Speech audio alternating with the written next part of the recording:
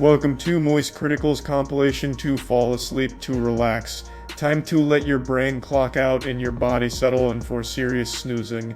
Grab your premium slumber gear and prepare for a lady tier drowsiness. If this helps you drift off to dreamland, drop a like, subscribe, and comment goodnight below. Sweet dreams, you beautiful sleepy souls. 3 days ago, I made a video talking about Nintendo being an evil, soulless corporation, as well as out-of-touch, archaic, and just downright goofy for the way that they treat online content creators like criminals. Most recently, they issued 2 strikes to a YouTuber named Penguinz0 because he made videos on Breath of the Wild that featured modded content. And in the eyes of Nintendo, that is a sin more unforgivable than murder. So they threw the book at him. They were coming with the meat. They tried to give him the business. They issued 2 strikes, and it wasn't just modded content they targeted, by the way. They also just targeted other videos as well on other games.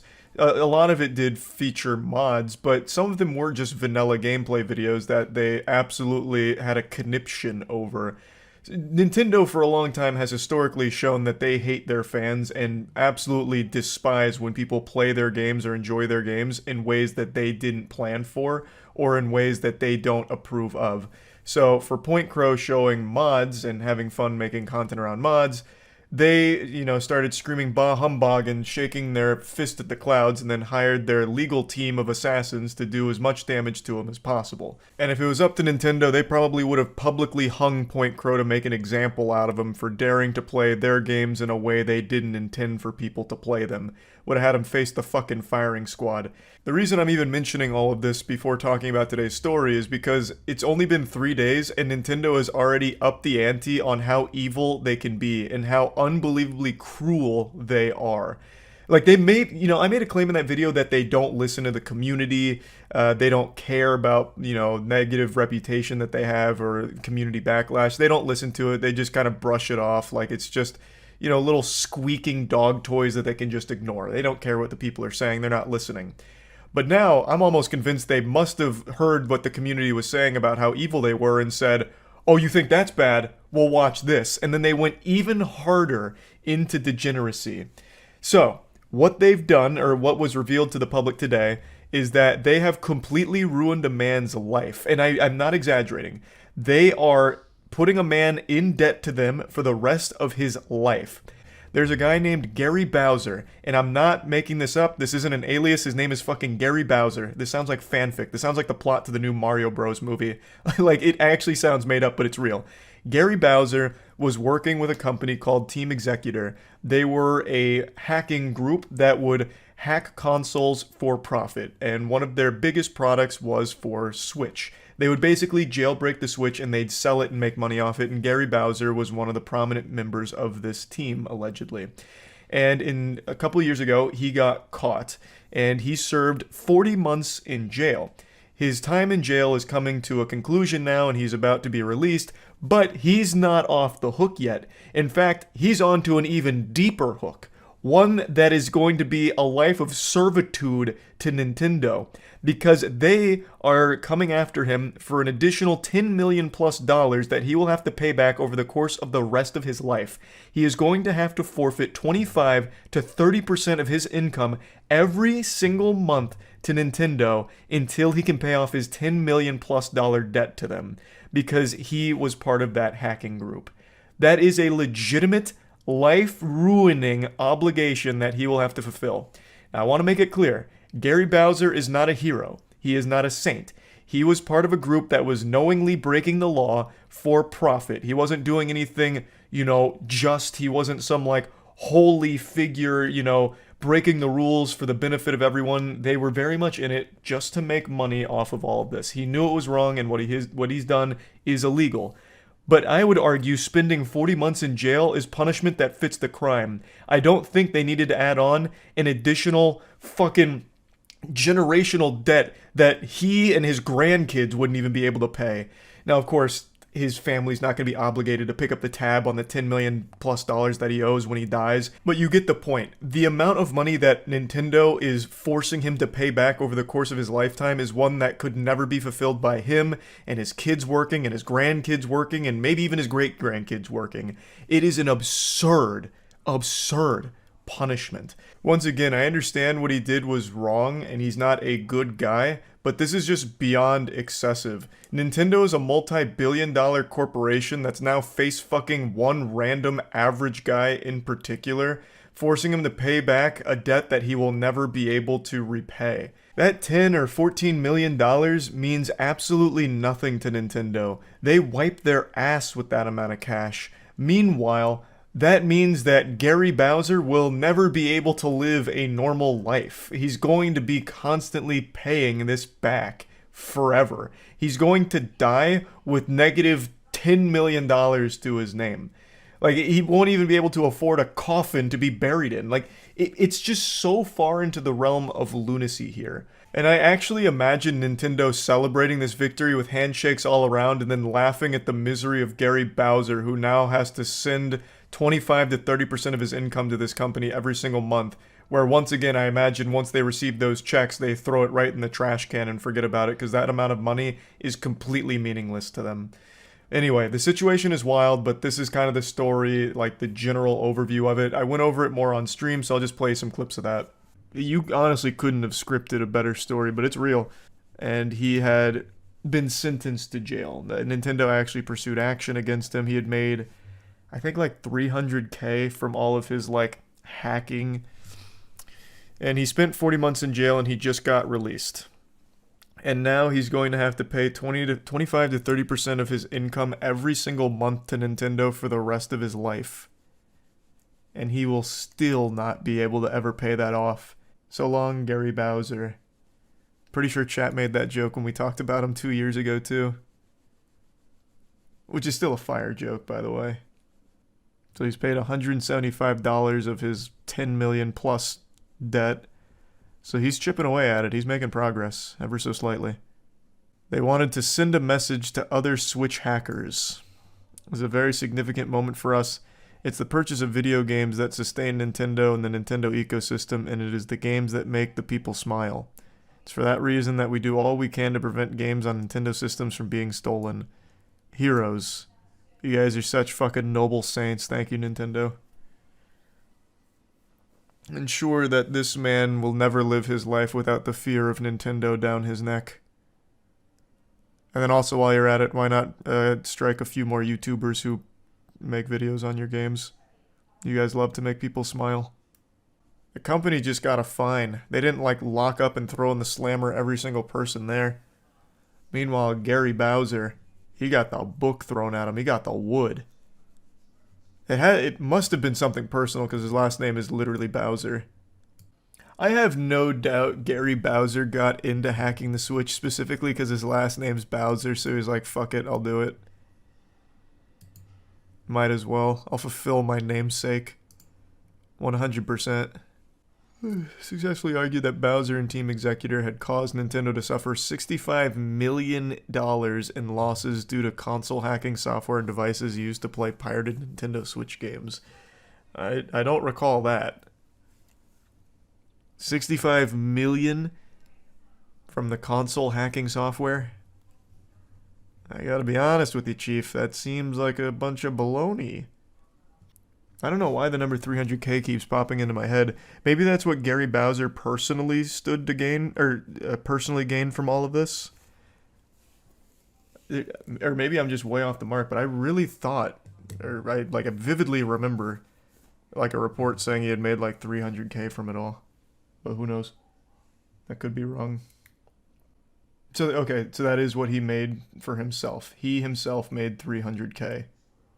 I saw someone on Twitter say that they would honestly fake their own death in this case. Dude needs a new dust filter for his Hoover Max Extract Pressure Pro Model 60. Fucking true. He's gonna need a Hoover Max ASAP. Does he even have a job? Well, he's just now getting out of prison after spending 40 months there.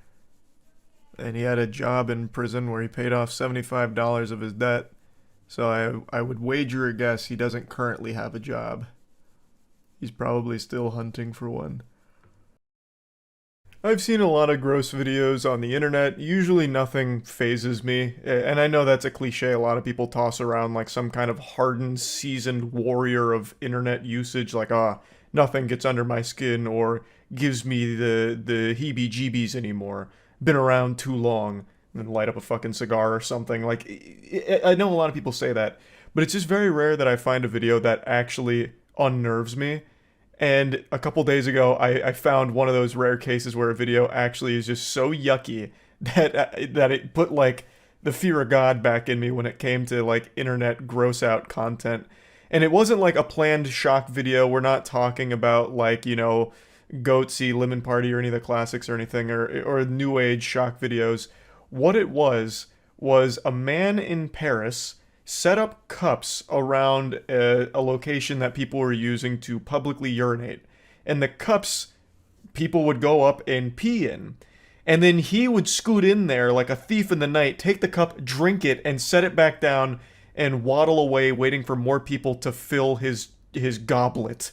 And then once it was filled with more strangers' piss, he'd come right back in and claim his prize once more. It is so foul. It is revolting. I'm not going to show you the video itself because I'm sure that would be a terms of service violation on YouTube. It is very clearly sexual. There's no way this guy is drinking strangers' piss for nutritional benefits or because it tastes yummy. It is very much some kind of unreal fetish that I've never even heard of just drinking strangers' pee-pee. But I'll show you what he looks like. So this is the Tinkle Goblin, and he's got multiple cups set up waiting for people to fill it with piss.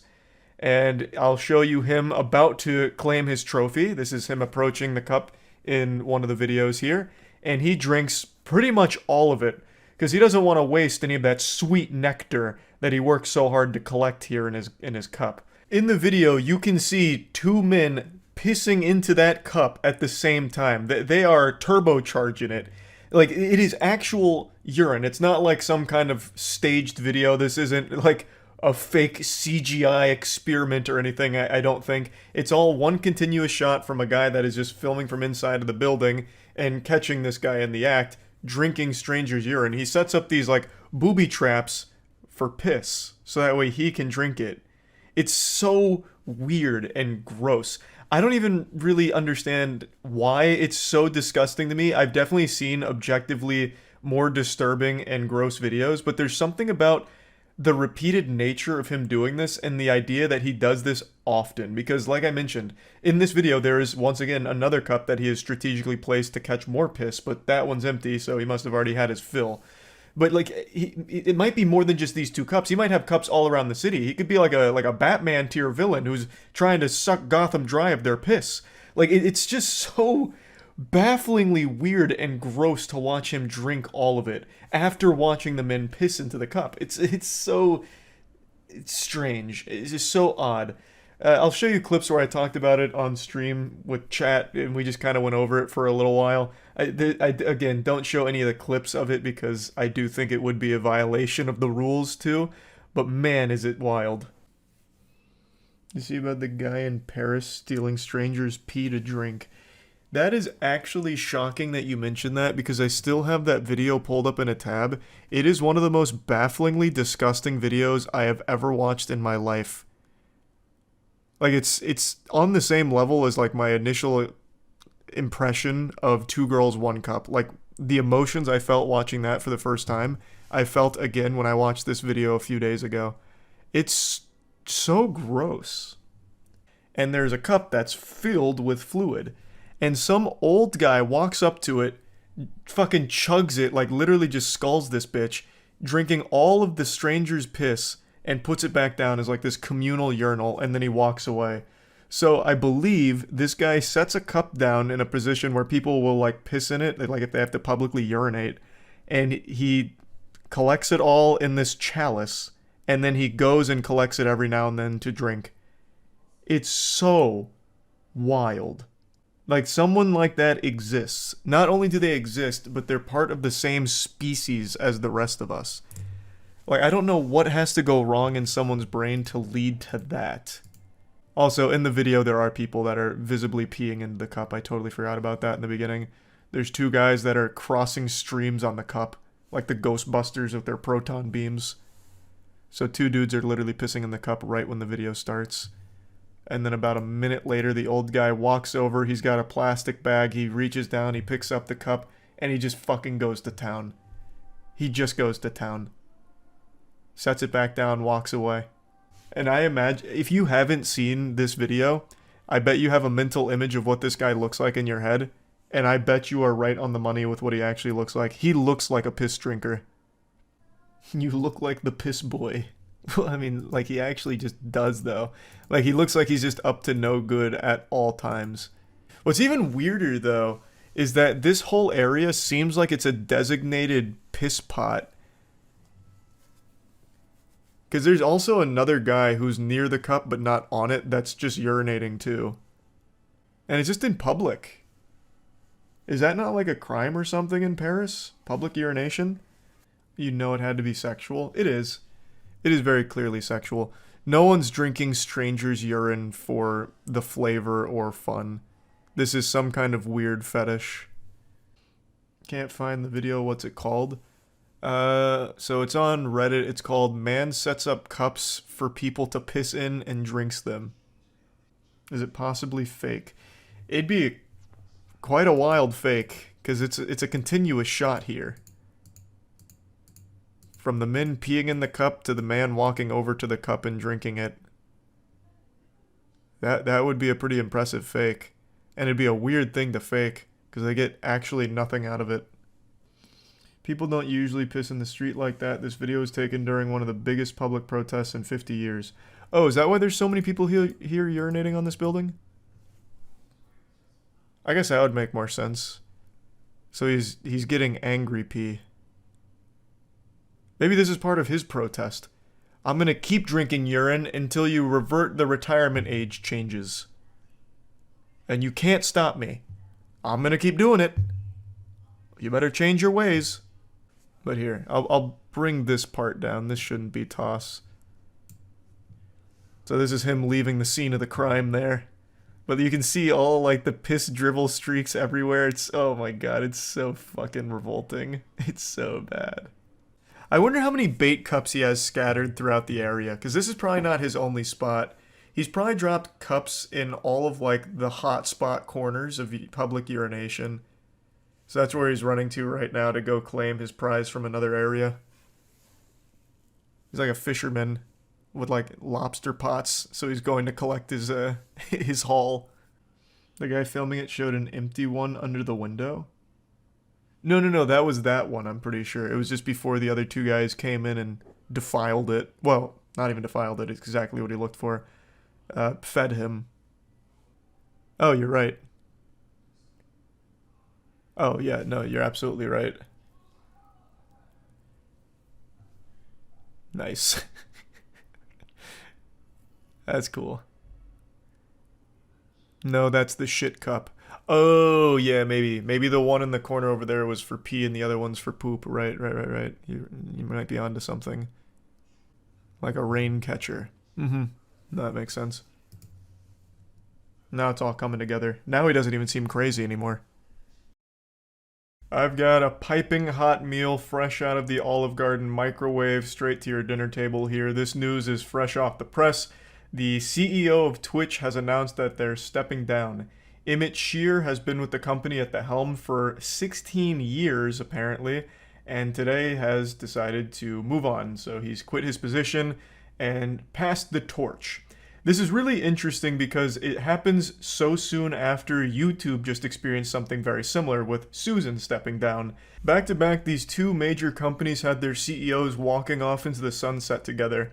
I'm not normally conspiratorial, but perhaps there is some kind of correlation between all of the UFOs we've been citing recently and now these CEOs stepping down. Maybe the Illuminati's making some plays for the shadow government. Things are getting very odd. But anyway, Emmett left us a blog post kind of detailing his 16-year adventure here at the helm of Twitch, and even made a Twitter post kind of going over it briefly as well. In October 2006, we started working on live video for the internet. That became Twitch. More than 16 years later, I'm now a father and ready to move to my next phase of life. I wrote a blog post, but the short version is, thank you so much to everyone who built this with me. I'd like to make note that this is probably the first time Emmett Shear has ever said a single word about Twitch on his Twitter account. I've said this a million times, but you would have no idea Emmett Shear is the CEO of a major company like Twitch if you didn't just look it up yourself. I bet you were even scratching your head when I said the name Emmett Shear. You're probably going, who the fuck is Emmett Shear? Is that like a NASCAR driver or something? Like, who's that? I bet most people were probably under the impression Twitch didn't even have a CEO. That position was filled by Amazon androids or something. Emmett Shear has been my poster child for the last couple of years for a CEO that is beyond out of touch with the company that he runs, and it really does convey the idea that he doesn't care about it. Again, he doesn't talk about it. He doesn't engage with it ever. He doesn't celebrate anything about Twitch. If you scroll through his Twitter, you'll never really find any mentions of anything going on Twitch. I imagine he probably doesn't even know 5 streamers that use the platform. Like, I've made this very clear. This is no secret. I've been very public that I'm not the biggest Emmett Shear fan. You're not going to see me heartbroken, curled up and crying over Emmett Shear no longer being Twitch's CEO. Right? I think he has been the most passive CEO of all time, and it's really felt like he is embarrassed of his position at this company. He doesn't talk about it ever. He is never at any of the functions. He doesn't know like half of the shit on his platform. I bet the reason he stepped down is because someone at the office might have accidentally like CC'd him on an email reminding him that he's the CEO of Twitch, and he's like, what? I'm the CEO of Twitch? Still? I thought I gave up this position 8 years ago. Hold on, let me rectify this. So then he just put in his 2 weeks notice. Like, he just has not, in a long time, been active in the platform he is the CEO of. So, I haven't been a big fan. Obviously, the changes that Twitch have been experiencing over the last couple of years have been overwhelmingly fucking terrible and misguided, showcasing just how out of touch a lot of the higher-ups at the company are. So, you know, Emmett Shear stepping down actually kind of had me pumping my fist a little bit. And I know I'm not alone with that sentiment either. I saw a lot of people celebrating like they had just won the fucking Super Bowl, hoping that maybe this is the turning point for Twitch where someone new will step in that's more in touch with the community and will try and correct the ship here and lead Twitch down a better path than the one that it's currently traveling over the last couple of years. But unfortunately, all of that excitement soon turned to excrement as I continued to read. They did announce who the new CEO will be. And unfortunately, it's more disappointing than Season 2 of Promised Neverland. I think this was a big fuck up, but they've chosen to give this position to the current Twitch president, Dan Clancy. I think this is a bigger blunder than when Jeffrey Toobin masturbated on that Zoom call and lost his job. Like, this is so silly. Dan Clancy is kind of just like the bearer of bad news for Twitch. By far his biggest claim to fame and the biggest stain he's already placed upon the company even before becoming CEO is this. He was the brave warrior that proudly posted this. A letter from Twitch president Dan Clancy on subscription revenue shares. This post still lives in infamy and still haunts the platform and scares a lot of creators because we're actually coming up on the period that these changes are supposed to roll out and take place. This was the post where Twitch announced that they are going to be getting rid of the 70-30 split with partnered streamers that are on those deals. So 70-30 will no longer exist. The shares will go down to 50-50 across the board, and they will never go back to 70-30 ever. So it'll be 50-50 across all of Twitch for everyone, no matter what, making it the lowest shares on any streaming platform across the entire internet. Now, in order to make up for this, they doubled down on ads. Something everyone really loves, Twitch ads. The unskippable fucking 30-second ads that play when you click on a stream. Yeah, people love those, so you can imagine how great that news went over. Like, yeah, we're taking away 20%, but we're giving you more ads. So, they are going hog wild with their ad program, incentivizing creators to run more ads to make up for this difference now in income, and just pushing ads even further down the throats of everyone on the platform. This was by far probably one of the most controversial decisions Twitch has ever made, and I still, to this day, have not seen a single person come out in support of it, because Twitch is an Amazon-backed company. Amazon, of all companies, can probably afford to keep Twitch running. without problem, I would imagine, especially considering subscription revenue is not the main driver of revenue for the platform in general. It was just extremely greedy to have that be the target, the first thing they target when trying to be more monetizable. Instead of focusing on other aspects of monetization, they immediately went right for the throats of creators by taking away something that had been established on the platform for like a decade now with that like 70-30 split shit.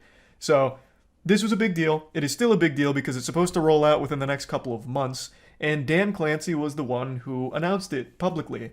I don't know if he was the one that suggested the idea. I don't know how involved he was with the decision-making process with this idea, though as Twitch president, and from everything I've read, it seems like he's very hands-on with these kind of decisions and these policies. So I would wager a guess that he was very on board with this. Now, even aside from just this decision, people have talked about him over the last 8 or so months, kind of speaking to his character. A popular streamer named Jake and Bake actually got to meet him and had this to say. It'll be a long time. To be honest, dude, the president of Twitch, I'm sure personally, I have no problem personally with him. But honestly, I don't feel confident as a streamer on the platform with someone who is that out of touch. Yeah. What the streamers need and want. Oh no! I walked away feeling like depressed. Seriously, sad. And it wasn't just Jake, a couple other people came forward as well, most notably DJ Wheat, who held a previous high position at Twitch. DJ Wheat said, Dan once told the company he relates with creators because he was involved in drama and theater clubs in high school. He's a good human, but I never felt like he was able to relate to creators and the struggles they faced through every step of their career. Wow, gamers, he's just like us. He did drama and theater in high school. Woohoo! Yippee! That's my boy! It's crazy. Like, he didn't even bother to try and pretend to be like a gamer or anything, or like ever played games, at least according to this story and a couple other things I read. He focuses on like drama and theater as being like his relatability quirks. Amazing. Yeah. It doesn't seem great. In fact, I would argue this is a recipe for disaster. Dan is almost 20 years older than Emmett Shear. He's 59, and he doesn't have a Twitter account or much social media at all. Not that I necessarily think that in and of itself is a bad thing. I usually applaud people who don't have a Twitter account, because going on Twitter is like willingly sticking a cactus into your eye. But in a case like this where Dan is the CEO of Twitch, I feel like having a social media presence is extremely important, because where else are you going to be able to see the community's feedback on new features or changes? I don't think there's very many users on Twitch that are going to the support line in order to leave reviews or give you insight on how they feel about certain things. Most people are going to talk about all of this on Twitter or other social media platforms. So if you're completely absent from there, how are you going to see it? And I feel like being able to see these responses is integral to running the company in a healthy way and delivering features people want or making changes people want to see. At least that's just my perspective on it. Maybe I'm way off the mark and they have other means for Dan to get this kind of information from the community that I'm just not really thinking about. So either way though, I'm not super optimistic with Dan Clancy as the new Twitch CEO. I would, however, love to be proven wrong and Dan Clancy comes in here like an absolute rock star and knocks it out of the park. It's probably worth mentioning I have actually met him before. In fact, Matt and I have both met him. When we went up to Texas for a week to do like some wacky content, he was at one of the functions we were attending and introduced himself. And I don't really have a whole lot to say about it. Like, he was nice and seemed passionate about Twitch. The only thing that he really like asked me was if I play games. I was like, yeah, I play games, and he was just like, that's cool. That was really kind of like the extent of our interaction. It was just really small talk things about like, yeah, Twitch is a place for gaming. You play games. Awesome. So I can kind of just vaguely speak to his character of like, he seemed very passionate about the platform, but I don't know anything else really about him. He seemed nice, I guess, but just being nice doesn't make you a good leader of the platform. So hopefully, like, maybe he has good intentions and has good ideas on ways to make Twitch better, because it needs some drastic improvement with the directions it's been heading. So I guess we'll see how all of that goes, but just wanted to talk about all of this because it's big news. That's about it. See ya. Yesterday, we were blessed with one of the most recklessly stupid things I've ever seen broadcast on Twitch. It had all of the perfect ingredients for a beautiful fairy tale: alcohol and crossbows. Before showing the clip, I'll go ahead and give you the important lore tidbits so you can be brought up to speed here. The channel is Official Duck Studios, which is a name I'm sure a lot of you have heard of before. They're a big channel here on YouTube, and they also produce Twitch content. They were doing a drinking stream, and somewhere along the pipeline, things got a little wacky. They took a sharp left turn into Sillyville and hatched a marvelously dangerous idea of, could their crossbow penetrate a closet door? A question that has plagued the mind of scientists for hundreds of years now, and Official Duck Studios decided it was their time to shine. They were finally going to get an answer to this age-old question. Just some modern-day myth-busting. But instead of just shooting the crossbow at the door and seeing the results, they sent their cameraman behind the door, I guess to get like a more cinematic angle of it. Now, for any of you out there that have finished the 3rd grade, you'll know that the answer to this question is yes. A crossbow can easily penetrate a closet door. Closet doors aren't exactly known for their durability. They're not made out of like a fucking titanium core. You know, we're not talking about a vault door. We're talking about a closet door, which if you like bounce a basketball off, it will have it fucking explode. But they sent their cameraman behind it, and he ended up getting shot by the crossbow, which led to the channel getting banned. Now, I want to be clear, I've watched a good bit of Official Duck Studios content, and I am a fan of their work. This was a wild stunt they tried here. I'm not exactly sure what went awry, but the clip is magnificent in a concerning way. So I talked about it on stream, but I couldn't show the clip there for obvious reasons. But I can show it here on YouTube, baby. So we're going full throttle here. The clip isn't like disturbing or anything. You can't see any like blood or guts. His intestines aren't like pouring out of a hole in his abdomen or anything. But you can see the crossbow easily get through the door and hit him in the stomach. Now, it is important to note that someone had the foresight of a potential catastrophe and decided to shoot the crossbow bolt without the tip, which actually saved their cameraman, Joey's, life.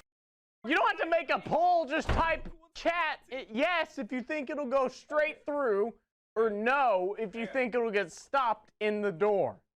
Hang on. Are you ready, Joey? Hang on. If anyone said no, if anyone for even a split second thought there was a possibility that a fucking crossbow bolt wouldn't pierce through this door, you need to get the fuck out of stupid town. Like, holy shit. There was no world where the crossbow bolt was gonna get stuck or ricochet off the door. There was only one outcome, which was full penetration. I don't think Joey's right behind the door. If he is, I'm not liable for this. Are you ready? 3, 2, 1.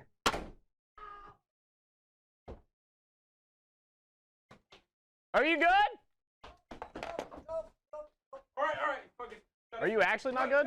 Yeah, I don't exactly know what Joey was thinking either. Everything that could have gone wrong went wrong here except for one thing. That hero that decided not to have the tip on the bolt.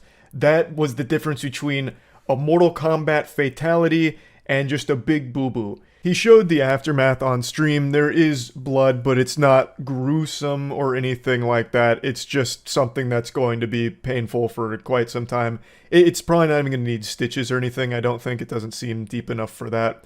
So overall, he got very lucky in an unfortunate circumstance. I still don't know why he positioned himself like a fucking hockey goalie. Like he was there to deflect the crossbow bolt. Like he could have... There was no reason for him to go in the closet in the first place. He could have just been filming from outside and they would have known if the crossbow went straight through or not. I still don't know why they sent him in there, other than to just, like, put him in harm's way for fun, I guess. But even when he went in there, he still could have went, like, off to the side, because there was clearly some room to the side where it's not, like, right in front of the door. But he just went in there and just fucking posted up. Just, like, right in front of the door to take up as much space as possible. So if it went through, he was going to get hit. So that was wild. The channel did get banned for this. I don't think it'll be a perma-ban, but I'm also not sure. No, like I said, I don't think there's going to be a perma-ban. It's Official Duck Studios, and they were drunk. Yeah, sounds about right. I don't know how anyone would have thought that the door would stop a fucking crossbow bolt, even without a tip. There was no world where it was just going to ricochet off of that door. It's a closet door. That shit's made out of, like, construction paper. Oh, nice. I didn't even know this part. Conversation began with him asking his chat whether or not they thought the bolt would go through the door, letting his chat vote on it. Despite most of them saying yes, and he himself saying the door was toast if it got shot by the bolt, they sent Joey behind the door anyway and shot at him. Nice. I guess that's good. He wasn't, like, surprised. Maybe this was, like, a premeditated murder attempt. Is the guy alright? Yeah, he's fine. They didn't have the tip on it, so he just got, like, a moderately deep puncture. What if it went in his butthole and out his pee-pee? Finally, a real intellectual asking the hard-hitting questions. If they did put the tip on it, he would have probably fucking died. A shot to the abdomen from a fucking crossbow. What a way to go out. Oh, true, yeah. Like the couple that tried to stop a desert eagle using an encyclopedia. If it had the tip on it, it would have went smooth through the door like butter. Oh, you haven't seen the clip then, because it goes smooth through the door like butter without the tip. It's a fucking crossbow. It had no problem going through a closet door. Closet doors, you can, like, accidentally break if you open it normally. Like, a crossbow bolt was always gonna pierce through that. Bro got wall banged and got a hit marker. Not wrong. He was very close to having a major problem here. I still can't believe that shit. The thought process is wild. Musket? Yeah, maybe they should try a musket next. Can a musket penetrate a closet door? We'll send Joey inside to try it out. How many doors does it take to stop a crossbow from killing my friend? That's like an old school MrBeast video. Honestly, that'd be kind of hype. Like, if Joey's up for it, he could just double down on this. Maybe he could train himself to have an immunity to crossbow bolts. Like, he's already got a taste of it. His body's adapting. So now maybe they send him behind 2 doors and they shoot the crossbow and see the kind of damage there and just see if his skin is getting thicker. Kind of like how ninjas used to train with small doses of poison to build up an immunity. He could do that for crossbows. And then pretty soon he can storm any castle without fear. I don't know why anyone's surprised they got banned for this. I've seen like 4 people say, why did he get banned? Gone are the days of being able to shoot our friends with crossbows, I guess. God damn it. What happened to a free country? We can't just shoot each other with crossbows anymore. It's all gone to the birds now. You guys know, like, this shit's happened quite a bit. You guys remember, can't remember his name, but I think he was with Soar. He brought out a loaded gun on stream while drunk, cocked it, and immediately just blasted a hole into his wall, into his fucking family room or whatever. He got banned for life on that, and no one even got hurt there, but it was just a recklessly dangerous action that he got banned for. This time, someone actually just got fucking shot with a crossbow. Yep, a good desk pop. Yeah, a classic desk pop. This was like 2 years ago. He was drinking from a shoe. It's called a shoey, you swine. And yeah, like I said, he was drunk, and then blasted a desk pop, which was crazy. But yeah, this isn't like an isolated incident. This shit's been enforced for a long time. You shoot somebody on stream, you usually face repercussions. Yep, Soar Carl. I'm a huge fan of internet weirdos that post content online. I get really excited when I find a new entertaining goofball. And over the years, I've kind of made this collection in my little noodle up here, like a little mental museum of my favorite internet oddities. And I'll sometimes just get the urge to see how they're doing. So I'll go to their content, put their sack in my hand, and tell them to cough, to give them a checkup, just to see what's going on and have a little laugh. And recently, I was made aware of one of the most bafflingly delusional content creators I've seen in quite some time, which is a TikTok psychic named Ashley. I made a video on her going over her whole situation. I'll break it down just in case you don't know who this is. Ashley is a self-proclaimed clairvoyant psychic who tries to solve real-world mysteries. She uses less reasoning than Scooby-Doo does in the cartoon.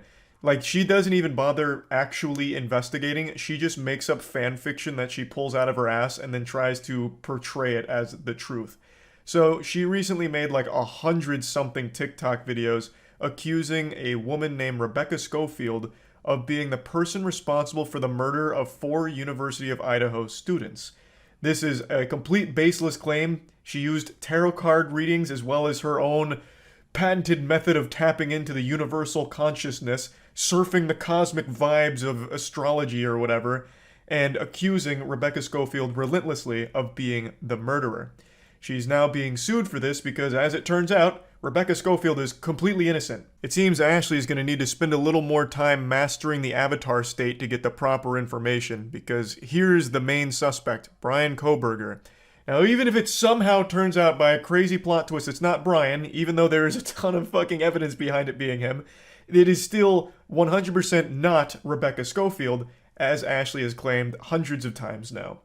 Now, you would assume that a rational person, after being sued for defamation for accusing an innocent woman of being a murderer, and the most likely real murderer being arrested, you'd think that she'd then be like, yep, looks like I was wrong. This is a big boo-boo from me here. Sorry about all that. The natural next step would be apologizing and trying to move on from it, backpedaling like, looks like I made a mistake. The spirit realm was, the Wi-Fi signals were blocking it and I didn't have my shungite around me. But in the case of Ashley, you'd be wrong, because she commits even further to the delusion, and even after the threat of being slapped around legally, she is still maintaining that she's correct and everyone else is wrong.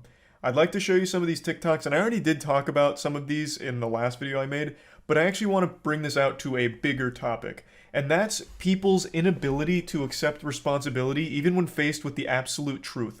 People are so afraid of being wrong that they will just do the most unrealistic mental gymnastics that you couldn't even write in a fucking cartoon in order to justify how they're still correct and they're not wrong. I've seen this all over Twitter. When someone gets dunked on Twitter, like they get provably dunked on with facts, logic, evidence, they still will discredit it or come up with some reason that evidence, the facts, the proven truth is wrong and they are right. It's this weird defense mechanism that's so infuriating. You see it all the time with flat earthers. How many times have flat earthers proven with their own experiments that the world is round, and yet they still decide to believe that it's flat? It's people still just wanting to feel special. And it doesn't matter what you bring to them, no matter how bulletproof the evidence or the truth is, they'll just decide not to care. They'll just go back to that belief that makes them feel like they're above everyone else and their intelligence is unrivaled. It really grinds my asshole, like chafes the fuck out of it.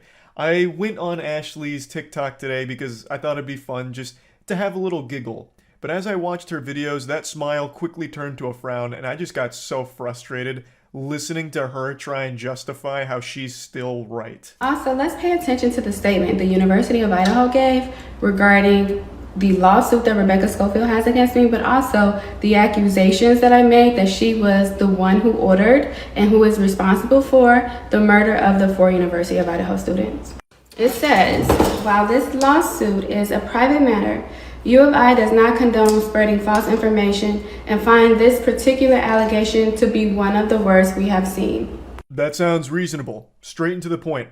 This is false information and some of the worst we've ever seen. Also, the fan fiction she's writing is absolute garbage and fucking trash. She should stop trying to write these erotic novels that she's cooking up here and trying to pass it off as real evidence in a legitimate murder where 4 students lost their lives. She's trying to capitalize off the death of these 4 students for her own clout.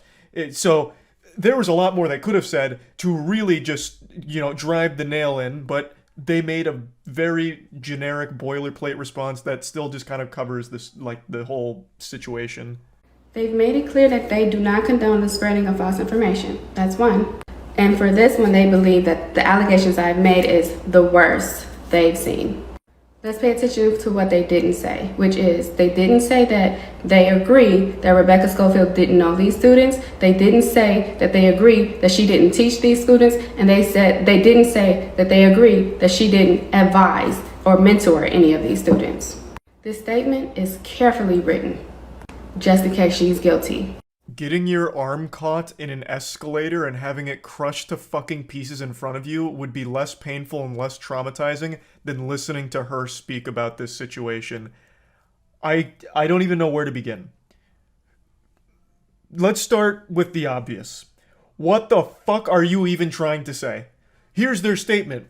But here's what's suspiciously absent from their statement. This is some stupid shit a 4-year-old would cook up in their head. You can actually make this argument for every statement ever. For example, with your own TikToks, you have not once said that you aren't the murderer.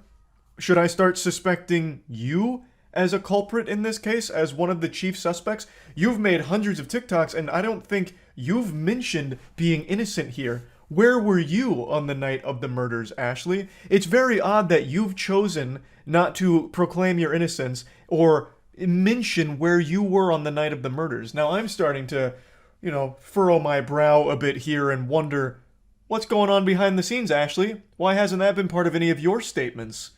Peculiar, isn't it? They didn't address any of the brain dead shit that you said in this TikTok in their statement because they didn't fucking need to. It's already been proven by law enforcement that you're just wrong on every single goddamn claim. It's a lot of people on YouTube, on the news and articles, the comments, TikTok videos, whatever. When the truth comes out and you see that I'm right, I just want you guys to leave that stuff up and stand on what you said. Don't delete it and try to bandwagon. Stand on it. Your arrogance makes me want to cry. Ashley, if anything comes out that's even remotely adjacent to you making a claim that's almost grounded in reality, I will actually shit my fucking pants. Of course I will keep it all up. For those that don't know, a bulk of her claims were about Rebecca Schofield and her internalized lesbianism, where she was an advisor or a mentor to one of the students and she fell in love with her, but this conflicted with her traditional values, and then the student, she was kind of old, and then, but what about Rebecca's husband? And she just made like a 50 Shades of Grey novel around real murders and blaming a real innocent lady for all of it. And not only her, she also throws another real person under the bus as a potential murderer here, talking about how they, fucking formed this kind of villain alliance here and hired assassins to take out the students. It's an unreal amount of garbage, and it actually does make me upset that she truly believes it so firmly. I took a nap. I tried to quit, but I can't quit. And I don't even want to cry on you, but when I went to sleep, I had a dream. And in the dream, it was Kaylee's mom and Kaylee's dad. And I was by Kaylee's mom, and we were just crying. And that is so hurtful. But anyway, I'm not going to quit.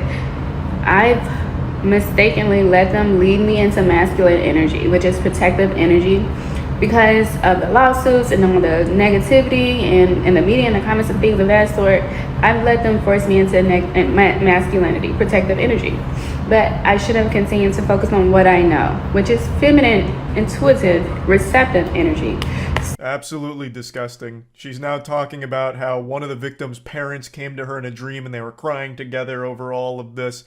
And then, all of the negativities forcing her into masculine energy. Whatever the fuck that means. I did, however, get a laugh out of this whole masculine versus feminine energy thing, as if it's just something that can wash over you because some people left mean comments or called you out on your bullshit. Damn, goodness gracious, I looked at a piece of wood today and the masculine energy nearly made me pass out. Or hey Charlie, we're going to a bar tonight, are you in? Nah, sorry, I can't, bro. I ate a Pop-Tart earlier today and I got hit with some childish energy, so now I'm no longer old enough to drink. But you guys have fun tonight. Just such a fucking stupid, silly thing. Long story short, I'm not posting no more free information regarding this case online anymore. You got people on here asking me information and using my information, then turn around and saying I'm crazy or leading protests against me and allowing me to be badgered. Even when she does decide to shut the fuck up, which I imagine she was advised to do by a lawyer who's instructing her to stop, hit the brakes as hard as possible and stop posting this shit, she still tries to spin it as a victory for her, and we're all the bad guys for calling her out on how deplorable the whole thing is. So yeah, I just wanted to go over this because I am so tired of people just refusing to accept reality. Like, there's nothing wrong with being wrong.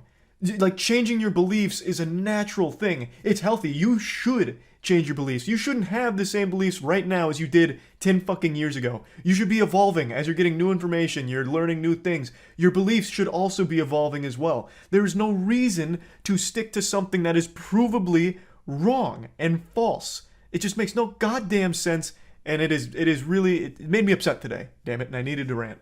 That's about it. So yeah. $120 game. Yeah, you see these pop up every now and then. $120 for some unforgettable memories in a game that'll stick with you for the rest of your life. A game to pass down to your children and your children's children. In the game, the character manipulated by the player has an infinite bullet weapon. What more needs to be said? That's what gaming is all about. And at $120, I mean, they're giving it away. Buy it. No, I already made that mistake with Super Fight. It was a fucking weak-ass meme. I'm not doing it again. Not a single person has bought that. You bet your sweet bippy no one's bought that. Obviously. I can tell you immediately what it is. It's exactly the same as Super Fight. It's a single level. It is just this right here. And I imagine with this game, you just shoot endless hordes of these things with infinite ammo. It just never stops, which is why it's called the dream that never wakes up. You're just stuck in this fucking purgatory. Alright. I'll give it a whirl. Yikes. The dev just got an alert on his phone and lost his mind. He's like, whoa! Someone actually paid for this? What? That was a joke. Someone actually paid $120 for this thing? Man, there's a sucker born every minute. Alright, let's see what $120 gets you on Steam. I imagine this is gonna blow my mind. It's not even, it won't even actually go on my screen.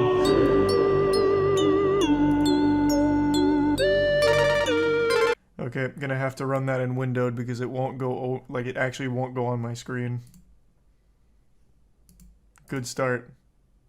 And there it goes, it's hidden again. How? Let's go!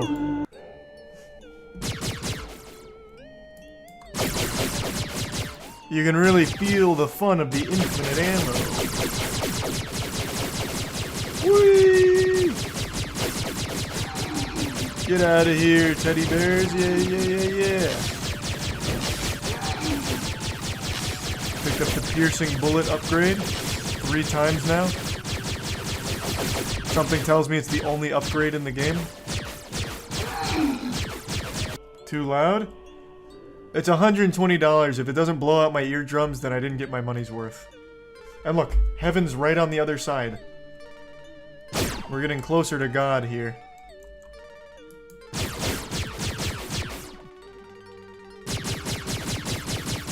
Oh, I lost my piercing bullets. Oh, luckily I picked it up again. Good RNG. You can't even have the common courtesy to send a lot of enemies after me instead of just 2 at a time.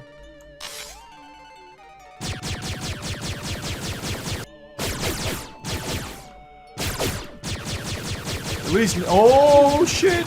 Wait, it's getting crazy. Alright, now we're getting somewhere.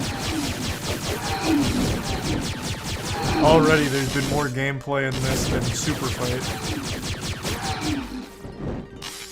Nothing else to do in the game.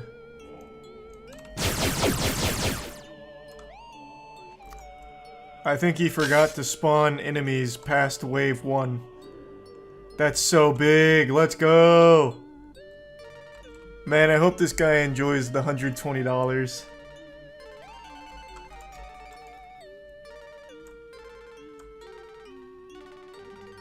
How is this only 120? I don't know, he must have made a typo. Yeah, there should have been a lot more. Yeah, he just forgot to spawn more enemies. It's 1 wave.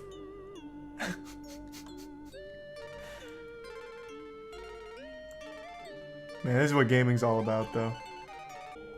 Whoa!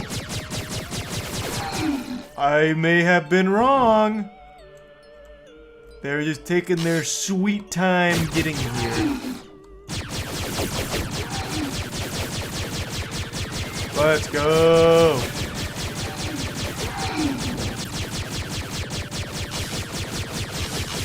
All right, well, I got my money's worth.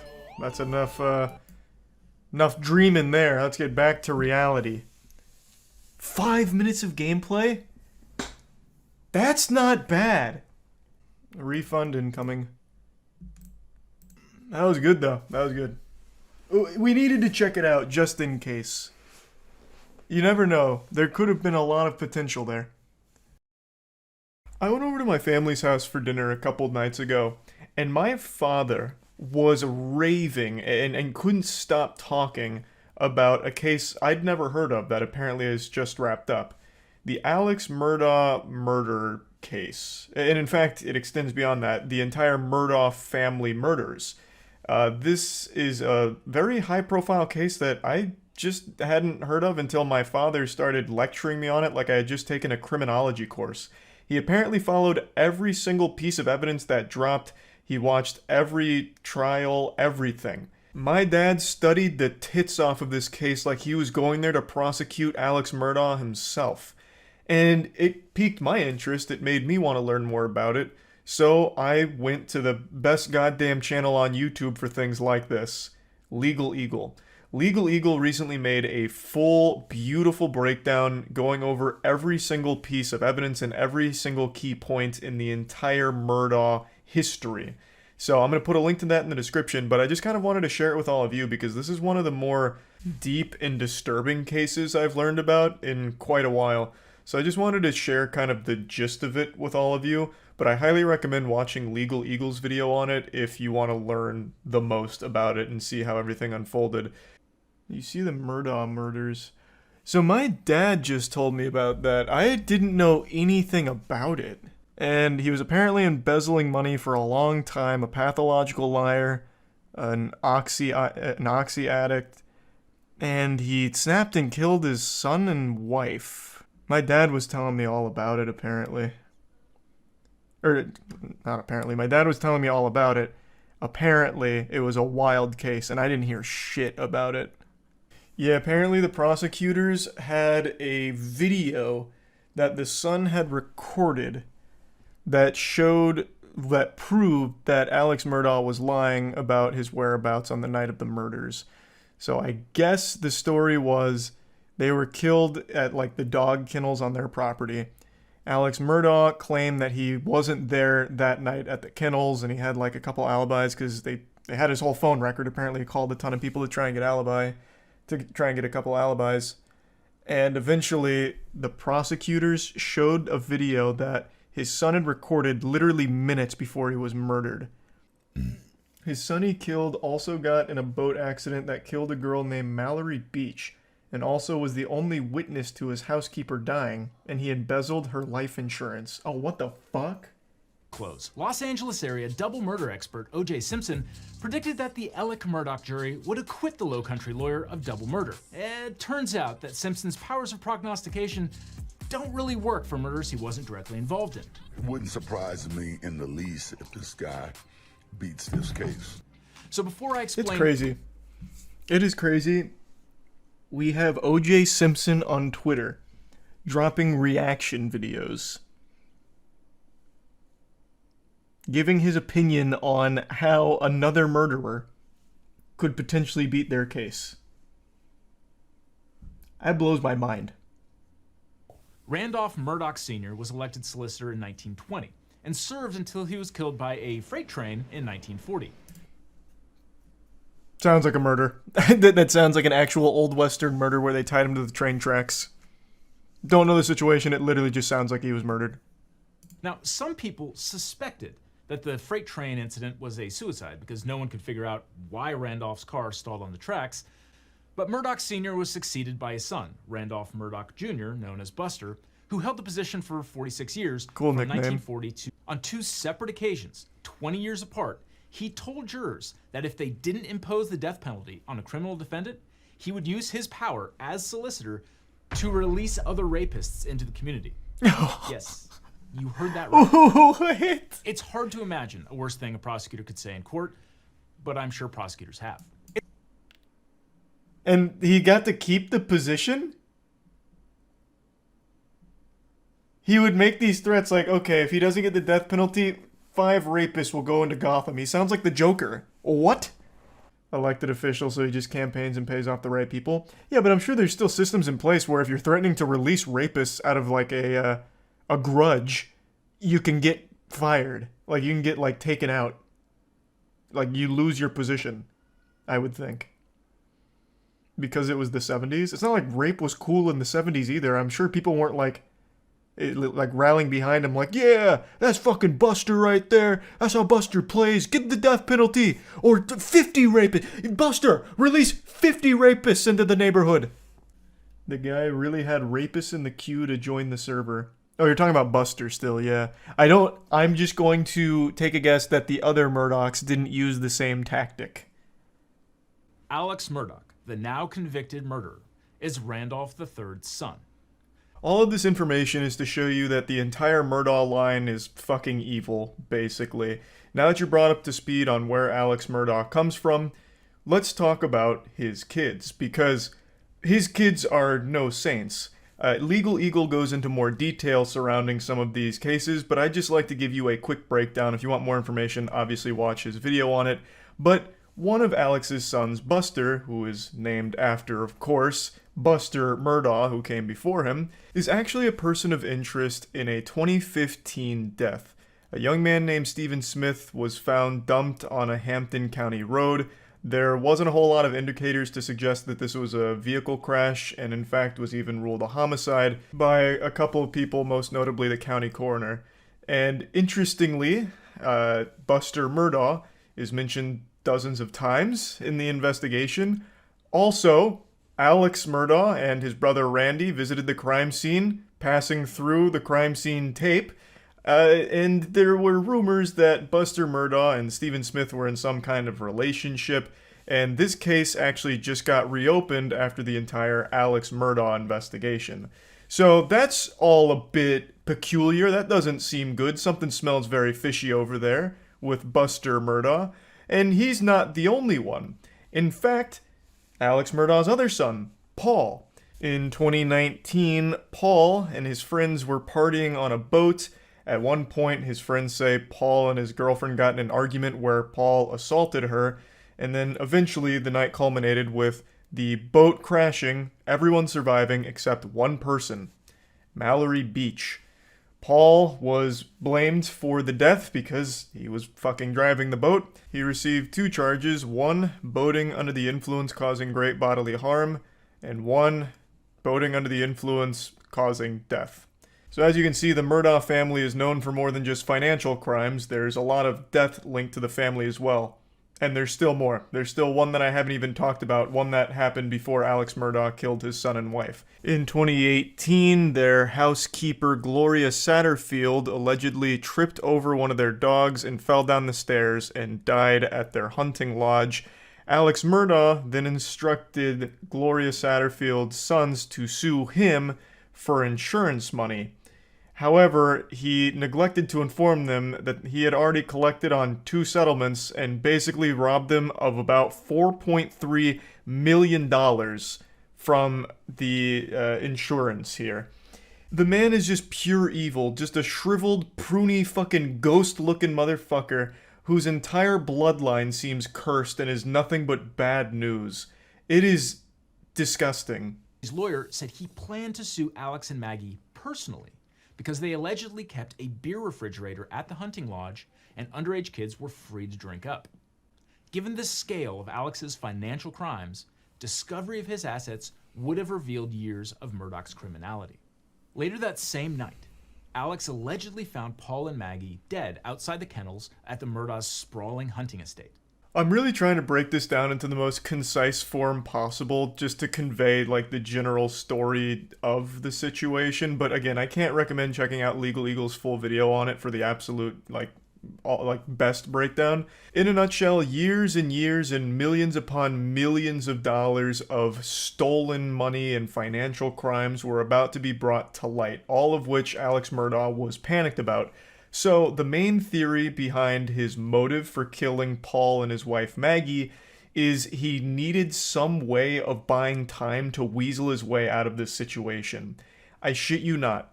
The murder of his son, Paul, and wife Maggie, right now the leading theory is he did it for sympathy, to portray himself as a victim, and to basically just buy himself some extra time to get out of the situation because all of these financial crimes that have built up over years were about to be fucking blasted publicly. All of it was going to come to light. So that was his plan. Now, Paul was murdered before he ever stood trial for the death of Mallory Beach. But I'm getting a little ahead of the story because there was one other baffling situation that occurred involving a hired hitman that Alex himself hired to shoot and kill him so his other son could get his insurance money. So Alex admitted to stealing from Chris and blamed his behavior on an opioid addiction. And then hours later, that same day after that conversation with Chris, Alex was shot in the head. Yes. Seriously. Does this seem like a far-fetched Netflix series yet? So, now we're at the part that I know. Everything that preceded this, fucking wild. No clue. But now we're getting into the part that my dad was talking about, and now I'm kind of in the know on where all this goes. Chat just educated me about this, so I have the spoilers here.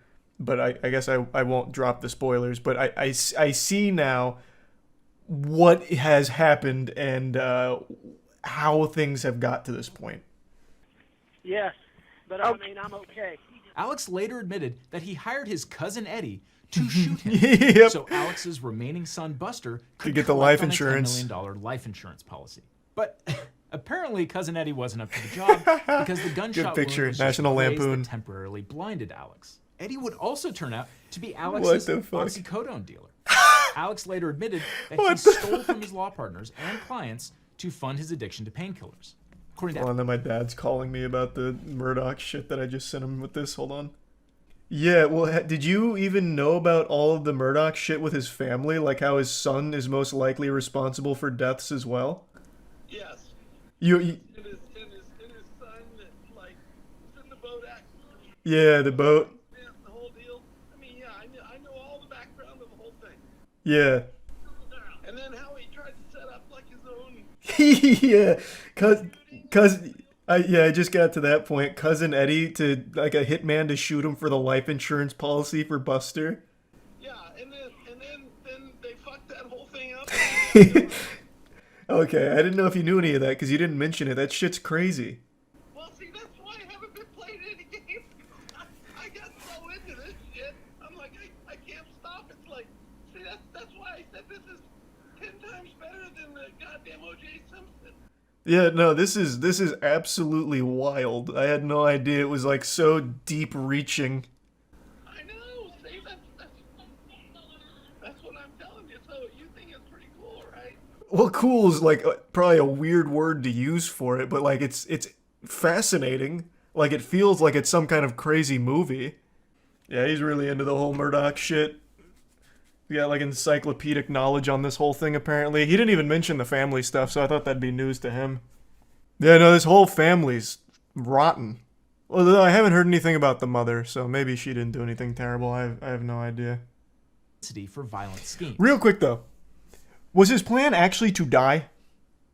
Like, did Alex Murdaugh hire cousin Eddie, goofball McGee, red-blooded patriot, fucking wild maniac to come shoot him and kill him? That's wild. So his plan was actually to die. He said, come shoot me in the head. And then he survived. He's like, damn it. Time to change plan. Wow. Hey, a lot of things can be said about Alex Murdaugh, but God damn it, he gave it 110%. This man was ready to literally kill himself so that way his son could still have some fucking cheated funds. $10 million life insurance policy. The drug dealer. The trial's biggest bombshell was an unsent Snapchat Yes, video this is the one that my recovered dad from was Paul's talking phone. about. Alex told police he had last seen his son and wife 90 minutes before he found their bodies. Several witnesses testified that they could hear Alex's voice in the background of the video. Hey, he's got a bird in his mouth. Come here. Did the Snapchat video influence Alex's decision to testify on his own behalf? Almost certainly yes. The very first Well, thing yeah, and I think that is very clearly his voice in the Snapchat video. Very clearly. Alex did on the witness stand was fess up that he lied about being at the kennels. Alex admitted it was his voice on the video. Were you in fact at the kennels at 8:44 p.m. on the night Maggie and Paul were murdered? I was. Did you? So then he absolutely just admits to a lie right there. I do want to point out, this man's got some wild hair coloration here. This looks like a weird slider in a Dark Souls creator. He looks like a French fry with like some cheese sauce on the top. That shit is going hard. You lied to Sled Agent Owen and Deputy Laura Rutland on the night of June 7th. I did lie to them. And I'm so sorry that I did. Other than lying to them about going to the kennel, I was very Holy cooperative shit. in every aspect of this investigation. When Alex's brother Randy overheard Alex trying to bribe a nurse to let him use her phone, he thought it was suspicious. And brother Randy called the police and the story began to unravel. Oh, Jesus Christ. Sled sketch artist and spent. Man, this guy just straight up looks evil. He looks actually soulless. Those are some hollow, empty devil eyes right there. 100%. Sometimes people just look the part. But in an earlier interview with investigators, Alex had actually implicated his groundskeeper. He also told the jury that someone angry about the death of Mallory Beach committed the murders. These inconsistencies undermined Alex's credibility. Then there's the mess with Alex's financial crimes. The prosecution argued that Alex's financial crimes couldn't be separated from the murders because exposure of his vast financial crimes was one of the motives speaks to his for killing characters. Maggie and Paul. Well, not only that, I imagine that also helps to demonstrate, make a character profile, right? I don't know if that is actually something that's usable in court, but doesn't that also serve to poke holes in the credibility since all of these financial crimes hinged on a bunch of lies and embezzlement and all of that? Or is that not allowed? Every single one of these, you had to sit down and look someone in the eye and convince them that you were on their side when you were not. Wow, that's hardball. Do you remember it, even one of them? If you ask me questions, but I can't remember sitting down with Dion. Alex's response? What I admit is I misled them. I did wrong and that I stole their money. What Prosecutor Waters was getting at was this. Ladies and gentlemen of the jury, Alex Murdaugh is sitting there and looking at you and convince you of something, but you shouldn't believe him. Just look at how he lied in the past. That's Moreover, strong Alex as fuck. testified that all of his financial bad deeds were caused by his drug habit, which was costing him as much as $60,000 a week. As for the weapons, prosecutors said casings for bullets from a .300 Blackout rifle were found near Maggie's body. And the Murdaughs owned a rifle chambered in .300 Blackout, and the weapon is now missing. Alex also couldn't account for the clothing he was wearing on the day of the murders. His clothes had never been found.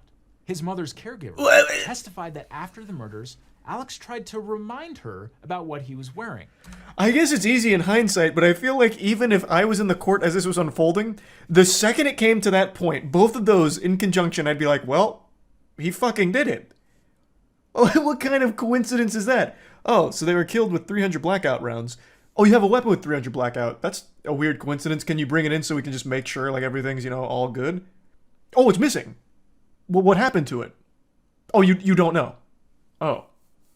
Okay, well, what about your clothes? Can we, like the clothes you were wearing on that night, maybe they picked up some forensic evidence from the real killers. Oh, you lost your clothes. Are you telling me a burglar came in the middle of the night while you were sleeping and took the fucking clothes off your back? Even your dirty goddamn undies, he took them? Oh. Like, what the fuck? This is outrageous. The speed of the jury's verdict, just 3 hours of deliberation Oh, after nice. a trial lasting a month and a half. That's a gold split. Speaks volumes. Yeah. The day after the verdict was read, Alex Murdaugh was sentenced to 2 consecutive life sentences for murdering his wife and son. There's something I want to talk about today that I've discussed on stream quite a bit, but I feel like it warrants its own video in order to dive deeper into the meat of the subject, and that's police chases. I'm sure most of you have realized police chases have been exploding online in terms of frequency and general popularity. It's kind of grown into a very popular sport to watch. I imagine it's primed to overthrow baseball as America's pastime within the next year or so if it keeps up at this breakneck pace it's going at. And even as I'm recording this video right now, there is a live police chase happening with 109,000 viewers with people in the chat going fucking hog wild like they're watching the Super Bowl. Now, I hope you don't mind if I do a little quick Dora the Explorer moment here, take a page out of her playbook. Can you guess where this police chase is happening? That's right, LA. While police chases aren't exclusive to LA, they have found their home there. There are more police chases in LA than there are in GTA 5. This fucking place breeds police chases. It has become like the #1 hobby people engage in there. I don't know if I've just been oblivious to how common this shit is, or if it's only been growing in popularity over the last few years, but I decided to look up some stats, and according to the most recent numbers I can find, in 2020, there are 2,200 police chases in LA alone for that year, which averages out to about 6 police chases per day. Now, I don't know if they were all streamed back then, but they are now. And thank heavens for that. I imagine whoever pitched that idea right now is being hoisted up on the shoulders of all of these news channel execs right now and just celebrated. Because this has become a huge source for viewership for them. The videos do extremely well in views, and the streams have massive viewership as well. So it's definitely generating big revenue for these channels, I would guess. And it's also become a source of unforgettable goofiness in a lot of cases. A northbound turn onto Cortlandt Avenue. Another suspect jumping out, running for it. They're going to take him into custody in short order here, and the driver is continuing once again. So now 3 people have jumped out of this vehicle, and the driver continuing the pursuit. Yeah, your eyes don't deceive you. This is a real human being, a living, breathing, sentient organism that actually tried the NPC strat, where he gets out of the car and pretends to just be a pedestrian. He actually went for some kind of Assassin's Creed tactic here to blend into the crowd. But there was no crowd and the police were right behind them, so they literally saw him leave the car. But god damn it, it was worth giving it a whirl. And we got to witness it live. This was a police chase from last night. Not only is it clearly entertaining for moments like this, but I legitimately do think it's actually valuable in terms of education. To teach people to never end up in situations like this. Watching the madness unfold live, I actually do think would have some people second-guessing bad decisions. But to dive a bit deeper, the footage we just watched comes from ABC7, who's kind of cemented themselves as the big boys on the block when it comes to police chase coverage. They're like the NFL red zone of police chases. They're always among the first on the scene, and the guy you heard doing the play-by-play commentary is like the John Madden here of casting police chases. His name's Chris. Dude's a fucking legend. He gets super hyped during these things as well and just lets out actual giddy excitement sometimes when broadcasting it. So it's a fantastic combo. They're a great team. I'm convinced Chris even lives in the helicopter that they broadcast from because he is always ready at the drop of a hat to follow a police chase around. But what I actually want to talk about isn't just, police chases and how entertaining they are to watch sometimes. It's actually to talk about something very different. Since I've watched quite a few police chases and have enjoyed the ones I've seen, people are under the impression that I like to watch them live as they're unfolding. I want to be on the front lines and catch all of the action as it's happening. So I'll have a lot of people come into my Twitch streams and start alerting me to the fact that another chase is going on, trying to get me to watch it. Kind of like a fucking Amber Alert sounding like letting me know, Charles, police chase. Stop everything and watch it. It's go time.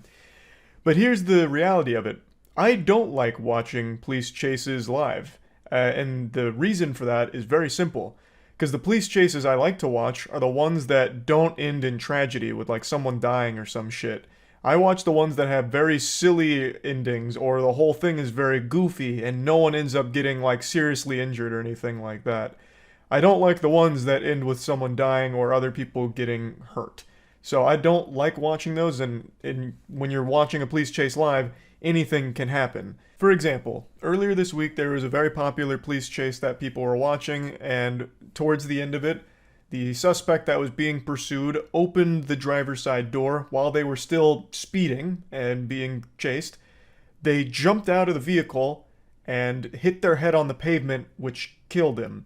So he hit his head on the pavement and then continued to ragdoll across the concrete, the asphalt, and he died from the injuries. That is not a police chase that I would have enjoyed watching. So that's just always the risk associated with watching something like that live, which is why I don't do that. I wait until it's concluded and know for sure that all parties involved are okay. I don't like to take that kind of risk. Now, a lot of people have said, well, why don't you just, go back 2 or 3 minutes into the stream so that way you're on a delay, so if something like that does happen, you can just exit. It doesn't really make it any better, because then I'd still know that the person there dies from whatever happens towards the end, and that whole chase was leading up to a tragedy. That wouldn't feel good. There's nothing entertaining there. That shit just sucks at that point. So I just always like to make sure that any chase I watch is one that has resolved in a fashion where nobody's seriously injured or anything like that. And I wanted to explain that because this happens every single day now, since police chases are so common in LA, since I guess that place out there has turned into fucking Twisted Metal. I guess every single day you're on the road, you're taking the risk of getting fucking blasted by someone that's engaged in a high-speed police pursuit. So there's always these chases going on, so I'm always getting told this every single day, but I just don't like watching them live. It's that simple. And I wanted to explain that because I feel like a lot of people don't realize that or haven't heard me say that before, so I wanted to make it as clear as possible. I'd also like to take a minute to just send my best wishes to anyone who drives a car in LA. You're out there in like an actual fucking war zone, it seems, with people on these high-speed pursuits every goddamn day. At least 6 a day. So stay safe out there, and man, what a crazy sport these chases have become, huh? Wild shit. But anyway, that's really about it. See ya. There is a lot of drama and controversy surrounding slapping right now, and as a result, I've been wrapped up like a Christmas present in the middle of all of it, because for the last couple of years, I've been seen as the preeminent expert on professional slapping. I'm like the Wolfgang Amadeus Mozart for slaps. I can hear a slap, and I can tell you who threw it. I've made so much content on professional slapping over the last few years. I love that sport more than a fish loves water. I followed it from its humble beginnings as a circus freak show side act at a weightlifting competition, all the way into what it's blossomed into today, an entire industry and silly niche sport. And as a result, I've been catching a lot of blame for what's recently unfolded with Power Slap. Power Slap is Dana White's new slapping sport, and it is remarkably dangerous. And I'm sure if you've been on Twitter today, you've seen the viral clips from episode 1 with the wild knockouts that look like someone getting hit by 5 different trains from all angles. It's very brutal. And since I've covered slapping for so long, people are blaming me for bringing it to Dana White's attention, as if I'm just like his little court jester who's keeping him up to date on things like slapping. He and I aren't friends. I've never spoken to him in my life. I'm not a fan of Dana White. I think the way he treats the UFC fighters is a fucking joke. I think it's criminal how bad their contracts are. And I have absolutely nothing to do with Power Slap. But I feel the need to defend myself because for a lot of people, especially UFC fans, they're looking at me as the supervillain, like the mustache twirling evil guy behind the scenes, the puppet master that made Dana White dance, which I actually find extremely entertaining because Power Slap flopped harder than Morbius. This did not do well for him. Dana White's invested millions upon millions of dollars in this, expecting it to be a smash hit, and the only thing it smashed was his fucking wallet here. So if I truly did influence his perception of how popular slapping was, I find that to be a great joke because he invested so much money into it only for the reality to slap him in the face. Contrary to popular belief, I don't like Power Slap. I don't like what Dana White is doing with it, and I'll explain why. What he's doing is significantly more dangerous than the slap fighting that I enjoy, such as Slap Fight Championship. there is a very strict set of rules as well as medical supervision and regulations that they follow to ensure that people aren't just getting hit with fucking frying pans and forgetting who they are and where they were. Now, of course, by the very nature of this, it's dangerous. Everyone knows that, including the slappers, and everyone also knows it's dumb. That's not some secret, it's not a deep cut. Everyone knows it's stupid. And they do everything they can to make it as safe as possible, except in Dana White's power slap. The whole thing is just supposed to be like a, wow, this is silly shit that I can't look away from. That's like, ask anyone who is in the slapping scene. Even the owner of Slap Fight Championship, JT, will tell you, it's just a fun, over-the-top, goofy sport. But he has a set of rules that keep it as safe as possible for the athletes. Rules that aren't being followed by Power Slap, even though they do borrow some of the best slappers in the world for the show. I want to show you the clip now that's floating around, and then I'm going to go over the key differences. Now, this is one of a few viral tweets that's floating around. This one is coming from an actual neuroscientist who's talking about the brain injury because after he gets knocked out, he goes into what's called the fencing position. It's actually a pretty terrifying thing, and I have no doubt that this guy really did suffer greatly from this. And he's far from alone. This isn't some, like, crazy accident that no one could have seen coming. Every knockout they show in the clips that's floating around are all pretty devastating, and I'm sure they will have residual effects for quite some time as a result. Now, to the untrained eye, this seems like business as usual for slapping sports, but there's actually some very key differences. The first, and in my opinion, one of the biggest problems, is the absence of the no-stepping rule. Now, to be fair, they do have stepping listed as one of the fouls, but it's not enforced in the actual show, so it might as well just not have even been written down in the first place. It basically is absent. In normal slapping tournaments, you're not allowed to step into your slaps. It's all just upper body rotation. You can't be like, you know, doing like a Happy Gilmore up to the barrel and then slapping them on the way by with a drive-by. Because obviously when you're stepping into a slap, you're generating significantly more power with it. And since you're not able to defend yourself in slapping, they're taking the full force of this wallop. They're getting served a quarter pounder with quadruple cheese. It's a lot more force behind that because they stepped into it. Now you might be asking yourself, why aren't they enforcing a no-stepping rule if it's so commonplace? And the answer is because Dana White only cares about the spectacle of the sport. And in his little smooth brain, he thinks the spectacle is just big KOs. So the more KOs, the more people are going to get interested and hype and excited, the more people will watch it, which is more money in his pocket. So anything to really increase the amount of KOs, I imagine Dana White views as a positive thing. So they're not enforcing a strict no-stepping rule, which is leading to significantly more knockouts in Power Slap than in any other slapping tournament I've ever seen. Compare this to any other slapping tournament, and it's like 10x in Power Slap. And it's not just because of the no-stepping rule, they also don't really enforce clubbing.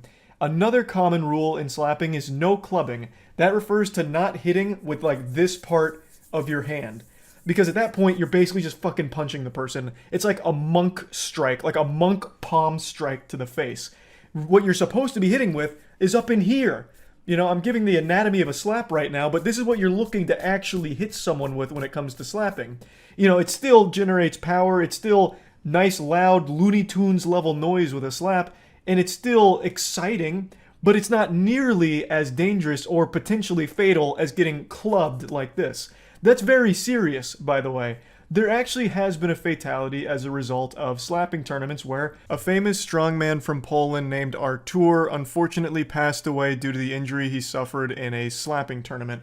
I actually made a video, I think 2 videos on this guy. Artur was this absolutely massive strongman. He was really cool, but unfortunately he passed away due to the injury he suffered in a slapping tournament. It was absolutely tragic, and it's why safety needs to be taken very seriously when it comes to this sport, which right now Power Slap isn't doing at all. It's like handing a loaded gun to a toddler in the dark. If you watch all of the KOs that are floating around on Twitter from Power Slap, every single one of them pretty much is a club. It would be called a club in every other slapping event except Power Slap, I guess.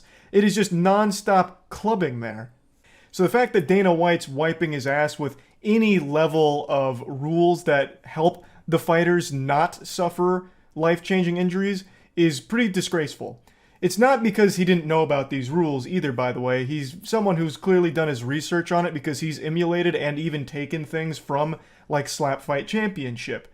But for some reason, he's not actually enforcing the rules because he's too enamored with all of the knockouts, and there have been pretty much non-stop knockouts from Power Slap, it seems. Which isn't really something to be celebrating because these are real people that are taking this damage.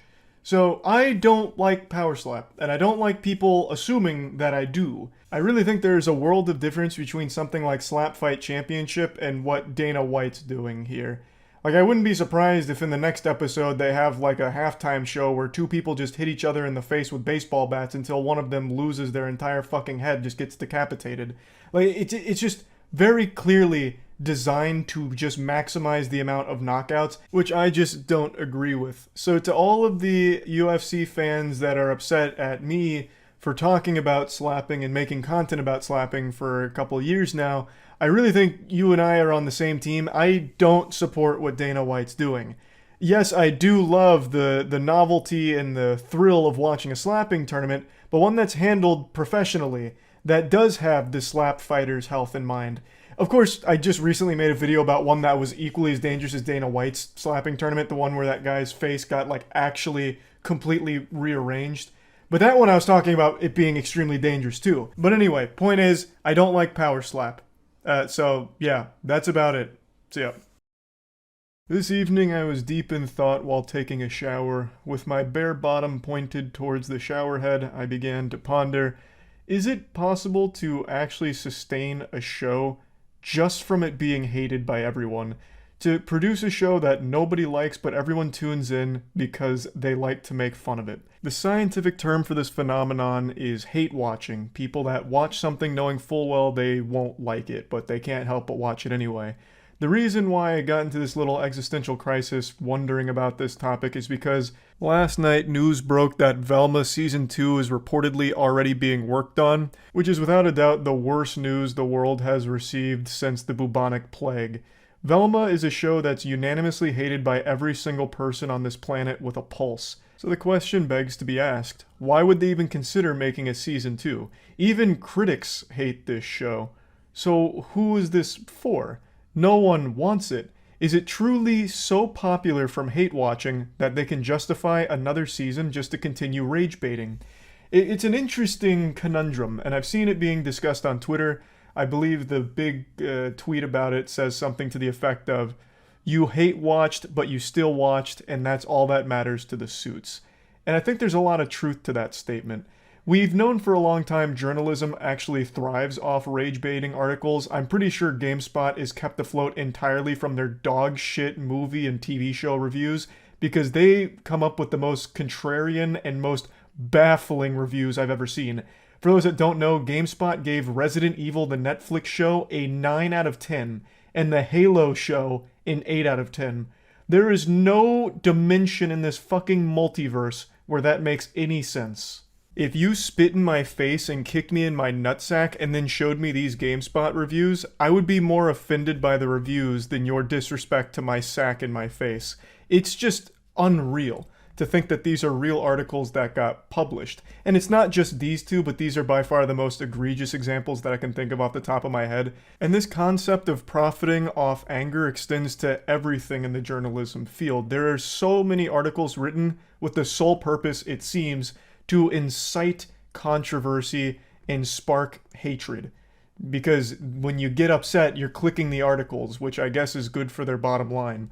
Now, does that same concept extend to a show like Velma? There's a lot of evidence to suggest it does, especially in the case of Velma. Right now, they're wiggling their fingers celebrating that Velma had the biggest premiere day for an HBO Max original animated. But this is such a hollow victory because there's no HBO original animations left since everything got canceled. They're competing in a goddamn ghost town. It's just crickets for animation on there. So of course it was going to have the biggest premiere. But is it still just genuinely popular, like even just by normal standards? I think it is. With the amount of clips floating around on Twitter, the amount of discussion around the episodes, I actually think the show is very popular from people solely watching for the sake of insulting it. which is fascinating because it looks like this show's going to soar to profitability for the network solely off just being this public toilet for people to shit in. This is just the internet's punching bag right now. The show fucking sucks. It sucks fuck. It's terrible. And everyone knows it. They can't help but watch it and stay glued to it to see how bad it gets. It tickles a morbid curiosity deeply embedded in the DNA of every human being, where when you see a car accident, you can't help but slow down just to observe the carnage and see what's going on over there. That's Velma. It's a repulsive train wreck people can't help but check out. It's just like when, my boy George got curious and it led to all kinds of adventures. But the only adventure you go on when checking out Velma is despair and boredom and just pure insufferable misery. It's not a fun bad show by any means. This isn't like The Room or something where it's so bad it's good and it becomes enjoyable. Velma is an absolute chore to watch. It's more like going into a lecture that's hosted by the worst person you've ever met on Twitter. And then they also have a stand-up routine from someone that came from Tumblr. It's just a bad show no matter how you spin it. All of the jokes don't land. Every joke is pretty much the exact same formula with no real punchline except for Fred's got a tiny wiener. It's just a shitty overall show, but people are still watching. So much so that we might doom the world with a season 2 of this thing. That would be like the apocalypse or the Armageddon written about in the Bible if there's actually a Velma season 2 that premieres next year. I can't even imagine how the world could have deserved such an awful fate. But it's so interesting. Like, I can't help but just be truly blown away by the fact that the studio and everyone involved here has to see the reception. They know everyone hates it. But numbers are numbers, and these numbers are astronomical, I suppose, because goddamn, a season 2 already.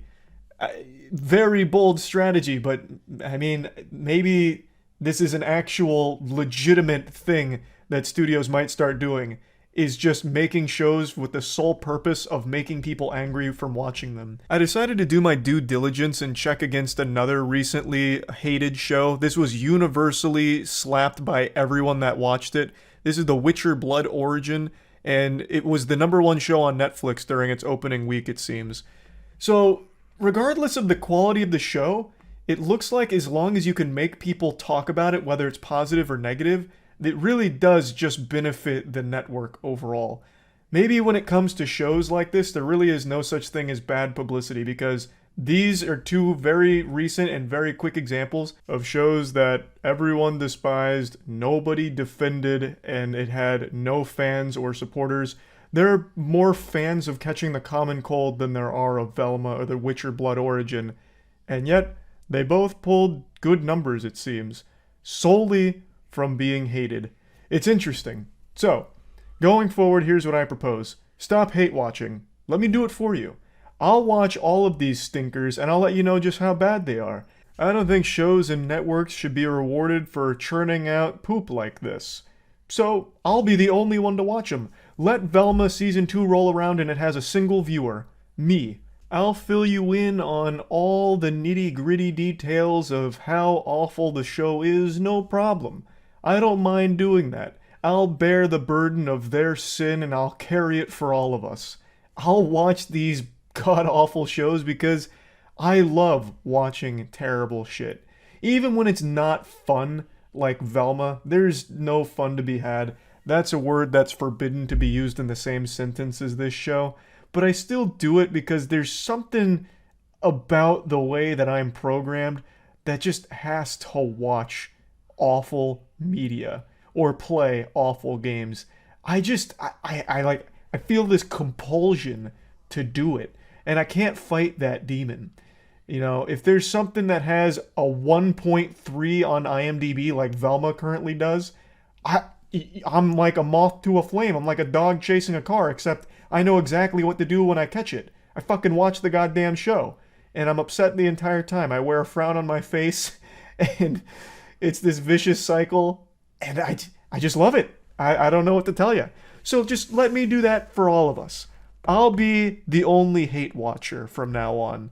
So that way they stop getting good numbers and good returns on absolutely horrible shows and programs.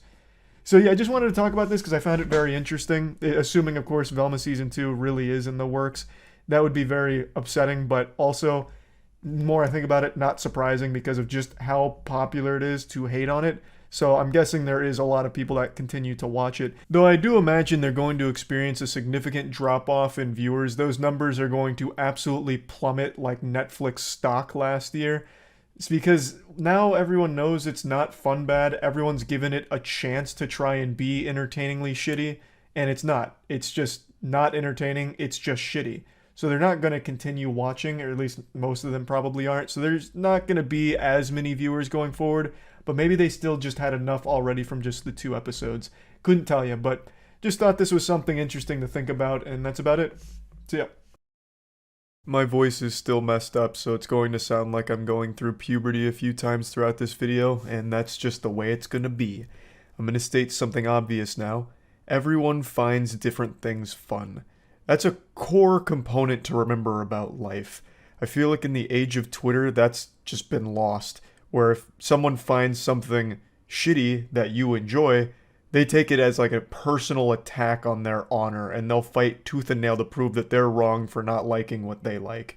But the reason I mention that is even though everyone finds different things fun or different things enjoyable, there is one unifying pleasure that everyone can agree on, and that's watching Billy Mitchell catch L's. Now I know this isn't the most flattering image, but it's so fitting for today's story.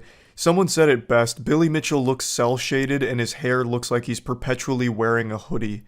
Now, you know him potentially as the King of Kong or the self-proclaimed video game player of the century, but what he actually is the biggest fucking clown of this century. He is Bozo incarnate. He used to be known for video game high scores, but upon further inspection, it's been confirmed pretty much without a shadow of a doubt that he is just a cheater.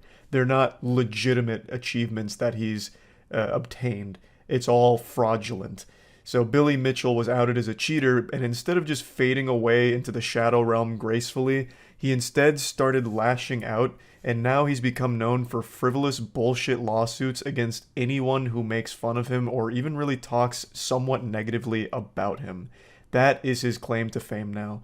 Just nonsense lawsuits and making a fool of himself publicly. He can't help himself. He's addicted to humiliation. It's pathetic. And I have covered every single one of his losses pretty much because a friend of mine who's an incredible YouTuber named Carl Jobst has been not only involved in lawsuits with Billy Mitchell, but covering every fucking blunder he's ever made and how he continues to beclown himself in front of everybody. I love Carl's content, and I especially love his Billy Mitchell content. Can't recommend it enough. And today, I want to talk about his most recent one. Like I said, everyone has different tastes, but I'm going to tell you, everyone can agree that the ultimate pleasure doesn't come from the first time you try ice cream or when you lose your virginity. The ultimate pleasure is laughing at Billy Mitchell losing. And he just lost again. In fact, I don't think he's ever won a single legal case or anything like that. He tries to bully people with it and it always blows up in his face. He always ends up with more shit on his face than 2 girls, 1 cup. So I'm just going to break down the situation. I'll link Carl's video if you want the in-depth review of it, but I just want to give you the cliff notes here so we can just start pointing and laughing at this guy. He, of course, has like a million active lawsuits, but the one we're focusing on today was one that he had levied against a man named David Race. David Race used to actually be part of Billy Mitchell's team. He was very staunchly supporting Billy Mitchell when all of the cheating allegations came to light. He actually worked very hard to prove that Billy Mitchell was legitimate. He wasn't a cheater, and everyone accusing him of cheating was wrong. However, once he really... That was tragic, listening to that series of voice cracks there, but not much I can do about it right now. But once David really dug into the meat of it, like got into the weeds and investigated Billy Mitchell and all of the allegations, he came to the conclusion that everyone else had, that he was a cheater. So, David Race no longer supports Billy Mitchell or defends him from these allegations. In fact, he openly mocks Billy Mitchell and calls him a cheater now. Now, the lawsuit kind of boiled down to Billy Mitchell was trying to silence David Race because David had an Excalibur tier weapon to use against Billy and his credibility in the legal sense. What happened is, since David and Billy used to be so close, Billy had actually confided a nefarious, evil anime character supervillain plot where he was going to fake a bunch of shit in order to make people look stupid. I can't even begin to explain how stupid his logic was with this whole plan, but Billy Mitchell had called David in order to declassify his top secret scheme here, which basically boiled down to just being extremely fucking petty and doing some shady shit in order to make people feel silly, make them look silly and goofy. It's a horrible, horrible plan, but why it's important is because it showed that Billy was more than willing to lie, which is very bad for his credibility, obviously. So this being used as evidence would be pretty damning. The transcript is here. The audio is in Carl's video if you want to hear it in its entirety. I'm just going to show you the transcript. You can see that David's literally just one-wording him. He's just saying, yeah. He's just like actually holding spacebar through this conversation to skip through the dialogue with Billy as he's divulging this galaxy brain plan. It's so fucking embarrassing from Billy. Now, after this conversation was recorded and Billy became aware of it, he issued a lawsuit against David because it's pretty bad for Billy here. And he was suing him because he had been recorded without his consent. And Billy is in Florida, where it's a two-party consent state, so you would have to have Billy's permission to record this phone call. However, David lives in Ohio, which is a one-party consent state. So David did not need permission to record that phone call. So Billy Mitchell's lawsuit had no legs at all. But it did take 2 years before it got thrown out. But it did get thrown out because Billy Mitchell, he knows nothing except how to lose. So this did get thrown out. It took 2 years, and there was a lot of, like, less than stellar legal work done for David here because this should have been thrown out very quickly. Since David was the one that recorded it in a one-party consent state, he wasn't obligated to play by Florida's rules. That doesn't even make sense. It's not logical whatsoever, which Carl points out as well. So David slam dunked this case. He did win, but it cost him a lot of money. And unfortunately, Billy Mitchell's not done. He is now escalating this case to the fucking Supreme Court of Florida, where I am confident he will lose once again, as he always has.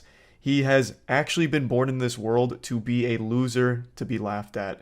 That is Billy Mitchell's legacy, but I wanted to cover this most recent lawsuit because it's just another fat fucking L for Billy Mitchell in such a silly way. So yeah, that's really about it. I look forward to seeing Billy Mitchell lose more lawsuits that he himself keeps filing.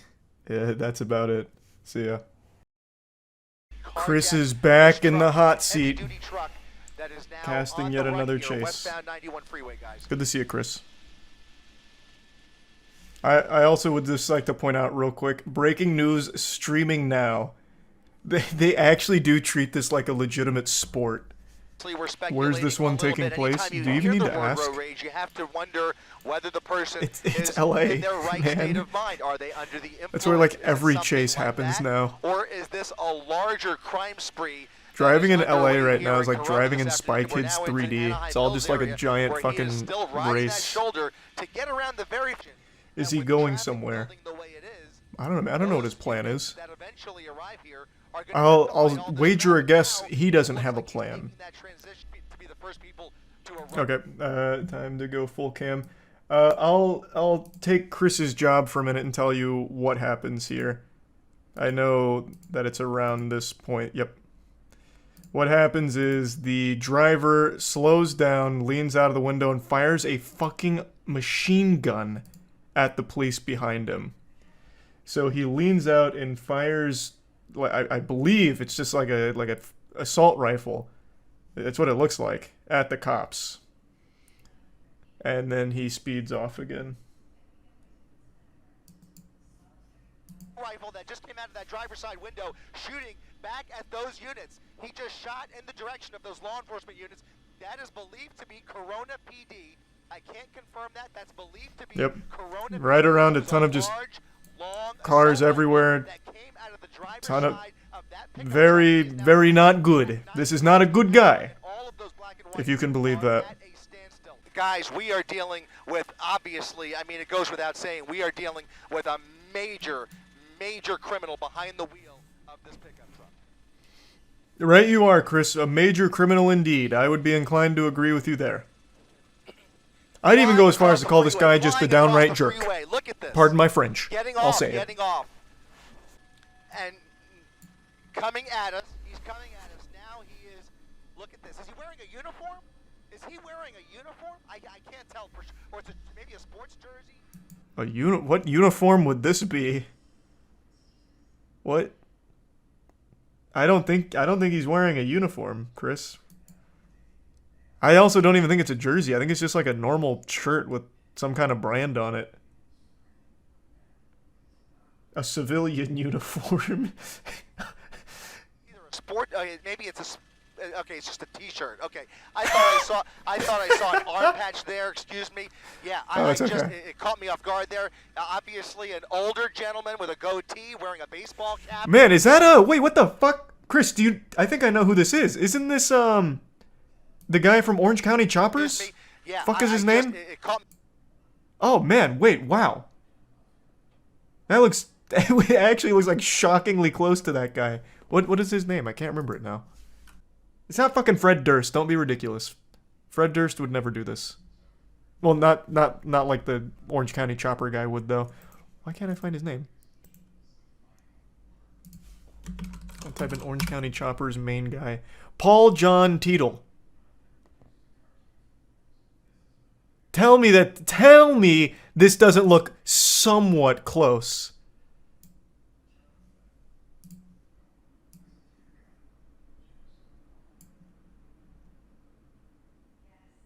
I might be onto something here. I'm no like crackshot investigator, but I tell you there's something fishy afoot here. With that gun in his lap. Jesus Christ. Yeah, he's got a gun in his Oh, lap. he is wearing a jersey though.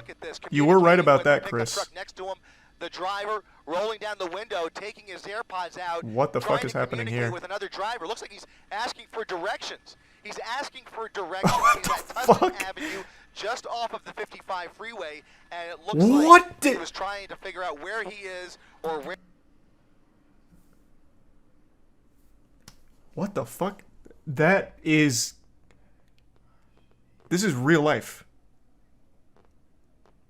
If you showed me that in a movie, I wouldn't believe you. Hey, buddy, how can I escape the police? Oh yeah, if you just go up right there, there's a paint shop you can park in and you'll lose all your stars. Running never works, why would he do that? Well, he's obviously not very smart. Like, you have to be pretty fucking dumb to try. And you have to be even dumber to shoot at police. Why does it still say suspect?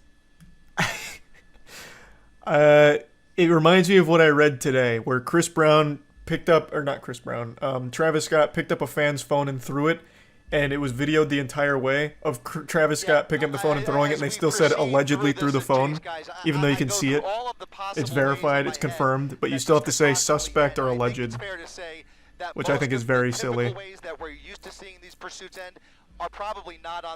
It was Chris Brown? No. I mean, this isn't that important to pause it for, but no, you're thinking of something different. This actually happened twice. Chris Brown was giving a lap dance to a woman on stage who wouldn't stop being on her phone, so then after he was fucking dry thrusting his butthole on her leg, he picked up her phone and threw it. But Travis Scott was in the headlines today because during one of his sets, he took some fan's phone that was recording and threw it. It's two different instances. Cameraman better be getting paid well. Well, cameraman and Chris, they're a great team. They work really well together. The coverage they provide of car chases is like Super Bowl level. Red light, through the light, cutting off somebody going in oncoming lanes of traffic, westbound Artesia Boulevard, coming up to another red light with lots of cross traffic, going through the red light again in the wrong lanes. He's going the wrong way on Artesia Boulevard. Oh, you know those horns are ripping at him. Continuing westbound Artesia He's got to be so embarrassed. Guys, what we don't see here the ultimate shame. Law enforcement yet. Surprised he hasn't been shot by another driver. You can't predict. Man, what? He hasn't established any kind of a Why pattern, would he? It's so not like they to be know that this honest, guy's a Spike criminal. Strip, in this situation, It's not like they put out an APB over the I would fucking call it a radio long where it shot. And hijacked there are every a couple of car's units system and that just have managed to blasted. Be pull on the up here lookout on for a black Boulevard. pickup I truck. think one of them is Open the fire same on them if black, you can. SUV, perhaps a different. This might be the worst time of the day to see this happening. I mean, Yeah, this is terrifying with how many people are 4 walking o'clock, around. People getting off school, as you said. People coming home from work. The streets are obviously very busy. We have a couple of vehicles here. It's not even like a big traffic jam. He is just Yeah, he's just a trying to fucking lead idiot. those units What about was 100 that? What yards the back. fuck was that? This guy is just an absolute maniac. I can't believe it. Look at this. It was the Look at van. this. There was A only... whole Oh, bunch Jesus of- Christ. Look at this. A whole group of kids crossing Holy the street. shit. School letting out here. This is the worst. This is the worst. This is the worst. Let's just. Oh, he's gonna try and he fucking inch his way continues through. at a slow clip here. Lets the kids cross and just keeps going. Nobody here has any idea What the has fuck? happened or what is going on inside that pickup truck. Please just keep going. Please just keep going. He's stopping. He's stopping. He's trying to maybe. That is... If I was watching this live, I would have been panicking. There are a bunch of units now. There they are. He is face to face in oncoming lanes of traffic. This is a fucking wild chase. He has spent more time in the wrong lane than he has in the right one. Squeeze through. Those units are gonna. I mean, what are the options? Oh my God. Wonder to be taken off the road. As soon This as is also one of the... That's a Okay, hold on. I already know TOS is coming up because I know he shoots again. No one... I know no one gets hit. I'm just... I don't want to take any chances here. those officers. Police should use grapple hooks. I actually said that like a day ago. They should have these kind of almost twisted metal-like vehicles where it shoots out like a grappling harpoon or something, like almost a Batman device, into the back of it, and they just reel it in. That's what I said. That shit would be incredible. Hoping to lose those. Because this is one of the very few chases where I completely understand why the authorities haven't been able to stop him yet. He's not only heavily armed, but it's heavily populated, the areas he's going through, so they can't pit maneuver him. They can't engage in a shootout because there's too many potential victims that are just getting hit in crossfire. They really can't do anything here. I totally get it. They can't spike trap him because they can't catch up to him and get ahead of him, and they'd probably still hit other cars in the crossfire with it. Like, their options are super limited. This one I totally get. A sniper from the helicopter. Jesus Christ. This isn't a video game. Like, that would be the most unreal shot of all time. Like, this is perfect. Look at how far out the helicopter is. We're zoomed in heavily. That shot would be crazy. You'd have to lead the shot by an unreal margin, and the vehicle's going over 100 miles per hour with fluctuating speeds. Any other way than either him going to jail Chris could do it. Yeah, maybe Chris could do it. Worse. They should just paint fake tunnels on the walls like Looney Tunes. That'll get them. Oh, some Wile E. Coyote shit. They just paint like escape tunnel here, police not allowed, and it's just a wall they run into. Yeah, that could work. Why haven't they tried that? Someone in chat said this happens so much, but this has happened since cars were a household item. We just have live feeds of it now. That's what I wondered as well. Because very clearly, the amount of live footage of these car chases has escalated drastically over the last year or so. And I was wondering if it's always been like this in LA, or if it's just now being broadcast this often. Because I don't live in LA. I don't know how common police chases are there. They will Did I not go back far enough, or is it not come up yet? Did I miss it again? Oh, there it is. Shameless Southwest marketing. Don't understand why people run away like this. All they're doing is adding time to their jail sentence. Yeah, you see what you're doing though? You're already thinking, which is more than what these people do. This fucking inbred goofball not only carjacked a pickup truck, but then opened fire on officers. He'll never see the light of day. It's a miracle he didn't get executed by the cops. Like, these are not smart people. Oh, wow. So someone did timestamps of, like, toss moments. The next one was the 4th shooting, but they believe that that actually came from the police chopper while he was slowing down. Because apparently he did, it seems like he did actually get hit at that moment because he started driving erratically. Wow. Yeah, 100%.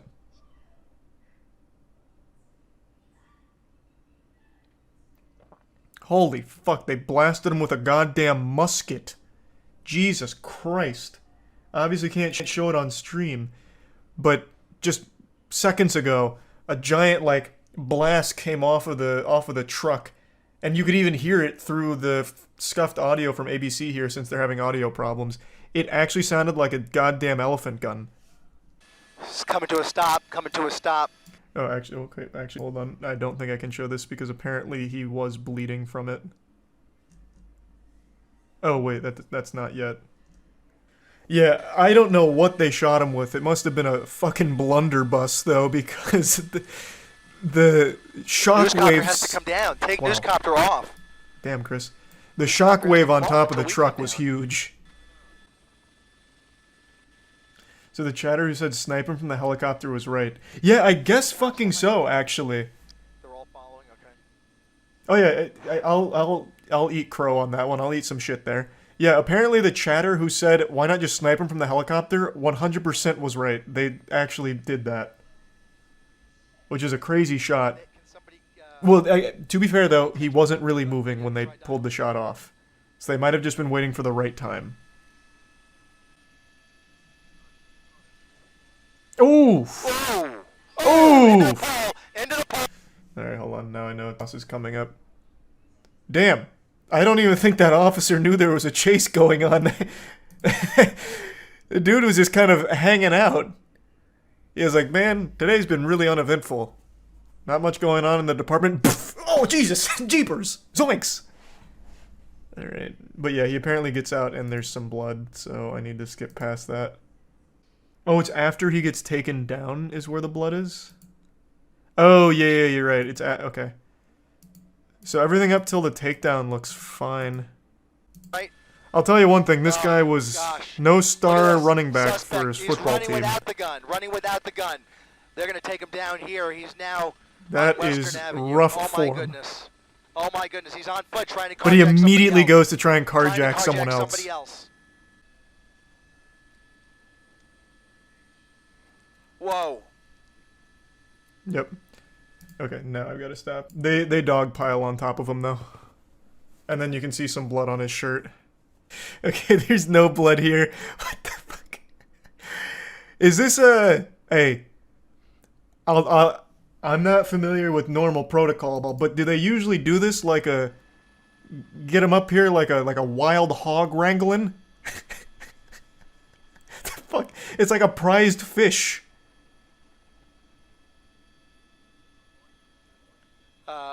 What the fuck? Even Chris is stunned. Open my tackle box. That was a fucking crazy chase. Knocked his ass out. It didn't look like he was knocked out, but maybe he was. It's very possible. Yeah, that would explain it. I can't believe he didn't take the gun. I'm happy he didn't. But he ended up being the hero. He finally stopped this madman. Actually, that was... apparently they arrest some random person at the end, so I guess we'll go to that in a second. But unironically, that officer, he's like Luigi. He won by kind of just doing nothing but being in the right place at the right time. So this right here was actual best case scenario. You couldn't have drawn this up any better.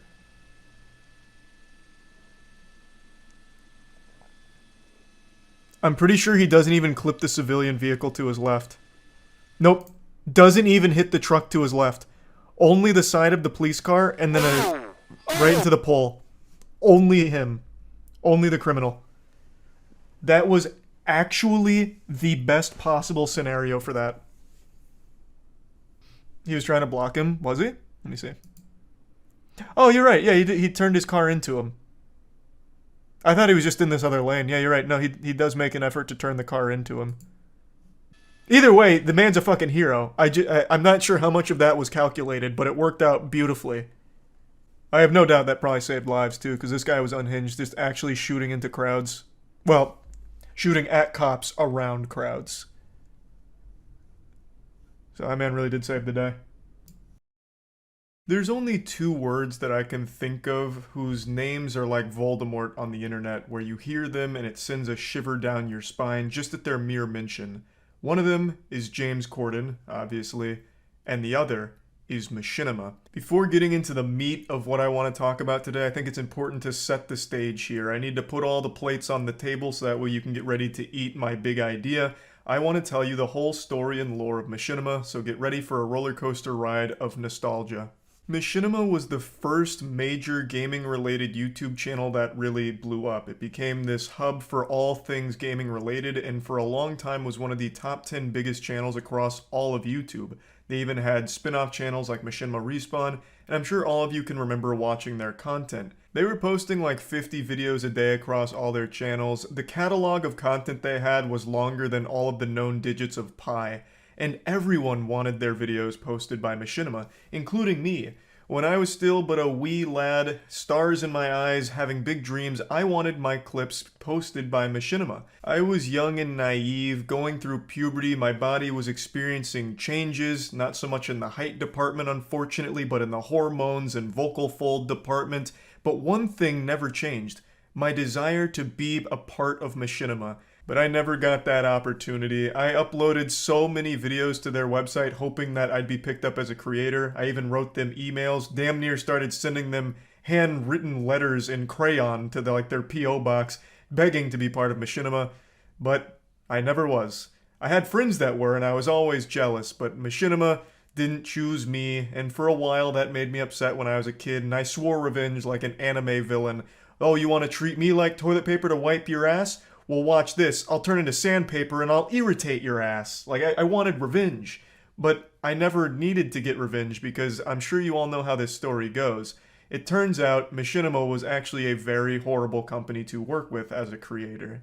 Everyone had a negative experience working with Machinima. They were well known for very predatory contracts, mistreating their creators, and very shady business practices, which led to a mass exodus of all of their talent.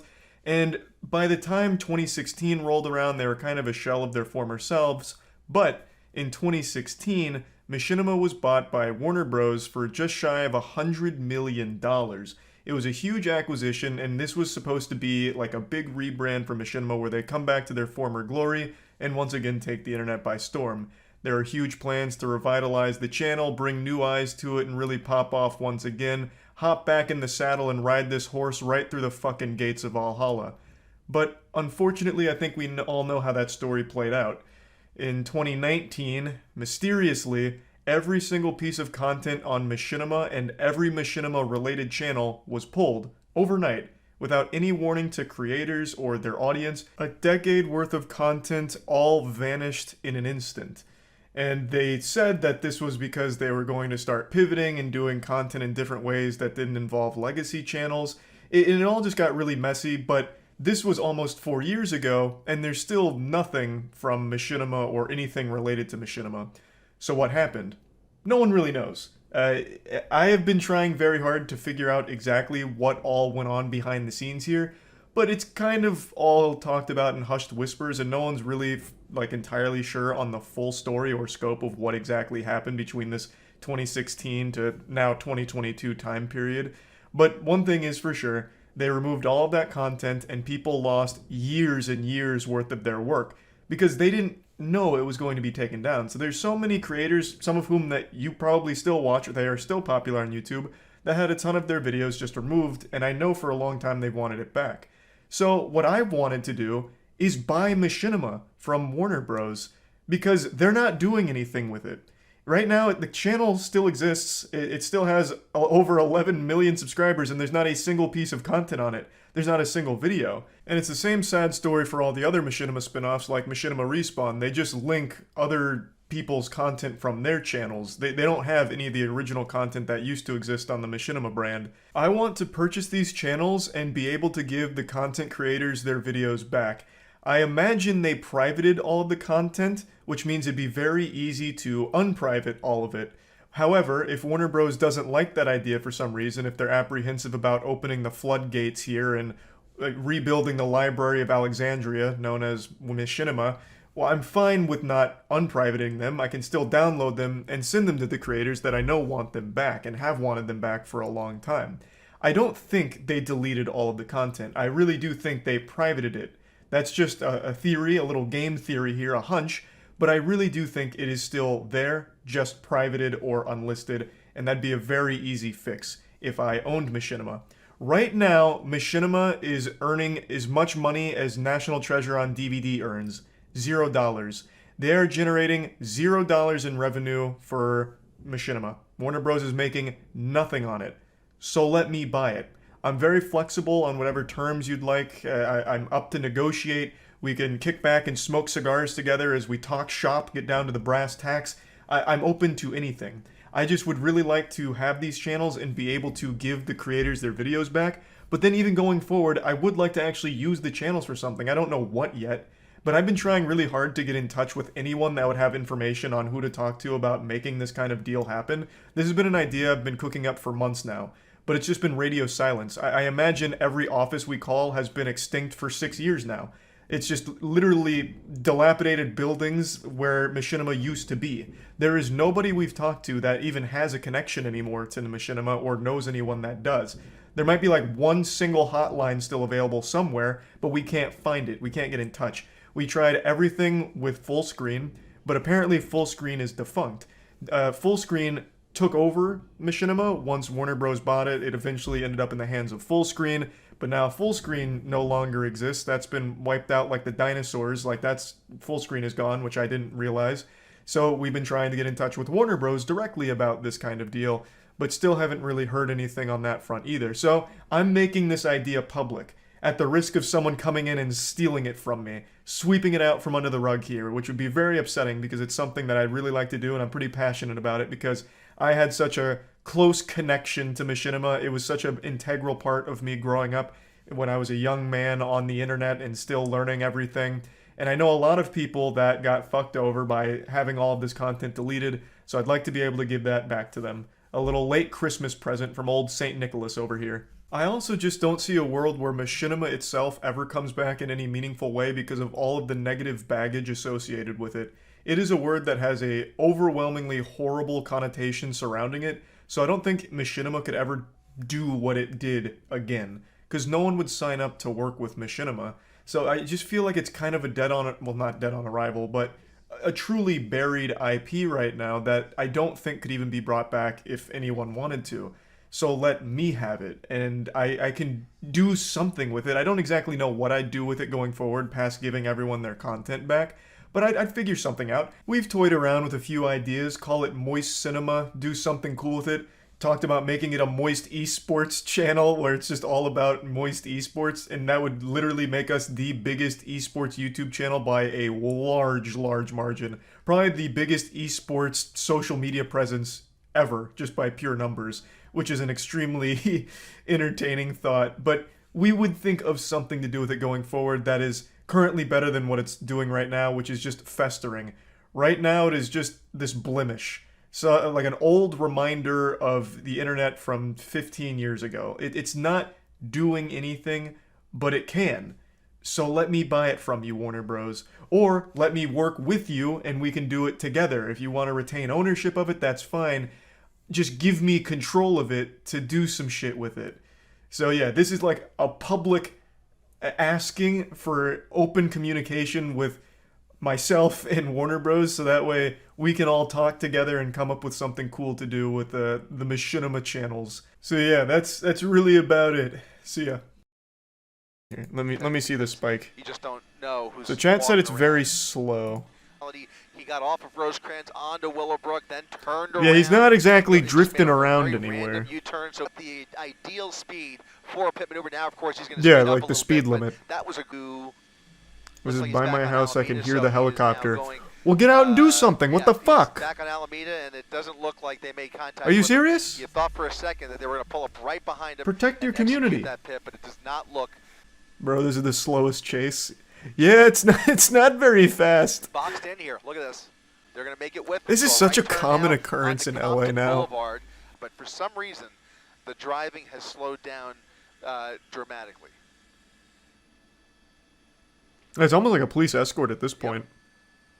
Okay, that's an access road. This will take you. I am surprised they're not pit maneuvering his ass It's one here. of those exit, those kind of like. There's the spike. That looks like it and was I've seen not him even execute it close. So well. He just jumped, switched vehicles, pulled a switcheroo under the overpass.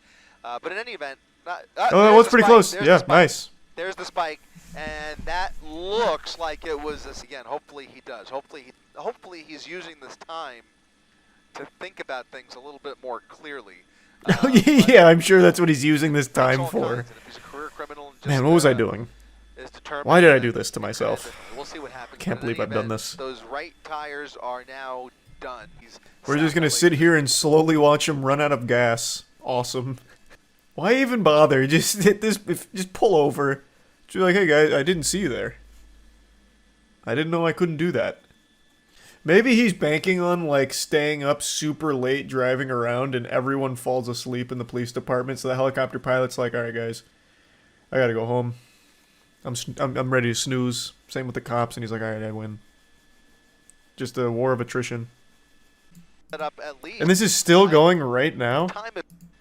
How? In any event, he is now zigzagging his way once again. Zigzagging? Are we watching the same thing? Residential neighborhood, and I He's hesitate to call slowly pitter-pattering down the street. May very well be more familiar with these. He's running on two tiddlywinks of tires. Really, pursuit has been at times, and it can't even fully make this. Oh god! Got a little second wind. More than a joyride. If somebody just threw a banana peel down here, Mario Kart style, it might be enough at this point.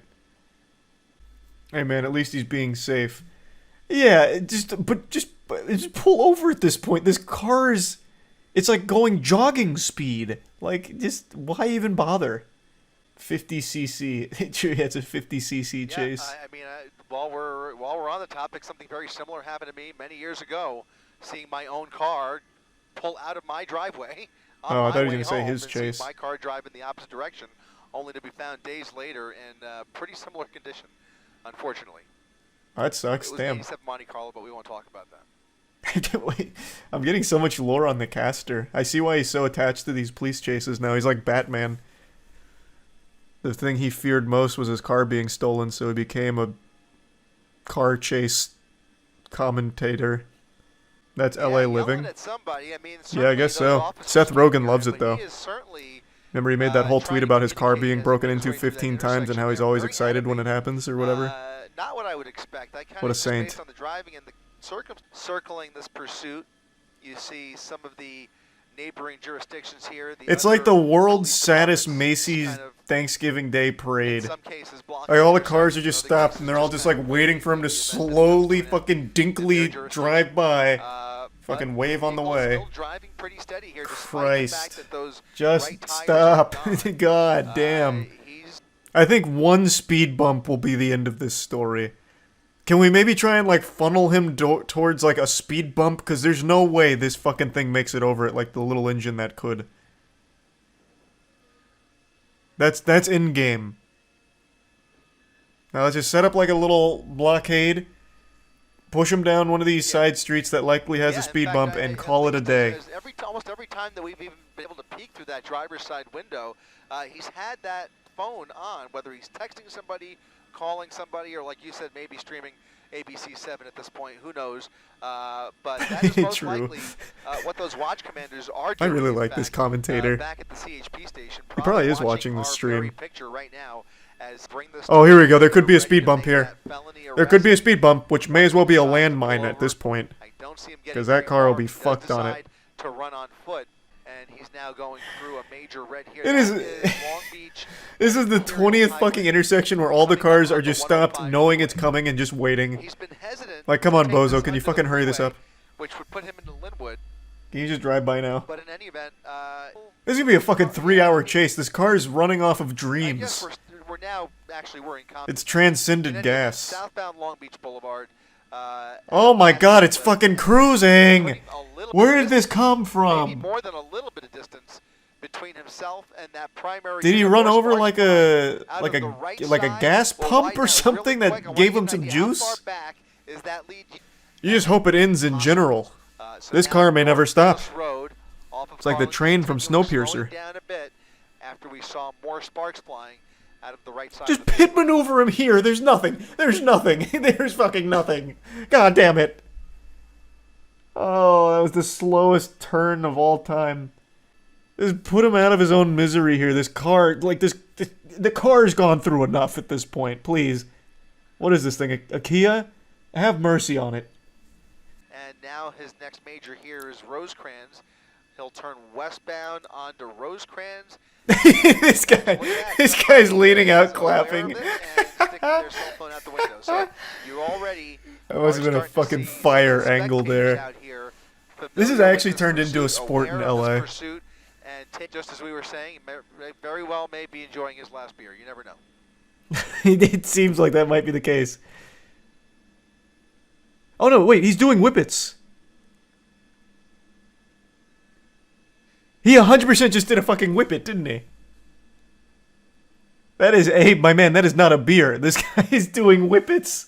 What the fuck? That absolutely explains it.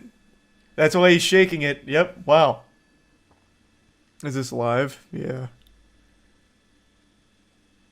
Oh no, he just stopped to to get some more whippets in.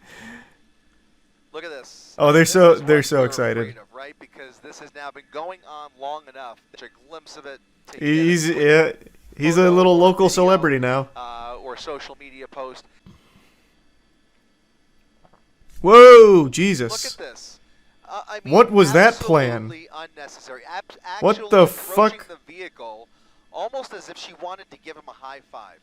Okay, this is nothing compared to some of the things that we've seen in the past, but that's the type of behavior that could certainly get somebody hurt. It's really Yeah, what an idiot. This guy's literally doing whippets behind the wheel. I'm surprised he hasn't crashed. clear example of what we were just talking What an about. absolute goddamn imbecile. Maybe they know him. Is all too real, and now we're seeing more and more people pulled over. The whole neighborhood has come out to film this. Professional photographers.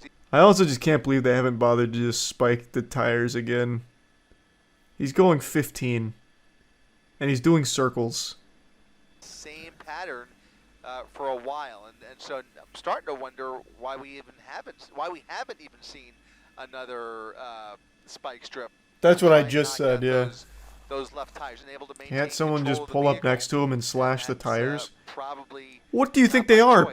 Police officer samurais? Slash his tires with what? Their katana on the way by? No, man. I mean, if you want to make it like an action movie, they could drive by and shoot the tires, but even that's not going to be effective. They'll probably miss. It's not like an easy shot to hit, and it just puts all of these spectators in danger. You know, it is just enjoying these last few minutes of freedom, or maybe another hour. Who knows?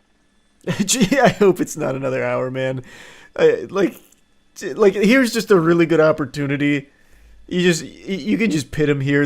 We've seen one car in the last like 4 minutes. Just please, the Kia will say thank you. This car is begging to just be stopped. Like just a little tiny bump, like just a little love tap. Or at any point, do we see them change the tactic, if at all? That's exactly. Maybe not. I mean, we've discussed why. Is the narrator in the stream? That is what I'm saying. I just said that. To the end, but that doesn't mean that they aren't Tactical aware of patience. the vehicle, because that is also something. Oh God, Jeepers Creepers, Jiminy Christmas. Yeah, right. Why? 25 miles per hour. We'll go ahead and throw up our real-time speed tracker, dipping below 15 miles per hour, so really slowing down now. Back on Santa Is this Fe still a Avenue. chase? No, it's watching a wounded animal slowly roll around. We have been on Santa Fe numerous times over the last 30 minutes. Inside, I do see the reflection there. But other than that, He is going right through another red light here. So these, look at that. Well, 1, 2, 3. Man, so many, 8 or 9 people so many anticipating the spectators. pursuit, phones ready, and trying to catch a glimpse. This is gonna have so many More angles. smoke coming from that rear. TikTok famous by morning easy. Yeah, maybe that's the play. It's all a clout play. So he's got the red light. Oh, they didn't stop this side. Traveling at a snail's pace. He kind of peaked at 30 miles per hour there and is now crawling once again back up to this intersection. No break. Wait! Just slowing A vigilante's trying to block him. in front of him and weaving just around that vehicle through the red light. Why that person is doing that? No idea. But you saw that They're gonna turn around and arrest that guy. I'm telling you. Shine that vehicle, hazard lights on. I bet that guy was sitting there for a minute because he had plenty of time. Oh! There's the drink. It looks like maybe a water bottle that he I don't know about that. More I smoke bet that as guy though that tried to block him was sitting there for like 10 minutes. Like, upwards of 30 alright, he's miles coming per this way. hour again on Santa Fe. I can do this. Made his way I can be the hero. through Rosecrans, I can do this. coming up on- Yeah. coming up on Plum. And gets arrested for it and also doesn't stop him. Miles per hour again. He was thinking, how bad could 12 miles per hour hurt? Exactly. He's like, my car's a piece of shit anyway. They'll probably give me a medal for stopping this menace. I'll do it. And then he half-assed it, so he just pulled out pretty quickly, and it completely didn't work. We'll take him. And the shot there, he is. Oh my god. Whoa! Whoa! Are they finally going to pit him? And somebody's given the go-ahead. Whoa! Him out of control, doing a 180. He is pushing the pedal to the metal and another collision with another officer. Oh my god, he's going 12. He's coming around that light pole. He's going 12 and they did. Spun around in a full 180. Oh collision with no. CHP. Get the Jeep guy back out here. He was closer. Right through those officers in the back there, and away he goes. Another pit Oh god, now it's going to be another 2 hours before they try that This is again. really frustrating for these CHP officers. This could not be more frustrating, quite frankly. You just helped him with his U-turn, if anything. It was speed run tech. Watch Commander gives the go-ahead. If they God, Jesus Christ. Oh wait, it's the same guy. Is he going to do it again? Oh, you can't on this street. This one's a little too busy. He's coming back for more. But he is lurking. He's angry. He's got a head of steam. He's mad. Make me look silly, huh? I was the #1 pit maneuver expert in the academy. I'll have you know, bub. Come here, Buster. Oh, he wants it so bad, too. He wants it so bad. Oh, here he comes. Oh, baby. You won't make a fool of me twice. CHP SUV making contact a full speed. Did a 360 to disable the vehicle. Continues to go. Oh, I thought the cop's car had, like, hit one of the barriers. He takes himself out. Oh, god damn it. Third time's the charm. Come on. Officer action out here. Please, good lord. Alright, here we go. Oh, that's money. That's money.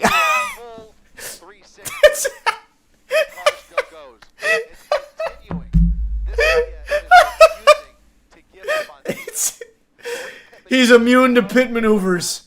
Back to the drawing board. He's too good. You're just giving him a spin cycle. Oh, maybe the plan's to make him dizzy. So that way he like... Oh, surely this one. Oh, actually, yeah, that one did work. Okay. That's all she's got. Or maybe... Or maybe... He's still able to run. Gassing it again.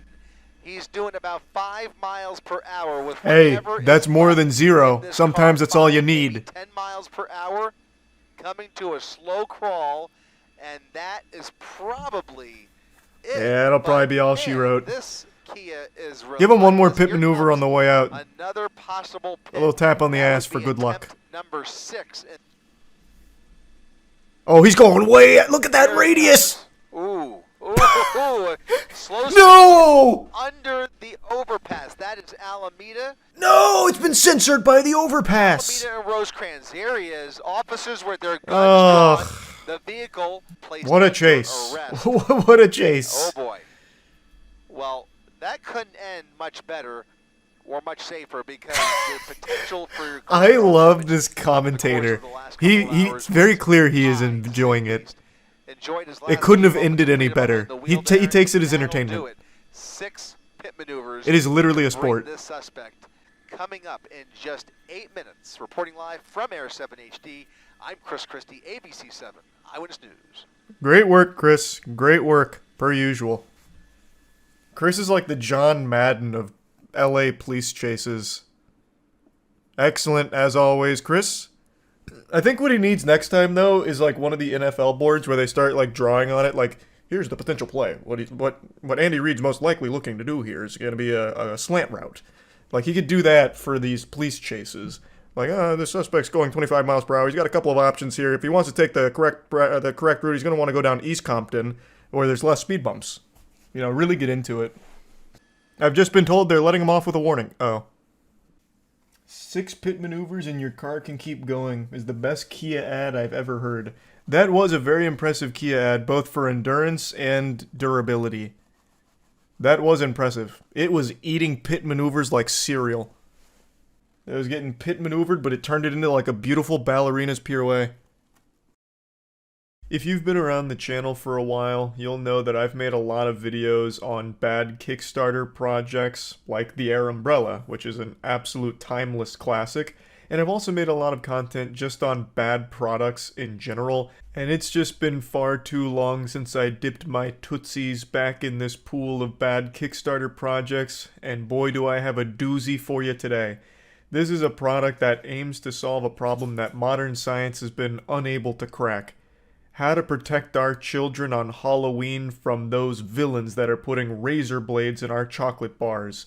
Halloween is one of the deadliest holidays of the year. There's children dropping left and right, littering the streets with their mangled corpses, all because some bad actors are filling the chocolate bars with razors and pins and needles. And we've been defenseless against this menace for too long now. But luckily, this Kickstarter project has the answer with a metal-detecting Halloween candy bucket.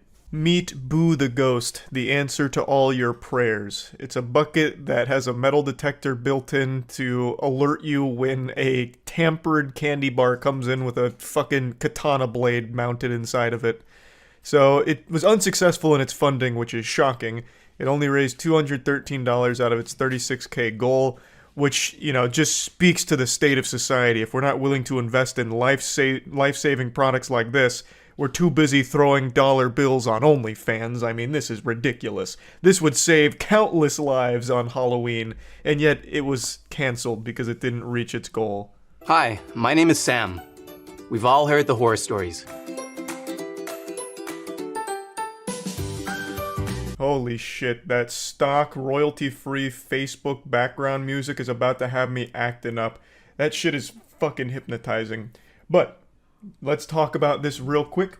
So, the product aims to solve a problem that doesn't exist. It's a made-up boogeyman.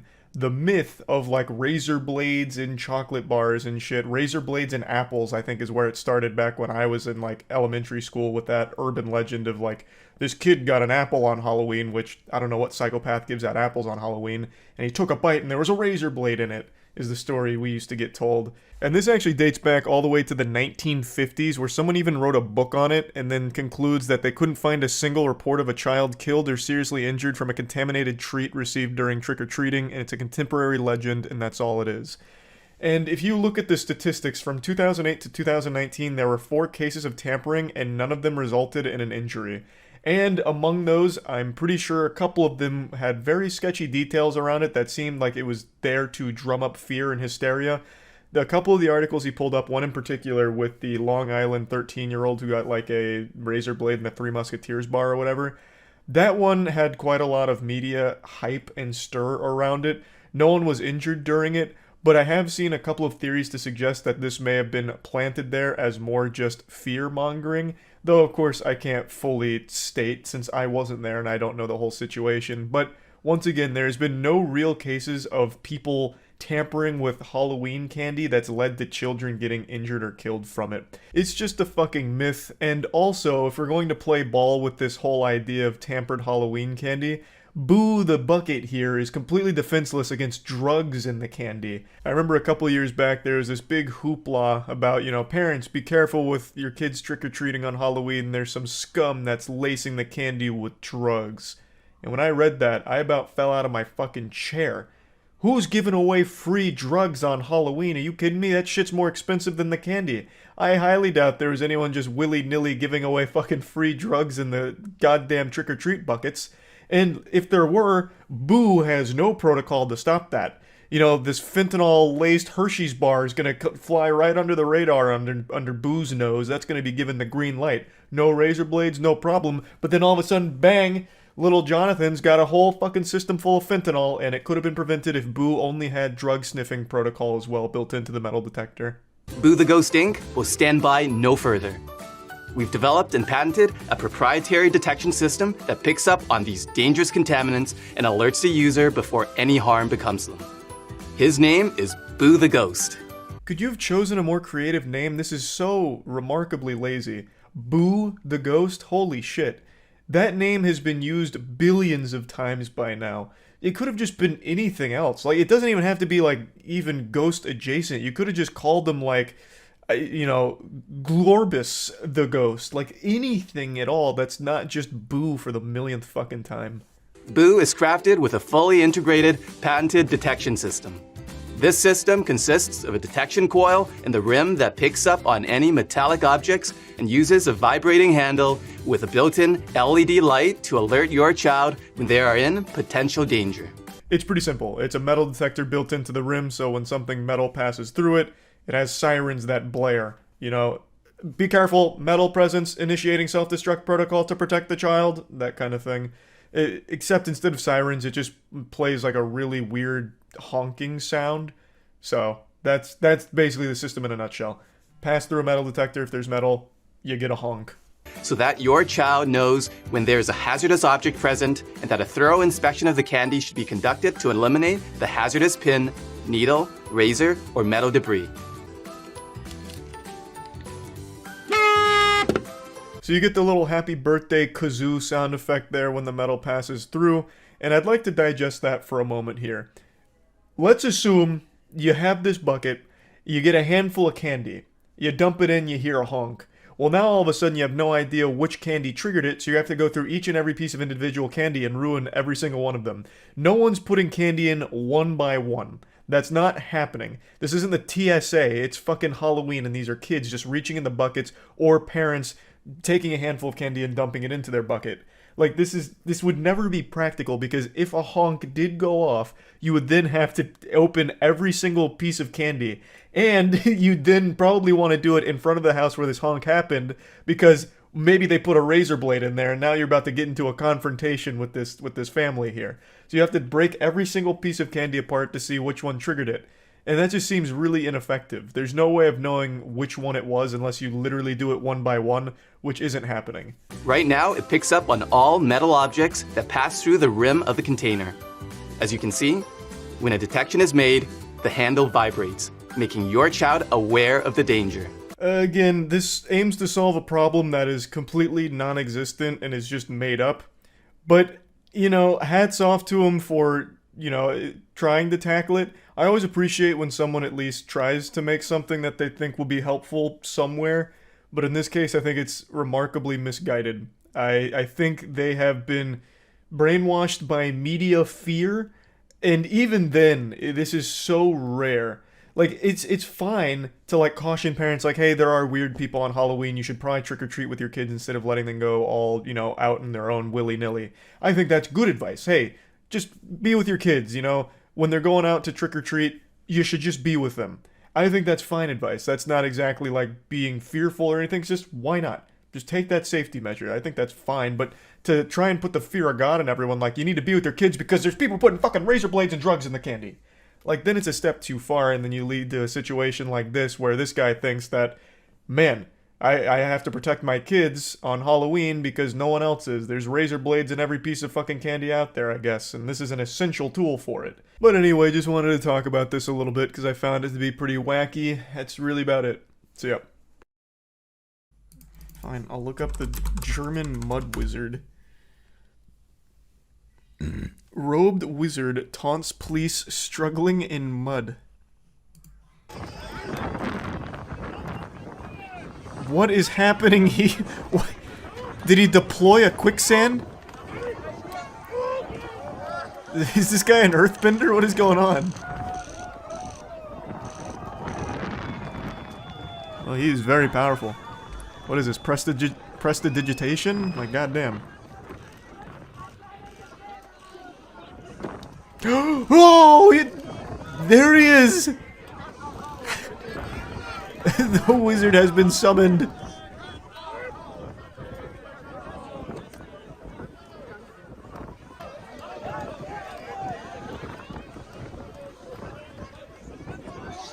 Man, all of these police officers are like turtles on their shell. Jesus Christ. This is embarrassing. Oh, it's like toddlers when they're still learning how to walk. Are they all drunk or something? What is going on? There's no way it's that hard. This man's fighting for his fucking life. The Mud Wizard's gonna drag him back by the heels like a horror movie in a second.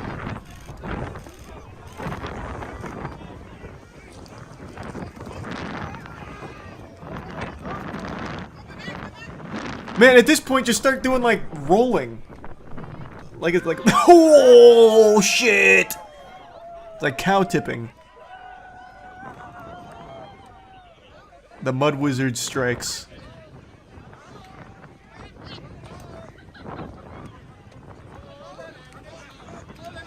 We're gonna need reinforcements. His tootsies are stuck in the mud. Whoever set up this trap, though, really did a great job. It's like some kind of holy barrier. Oh, no. So this is how it all ends for this guy, huh? He'll just be stuck here forever.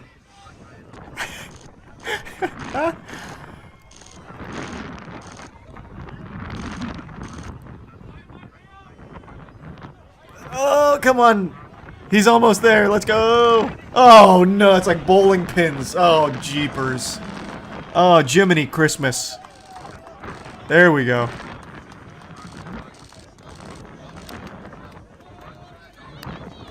That's the Mud Wizard for you. And none of them can navigate the mud pit.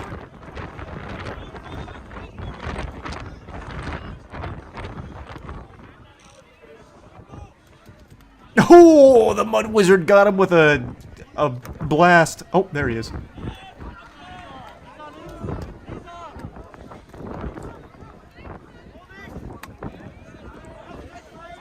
You're in his territory now. This is his domain. His spiritual pressure is able to run rampant here. This guy is actually being swallowed whole. He's gonna need to be airlifted out here in a second. He's going really deep. He's going straight to hell. Like, good lord.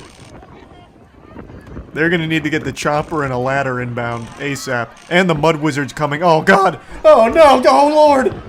Have mercy! It's Radagast the Brown!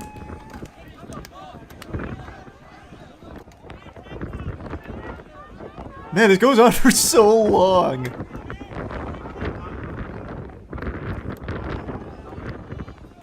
There we go. We got him. Mission successful. He gets to go home and see his family. Close call, though. Close call. We almost lost him.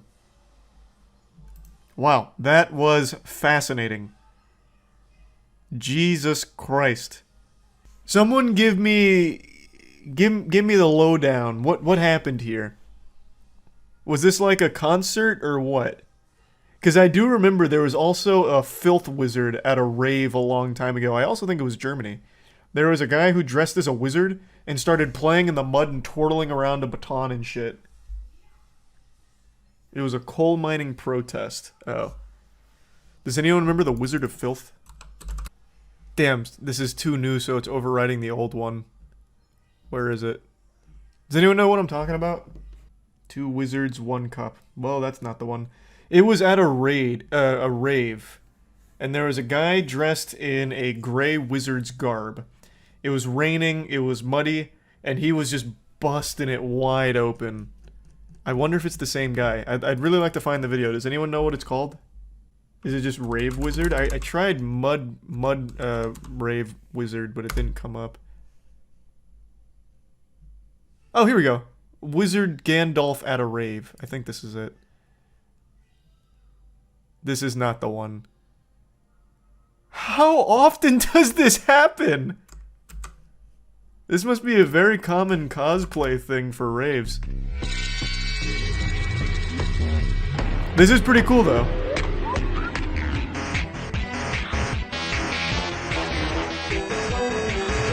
He was wearing gray wizard gear. I think he even had a walking stick. And he was dancing. Anyone at all? Why is it? I'm pretty sure I even showed it on stream at some point like 2 years ago. What the fuck? Why is this so hard to find? Am I crossing wires? Was he not in a wizard's getup? I'm pretty sure he was. Here, I guess I'll pull this up. Maybe this will jog someone's memory. This is kind of what the environment looked like.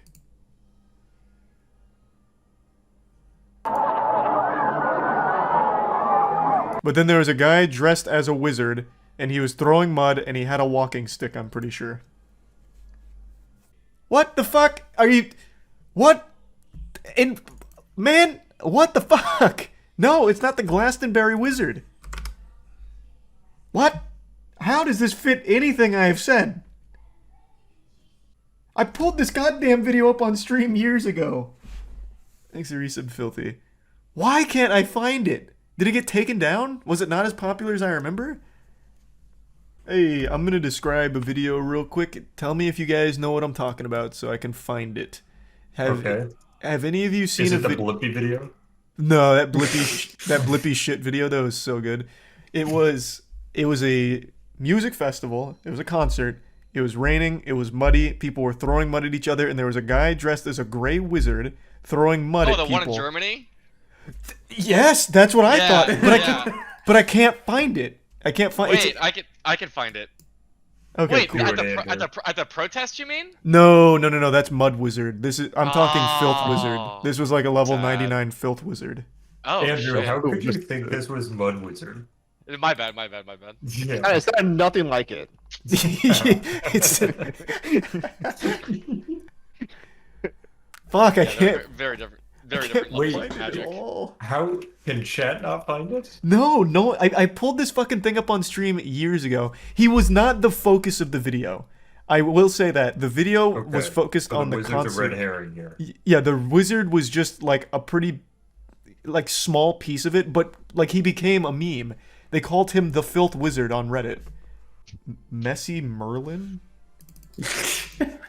Maybe it was Messy Merlin and you're thinking of Filth Wizard. It's not Messy Merlin. Literally nothing came up with that except a beached dolphin.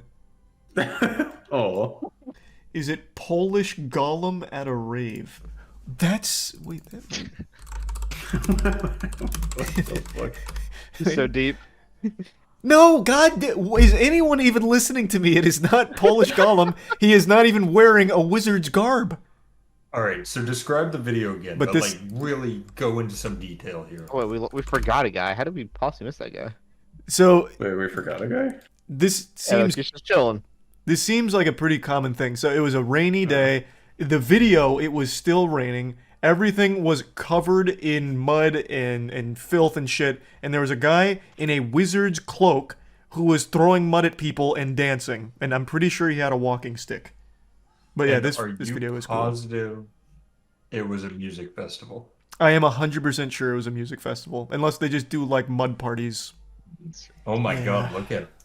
Yeah, he just knocks... That's he such uses a his good fucking video. most powerful spell to root that fucking... that SWAT police officer in place, and then he pushes him over. Yeah, he casts a crazy route on that guy. The whole department honestly fell victim to the CC. It was really good. Naked mud monster running uphill at Australian Music Festival? He definitely wasn't naked. I would remember if he was hanging on. Oh yeah, this is straight up. Wait. He's straight up naked. Wait, I think I found it. What's it called? Here, I'll just send it to you on Discord. I hope this is it. Is he like playing with fucking like light up balls? Oh no, that's Rave Wizard.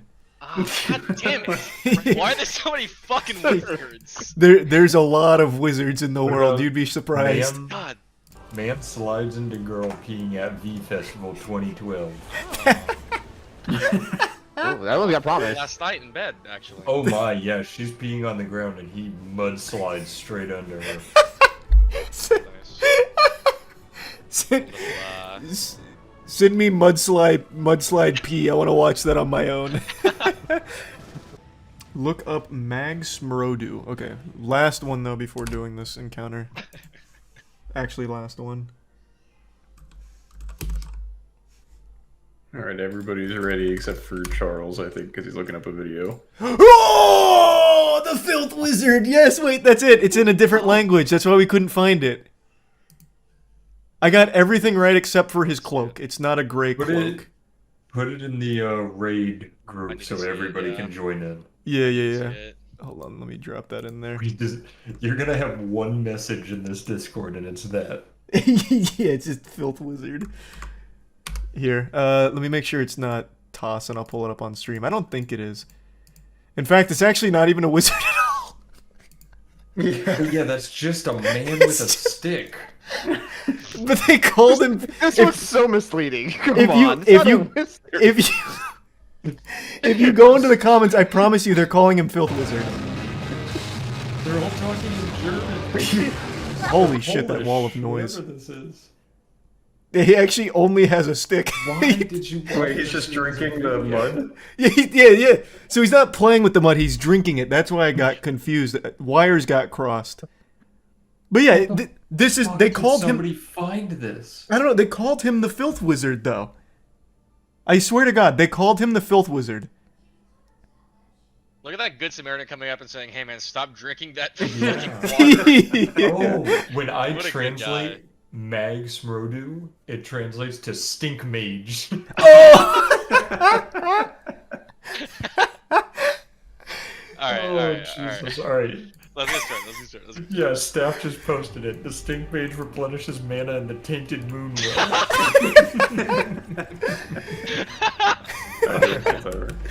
Let's get serious. The Stink Mage and his mana potion. The Tainted Moon I told you, that video is such a fucking banger. I'm sure all of you know that Dr. Disrespect has been working on a game for quite some time right now. And that's pretty exciting, until I feed you the poison here. I'm about to roofie your drink with this one. It's not just a game, it's a crypto-based game. It has a very strong NFT component to it. In fact, it seems like NFTs are the focal point of the game. That's the #1 thing they've been mentioning in regards to this project. So it's a play-to-earn experience, and these buzzwords, NFT, play-to-earn, crypto, are beyond detrimental to the hype of any project in 2023. People run away faster when they hear NFT than if they had heard someone shout bomb in an airport. It is a very negative implication when that word's tossed around because it's become so synonymous with scams and people losing their money or getting deceived by NFTs in the crypto space. So people have been dunking on Dr. Disrespect for his inclusion of NFTs in the game. And there's a lot I'd like to talk about with this. So to quickly give you a brief lore recap, the game is called Dead Drop. Dr. Disrespect is spearheading the operation, and fundamentally it is a Tarkov-style shooter, as I understand it, where when you drop into the game, you can find NFTs in the world, and if you extract with those NFTs, you can then turn around and sell them on the blockchain, so you can make legitimate money through playing the game. It's a free-to-play game, and you don't have to use it as like a money-making thing, but you can. The concept is cool, but I'm sure a lot of you that have your thinking caps on may have already identified a glaring issue with the entire core idea of it. But before really diving into the meat of it, I'd like to at least say, I always appreciate and applaud creators who go into different areas and try and create bigger things and make wild content, big projects. I always think that's great. And I'll shamelessly plug real quick, speaking of creators doing bigger projects, Godslap, issue 3's out right now. Issue 3 just dropped, baby. It's available at godslapbook.com. Also, issue 1 and 2 are of course still for sale there, and we got the 2 variant covers for issue 3 as well. So issue 3's out, go get it, godslapbook.com, baby. Read the best comic ever made. So I'm happy Dr. Disrespect is making this game, and I don't think it's going to turn out to be a scam. Hopefully this statement doesn't age like festering dog shit in 2 years when the game drops or whenever, but I just can't imagine that he would blatantly scam his audience because it would be career suicide. And I just feel like there's no way he wouldn't recognize this. It really feels like he wanted to set out to create like a really unique game and experience, but overlooked a lot of obvious problems that'll come from this.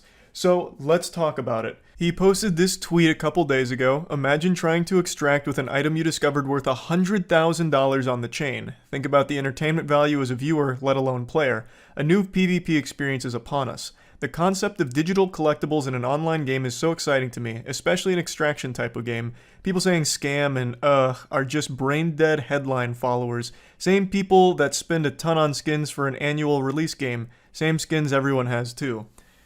Now, let's really peel apart this onion here. You've got to be huffing a fucking unreal amount of shungite to think for even 1 second with $100,000 on the line in your game that people won't cheat. Cheating is going to be a full-time occupation. It will become a real job to cheat in his game if there are items worth up to $100,000. Even if the items only go up to like $500, it'd be stupid not to cheat. You get cheats for fucking $10 and then try and steal items off players that are worth hundreds. It's a no-brainer. And in the crypto space, this is very common with something like Axie Infinity. Axie Infinity is a play-to-earn crypto game where the more you play, the more money you can earn. And do you know what's happened? It's become an absolute goddamn fucking disgusting, yucky cesspool of cheating, exploitation. There is an entire market for people paying less than a minimum wage overseas to have workers full-time grind Axie Infinity for them so they can make money off of it through the game. And not only that, they had this big hack where they lost $600 million. I'm going to say hack in air quotes here. I'm using that term real loosey-goosey because it's a very shady situation. They just so happen to get hacked and lose $600 million in the process. So more like Haxie Infinity, am I right? And this is a game worth billions. Meanwhile, Dr. Disrespect does not have billions behind his game. So how the fuck is he going to prevent something like that from happening in his? The point is, in the play-to-earn space, there is a lot of bad actors. In fact, there aren't any normal players left, really, for like Axie Infinity, for example. I'm sure there's like a couple pockets, a couple of holdouts, people playing for fun, but it's very rare. It is mainly just this stinky vehicle for exploitation and making money off the play-to-earn model with as little effort as possible. It's pretty gross. So that is absolutely going to be the case in Dr. Disrespect's game, where the only people playing are going to be the ones exploiting it for money-making purposes. Dr. Disrespect seems to believe that because it's free to play, and will hopefully be fun to play, it'll incentivize players to hop in the crucible with their boys, normal gamers like you and me, red-blooded, Gabe Newell worshiping gamers. They're going to be the ones playing my game, not these cheaters and these people looking to abuse our system. When that's just absolute wishful thinking, that is a pipe dream. You have to be Kegeling Shungite to really think that's going to be the core player base for a project like this. With a $100,000 fucking golden snitch on the line, $100,000 real world schmeckles, do you really think that Darren and the boys on the JV football squad are going to be hopping in to try and duke it out on the battleground to fight for that legitimately with honor? Absolutely not.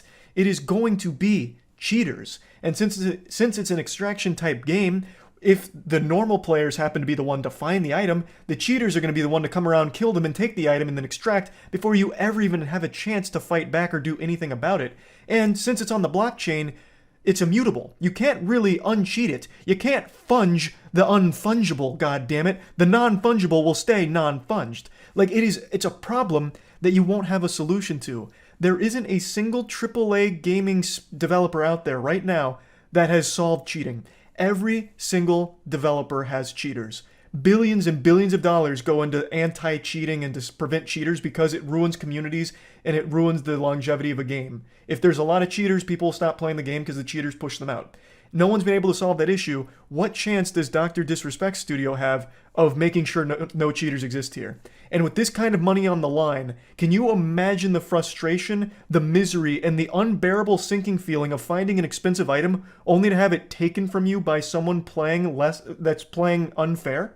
It's an experience that is going to be completely new here. He's not wrong. This will be a new PvP experience, but it's the worst possible one because you won't be able to combat cheaters. It just can't happen. People are cheating all the time in every game where it doesn't even matter. Games that don't even have like a ranking system or a leaderboard or anything, people still cheat in.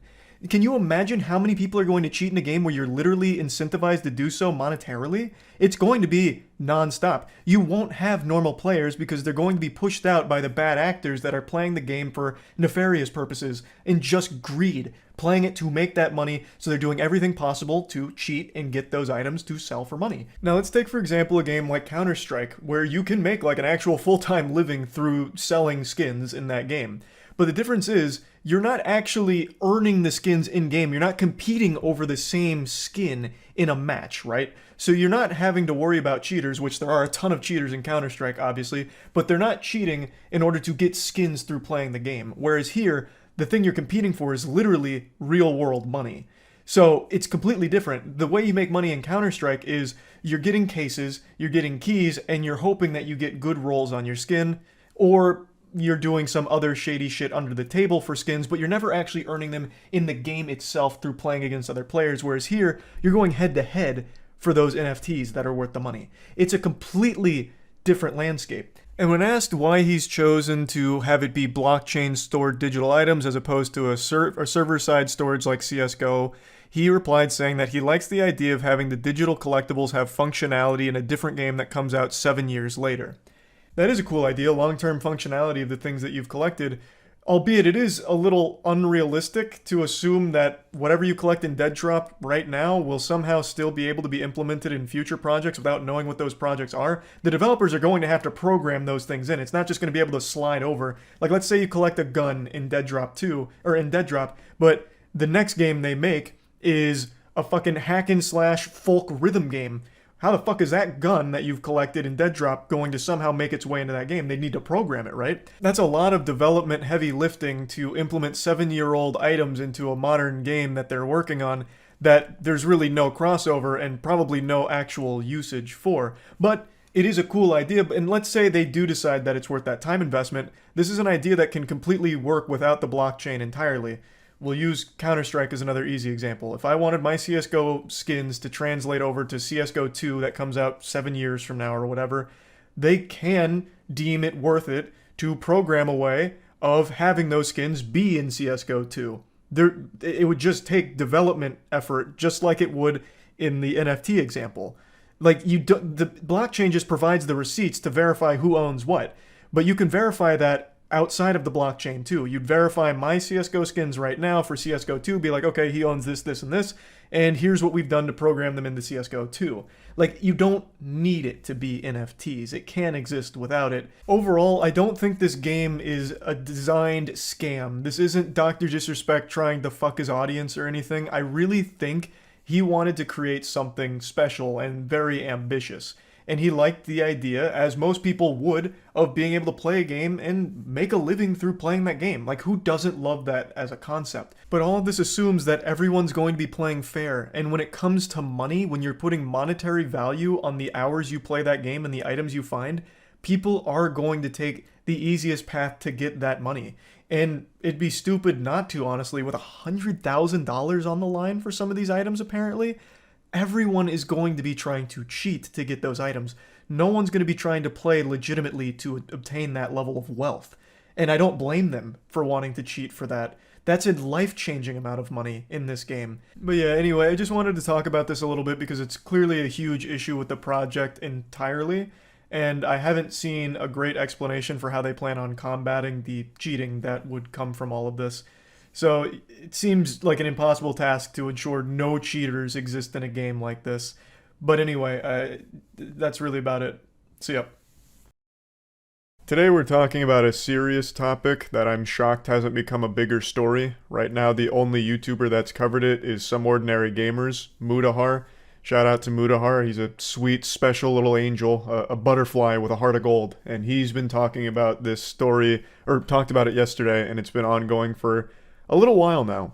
It involves a beloved YouTuber that I was personally a fan of, even made a video on him a long time ago, and a YouTuber that I'm sure many of you have probably heard of before. Featureman. His channel used to have nearly 450,000 subscribers, but he's been losing a good handful of them now due to the story that's come out.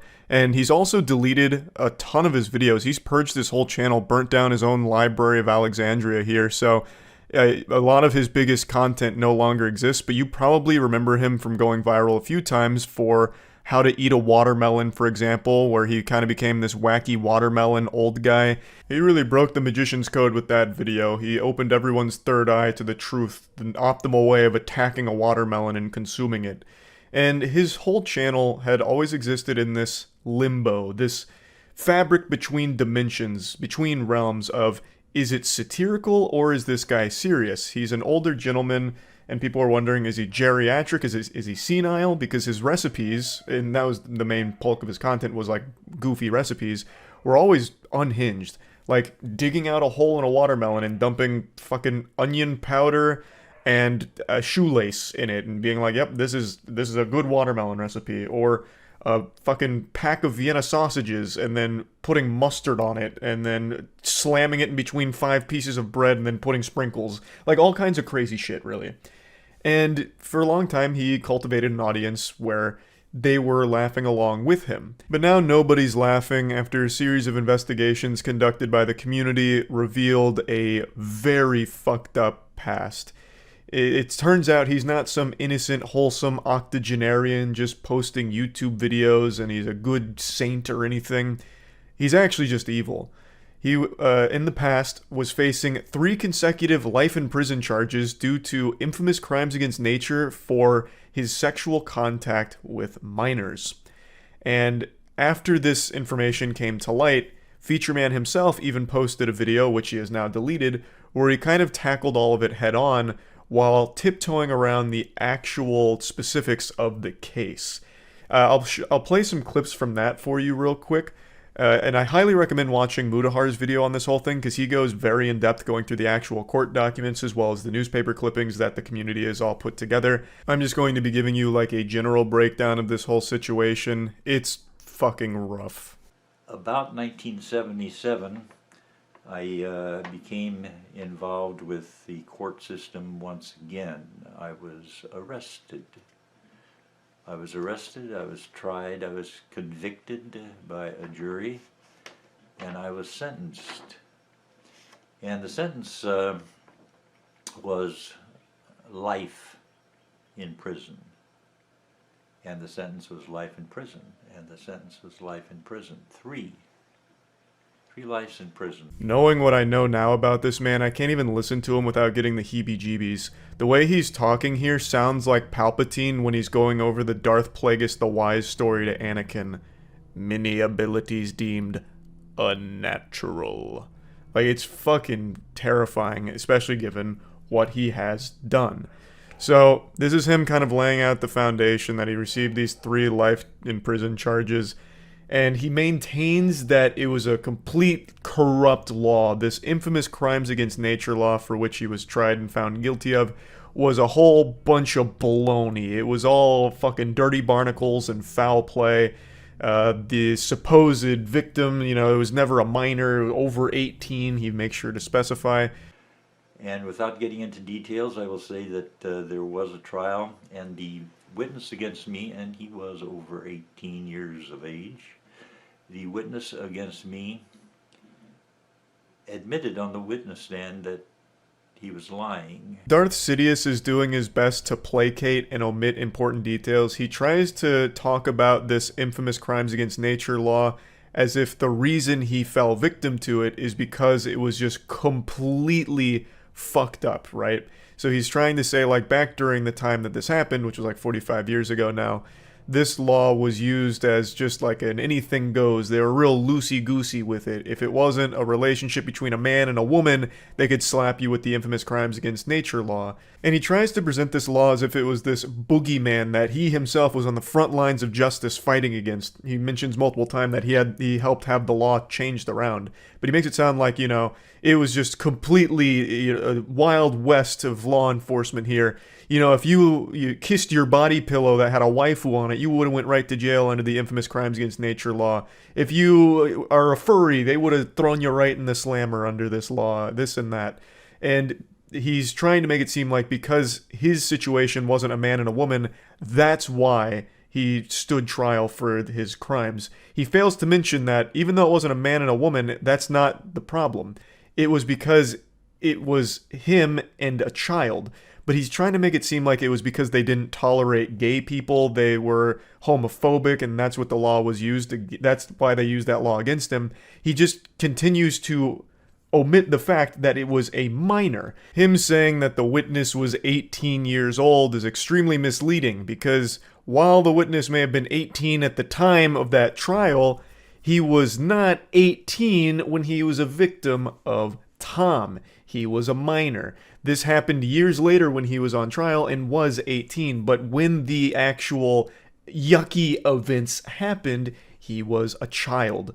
So Tom, in this entire video here, tries to play himself off as a victim, but also narcissistic in that he celebrates his victory over this whole case and how he gets off with barely even a fucking slap on the wrist for all of it. It's fucking sickening. Like, at the end of the day, obviously this isn't an interaction between a man or a woman, but it's also not an interaction between a legally aged man and another legally aged man. Again, reading the court documents, it involves a minor. Reading the news clippings, it involves a minor well under the age of 18. Well, why not include that into the situation? Again, without getting into details, I can see why he wouldn't get into details, because there is no actual defense. This boy to a room to introduce him to the guitar, a musical instrument.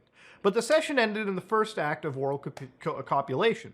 So again, it only says the first of several acts. It wasn't just one, it was multiple. Now, I bet you're wondering how he was able to weasel his way out of this sentencing. 3 life sentences, that's not exactly small potatoes by any means there. That's not like a you wouldn't download a car situation where you're pirating John Wick 2 or whatever. This was very big, and he was able to wiggle his way out due to a fucking technicality. One that I still don't fully understand how he was able to pull off. Even after watching Mudahar's video and reading into it myself, I still don't quite understand how he was able to get away with such a slap on the wrist in light of all of these charges in the sentencing. I'm still a little confuddled by that. So I encourage you to look into this case if you were once a fan of Feature Man as well. I'm not going to even bother trying to tackle exactly how the technicality works that got him out of this extreme sentence that he was facing. But one thing is very clear. Tom shows absolutely no remorse for any of this. He also seems to have a very favorable view of himself, where he's almost like a hero who fought against an archaic law that was used against him unjustly, while never revealing to his audience that the victims here were minors. He continues to skirt around that fact, and it's fucking gross. So yeah, like I mentioned, I did like Feature Man's content. I didn't watch like every single upload, but I did watch a good handful of them. Like I said, I even made a video on him a long time ago. And this was an absolutely wild development here. This would have been like learning Mr. Rogers was secretly selling heroin to kids. I just couldn't believe this when I saw Mudahar posted the video, and now I'm just disgusted by this guy. So, yeah, I just wanted to talk about it a little bit. That's about it. So, yep.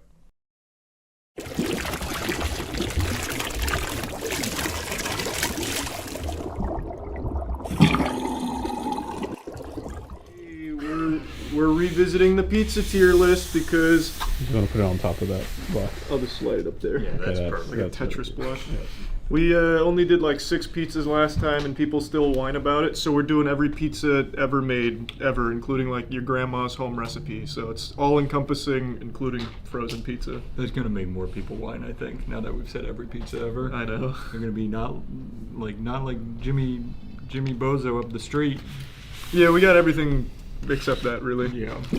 Big thanks to Battle Spirit Saga for sponsoring today's video. It's a new competitive TCG that launches on March 24th, and to celebrate the launch, they're having events that total in over $350,000 worth of prizing, and they sent us a box to open to show you how great all the cards look.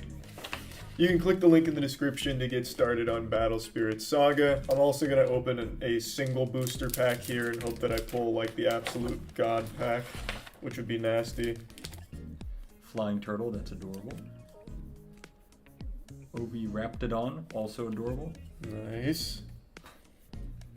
So here's our foil, the Phantasm Archking Xenos. Oh. I'm going to assume that's the best card in the entire set and just It's gotta be. chalk it up to we got the chase card. Big thanks again to Battle Spirit Saga. Click the link in the description below. Yeah, which one's this? This Done. is Oh, Red Red Robin. Red Baron. Red Baron, yum. Alright, sounds good. Last time I did the frozen pizza tier list, that was also the subject to a lot of controversy since I burnt every pizza, so I cooked them this yeah, time. so Matt made these, so they'll be performing optimally.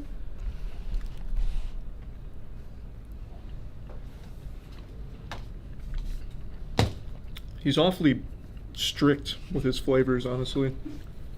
Elaborate. It's like disciplinary almost, like he's selling you the illusion of high quality pizza, but he's doing it with like an iron fist, if you know what I mean. I do. I really do. I've been watching a lot of wine sommeliers recently, so I'm trying to get really pretentious with it. Is that what they say though? Yeah, you can feel the aged grapes in the crust. Yeah, I'm getting notes of tomato. It was clearly aged in a wood casket for quite some An time. oak barrel. An oak barrel. So yeah, that's good frozen pizza. It's fine. I like you can see the green seasoning on top. Yeah, that's solid. Yeah, it's I really feel not bad.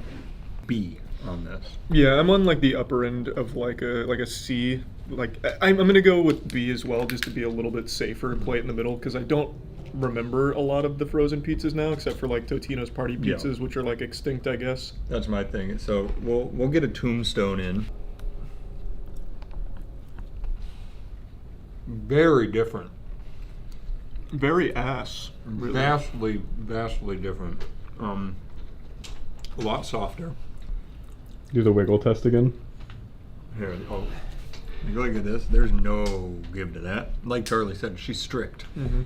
This one, parents let her go out whenever she wants. Yeah, this is loosey-goosey. Also, this is, I think, a 5 cheese. Yeah, they could have done without 3 of those. There is a weird one in there. I'm inclined to say it's the yellow one. Very insightful. The yellow cheese is the problem. Interesting.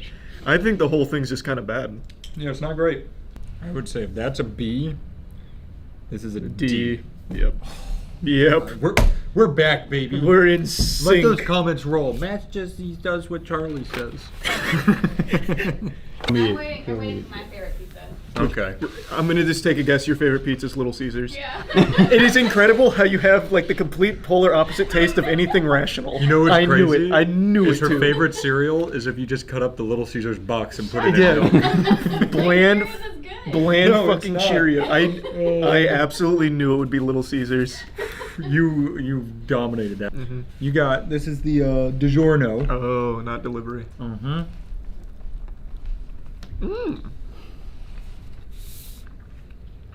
So that, I feel like, is your typical frozen pizza. Like, that's your baseline. This is what you expect a frozen pizza to taste like. This is like school hot lunch pizza. Yeah. But the little secret, take a little bite out of the crust. What was it, like cheesy crust? Maybe. It's ass. Oh, goodness gracious. It shocks you, doesn't it? Mm-hmm. In a good way? Yeah, that's good. This one for me is between the two, but I want to clarify. Like, I've got the B, and then This is in C, but like towards the upper C, and the other one's towards like lower D. Like there's a big. It's not like 1, 2, 3. There's a big gap. An interesting bell curve, yeah. Yeah. This is an A for me. I like this one a lot.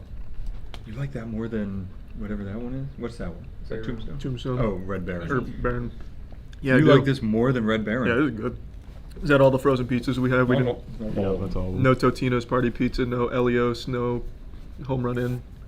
No, none of the Dollar Tree brands. That's a shame. Oh, Mama Celeste, did no one go get it? Mm-mm. Tell Caleb he's out. Alright, let's get a wacky one in here. This is a Taco Bell Turbo Crust Pizza. That's what they call it. Here, I'll help. It's like opening a pinata. Whoa. There was a receipt on here. Oh, that's what I saw. There's a vegetarian. This one's probably not. Yeah, this one I think is. There's refried beans. This one just kind of like explodes. I'm not gonna lie, this looks bad. This looks awful. Yeah, I've never had one big. It looks absolutely awful. To This show is you the guys. Mexican pizza? This is what everybody raves about? I have no idea. This is what Oh yeah, didn't they like threaten like killing people if they didn't bring this back? I'm going. I don't even know how to tackle this conundrum. That's just a mouthful of beans. It's just beans. That's a lot of beans. I'm gonna open her up for you. The beans are okay, I guess. Yeah, they're fine. It's not a pizza though. It's basically just a bowl that they structured to look But like the a problem, pizza. like that's 80% refried bean.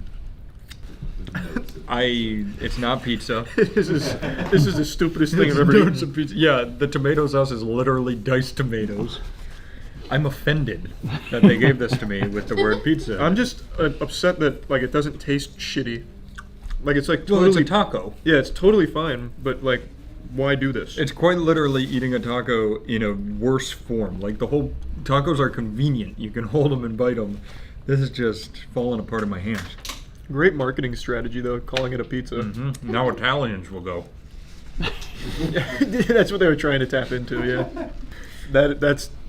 I don't hate the taste, but I hate everything else about it. I'm just gonna have to give it like a D. I will tell you, like if I just got you a Taco Bell taco, you'd be like, oh wow. Thanks for the Like, taco. that's a Yeah, taco. that's good.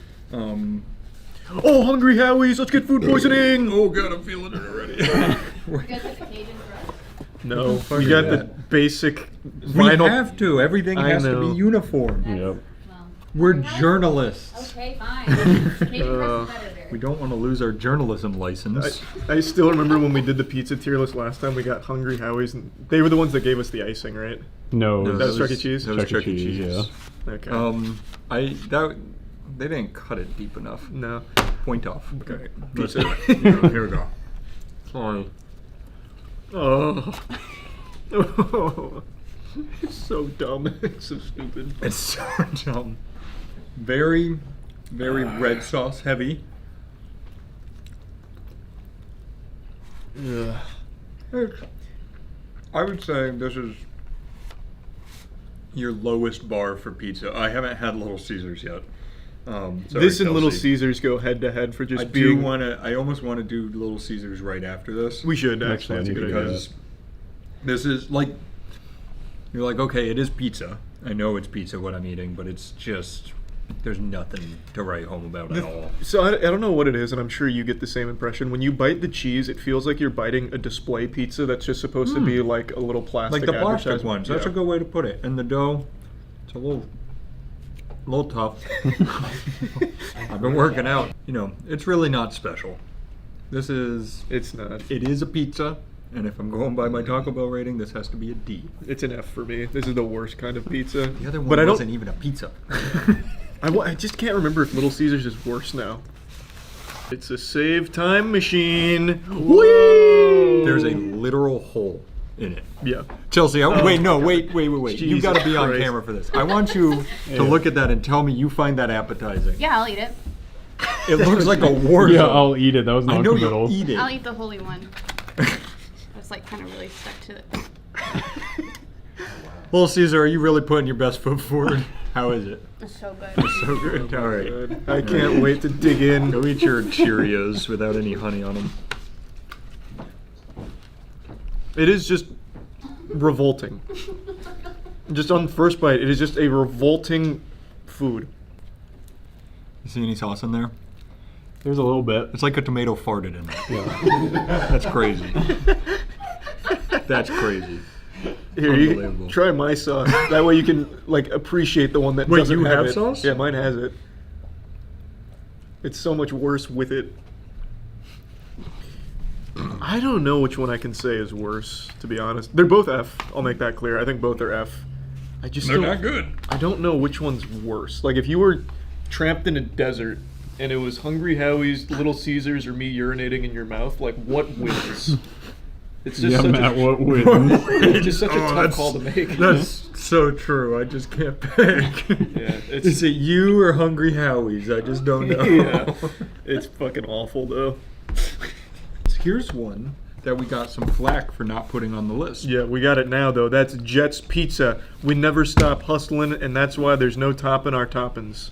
Every day we slice our veggies by hand. It's not easy, but no one said being better was easy. Big claims. Smell test gives it a pass. That's good.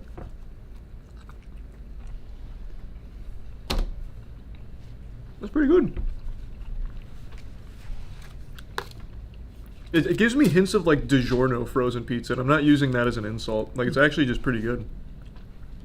That is decent. It's deep dish, so it's a lot of bread, but I like it. You can hear it crunch. Perfect, thank you. I will say the edge is definitely the best part. Yeah, I like agree. the edges where it's crispy like this, really good. That's where it's shining. Yeah. That is good. Yeah, I like that. I see why Jets fans were upset with us last time. That's an A. Not an S, but that is an A. They actually lived up to the hype. That's rare. That's very rare. What's this? Domino's? Nice. Domino's performed very well last time for us. I don't like the look of this.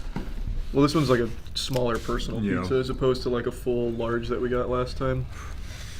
I didn't eat all day because we were doing this tier list, and I'm still feeling it. Oh wow, you just jumped right in. I was excited. Domino's is like they have stepped their shit up. I fuck with that. It's beautifully seasoned. You can see all kinds of 11 herbs and spices hanging out up here, getting to know each other and mingle. It's good. It's like the Dr. Pepper secret ingredient. I think that's your run-of-the-mill delivery. You're at home, you want a pizza, you call Domino's. And you get a good pizza. I'm conflicted. I really like Jets, but I feel like I don't know, maybe it's because I'm used to Domino's. It just feels better to me. I'm just gonna give Domino's an S, really. My first S. Wow, our first S. Because, you know, Matt's rankings don't go on the screen, so it's an S.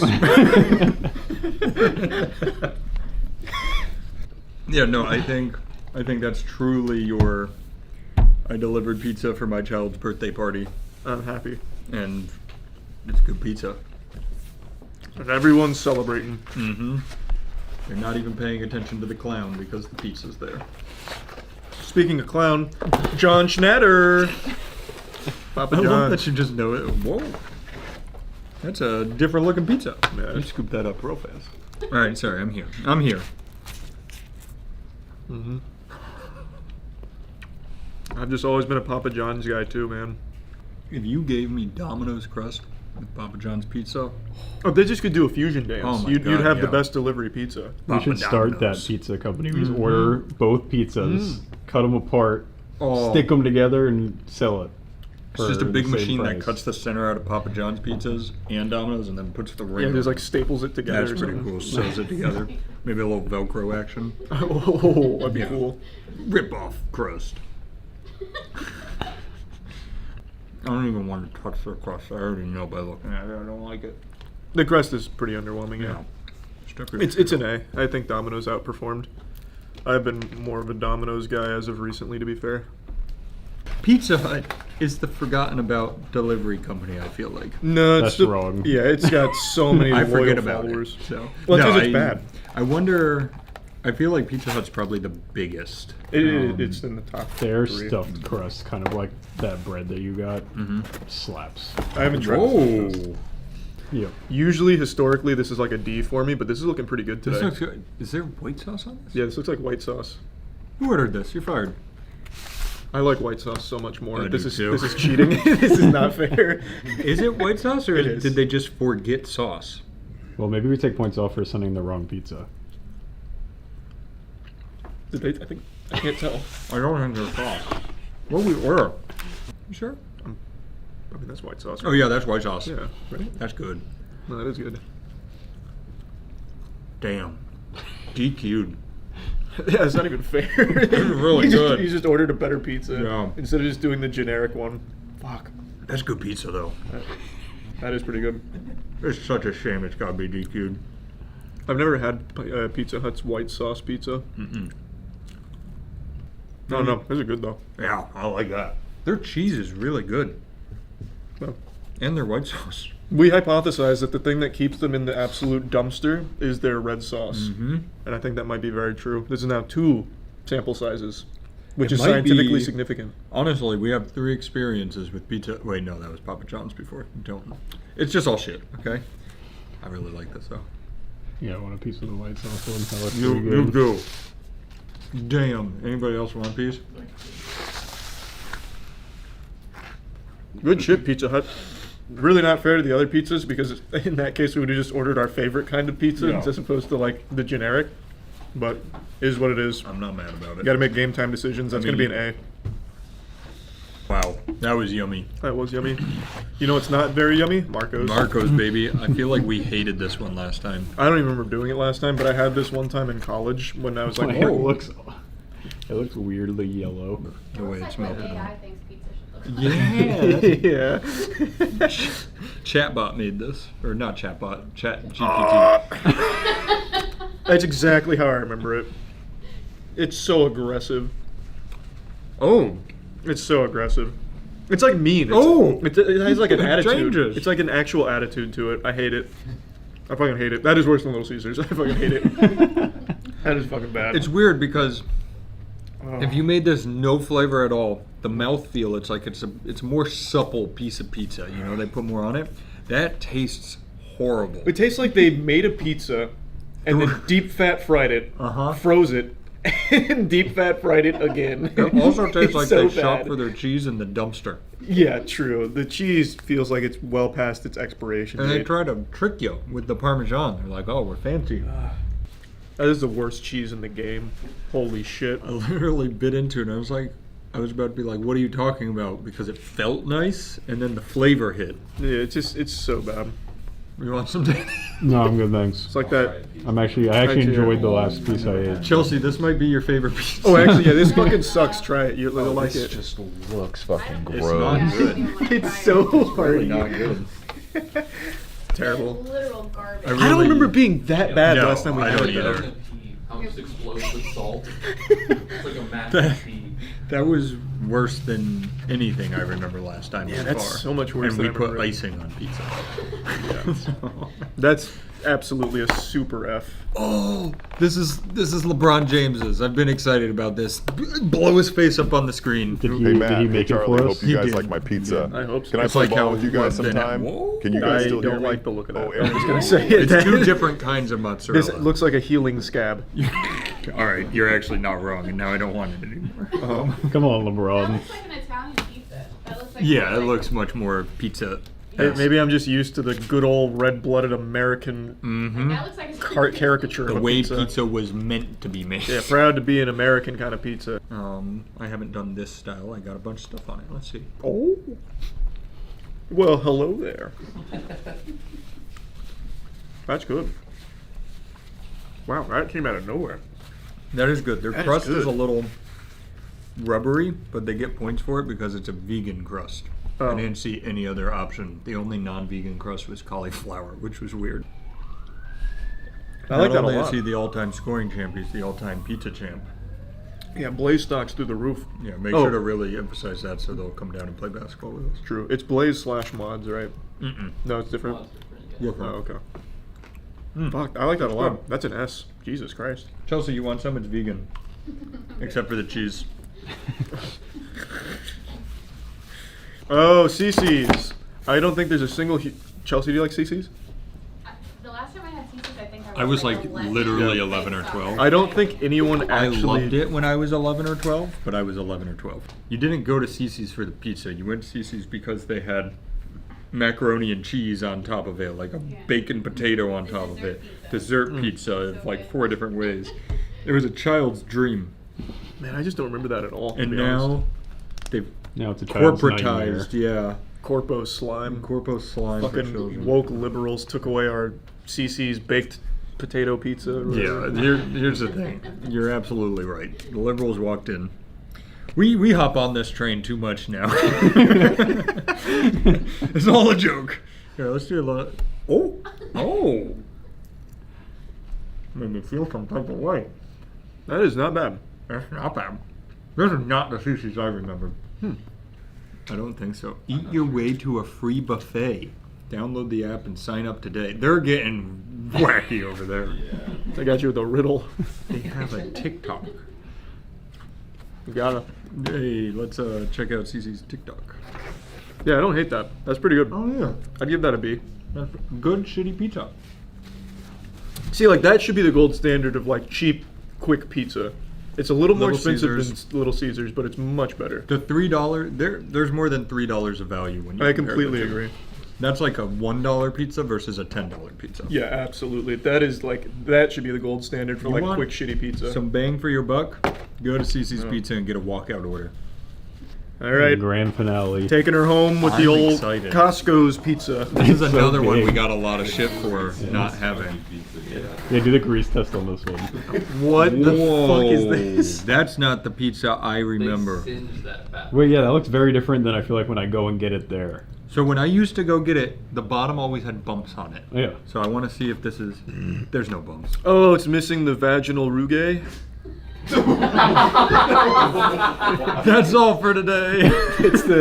It's the vagina. It's lined with like the little ridges and shit. You gotta give more context so I know you actually know what you're talking about. It's supposed to help. You don't need to know. All right. Well, your mouth has it too. It's supposed to remind you of pizza. I know what you're talking about now that you The said rugae. that. Those are my rugays. Yeah, no there's no so bumps much in though. common with a vagina. All right, this looks like ass, and I was really excited for this one. Yeah, you can't. There are bumps on the bottom, by the way.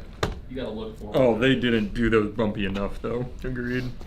It's all about the mouthfeel They're not of the rugae. You gotta put your mouth rugae on the pizza rugae. yeah. They gotta like line up. My mouth perfectly. rugae ain't gonna feel these pizza rugaes. All right. That is quite the Yeah, illustration. That's very cheesy. vaginal rugae. That is, yeah, it's cheesy, but it's pretty good. Rugae almost sounds like a move from Naruto. My Sharingan rugae. There's enough here that makes me go, if I got a good one from here, I know it's still great, but they fucked this one Okay, up. so doesn't a slice of that actually cost $2 when you go in? Like it's actually It's bigger, $2. though. But I will say a slice from Yeah. them is almost always like... It's like 2 of those. It's like Yeah, this. it's Yeah. literally two. So keep that in mind as well. Yeah. They load that bad boy with cheese. Yeah, It's that, when you get the cheese, super cheese. When you get a pepperoni, they have the pepperonis, but for the cheese pizza, they put extra cheese on it. Oh, interesting. And I will say, like, you can taste this as a higher quality cheese than, like, all the deliveries and stuff. They just ruined it a little bit. I feel like maybe we just didn't get the best batch, which is We holding did it not. back. But I still do like it. I think that's a comfortable B. I was even going to go A, but that I've also had it before, so I might be a little clouded, but I'm going A. That's fair. I can definitely see it being an A if it was just maybe not This. cooked in a hurry and Yeah. lazy. Well, not lazy, but like kind A of little more love. Yeah, a little more A passion. little more love and attention.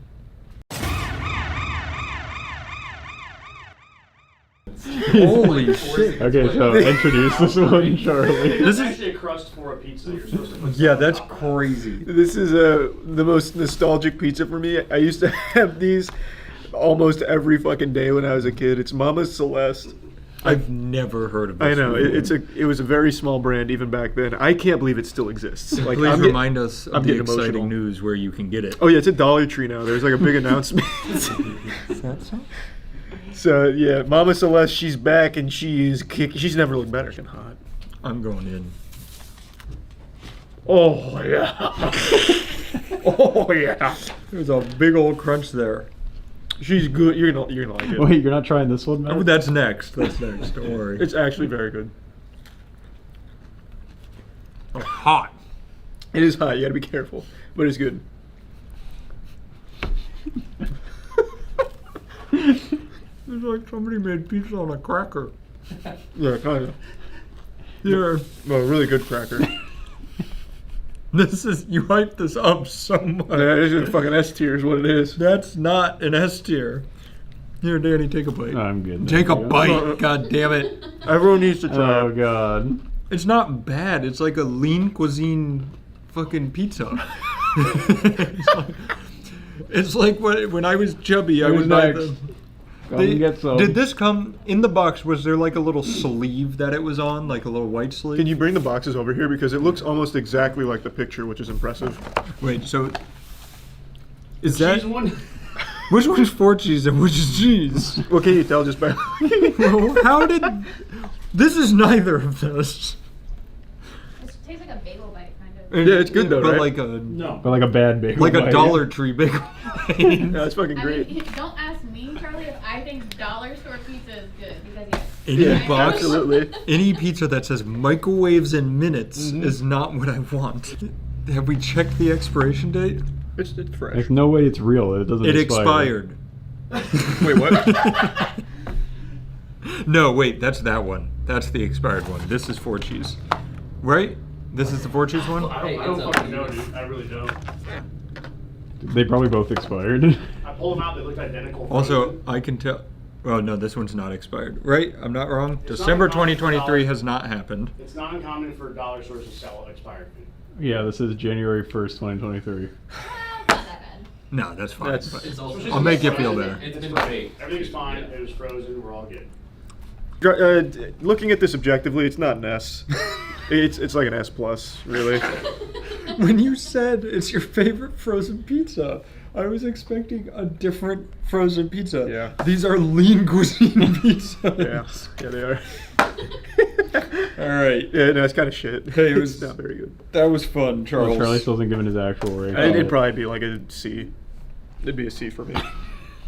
Yeah. It's fine. It's, You know it's what? good. As always, final consensus, C. It's an easy C. C for Celeste. Hey, you know what I wish delivered besides pizza? What? moistglobal.com, baby, where you can get this and that and all the other good stuff we make. Yeah, and it does deliver. Oh, it literally does. Yeah. Even better. Go get it now. That was good. Good Yeah, pizza great, tier list. Great work. Thanks, guys. Thanks, everyone. Wait, never mind. There's some memories that last a lifetime. Your first kiss, your first time driving, first time flying, first time getting an A on a test or hearing your parents say they're proud of you, and the first time you experienced the heartbreak of when your favorite video game gets unjustly shut down. If you close your eyes and listen closely, you can hear spirits breaking from tens of thousands of Echo VR players from across the world. Unfortunately, it was revealed a couple days ago that the most popular VR esport, Echo VR, is being shut down by Meta's new CTO, Andrew Bosworth, aka Boz. Big Boz recently took over and is making some pretty big changes and has cemented himself as the supervillain in the VR space. He, for some reason, decided to pull the plug on Echo VR, which is not a dead game by any means. It's a community of tens of thousands of players that still have a massively thriving esports scene. But unfortunately, just like Judge Dredd, Andrew Bosworth was blessed with the ability to axe anything. He's judge, jury, and executioner. So Echo VR was no longer allowed to fly under the new Boz laws. His reasoning is that the community is too tiny, saying that it had fallen into the low 10,000s, which if any of you play games know that that's not really a dead game status for what is essentially a 3-year-old game that doesn't see a ton of updates in the first place. Like, that's pretty fucking good.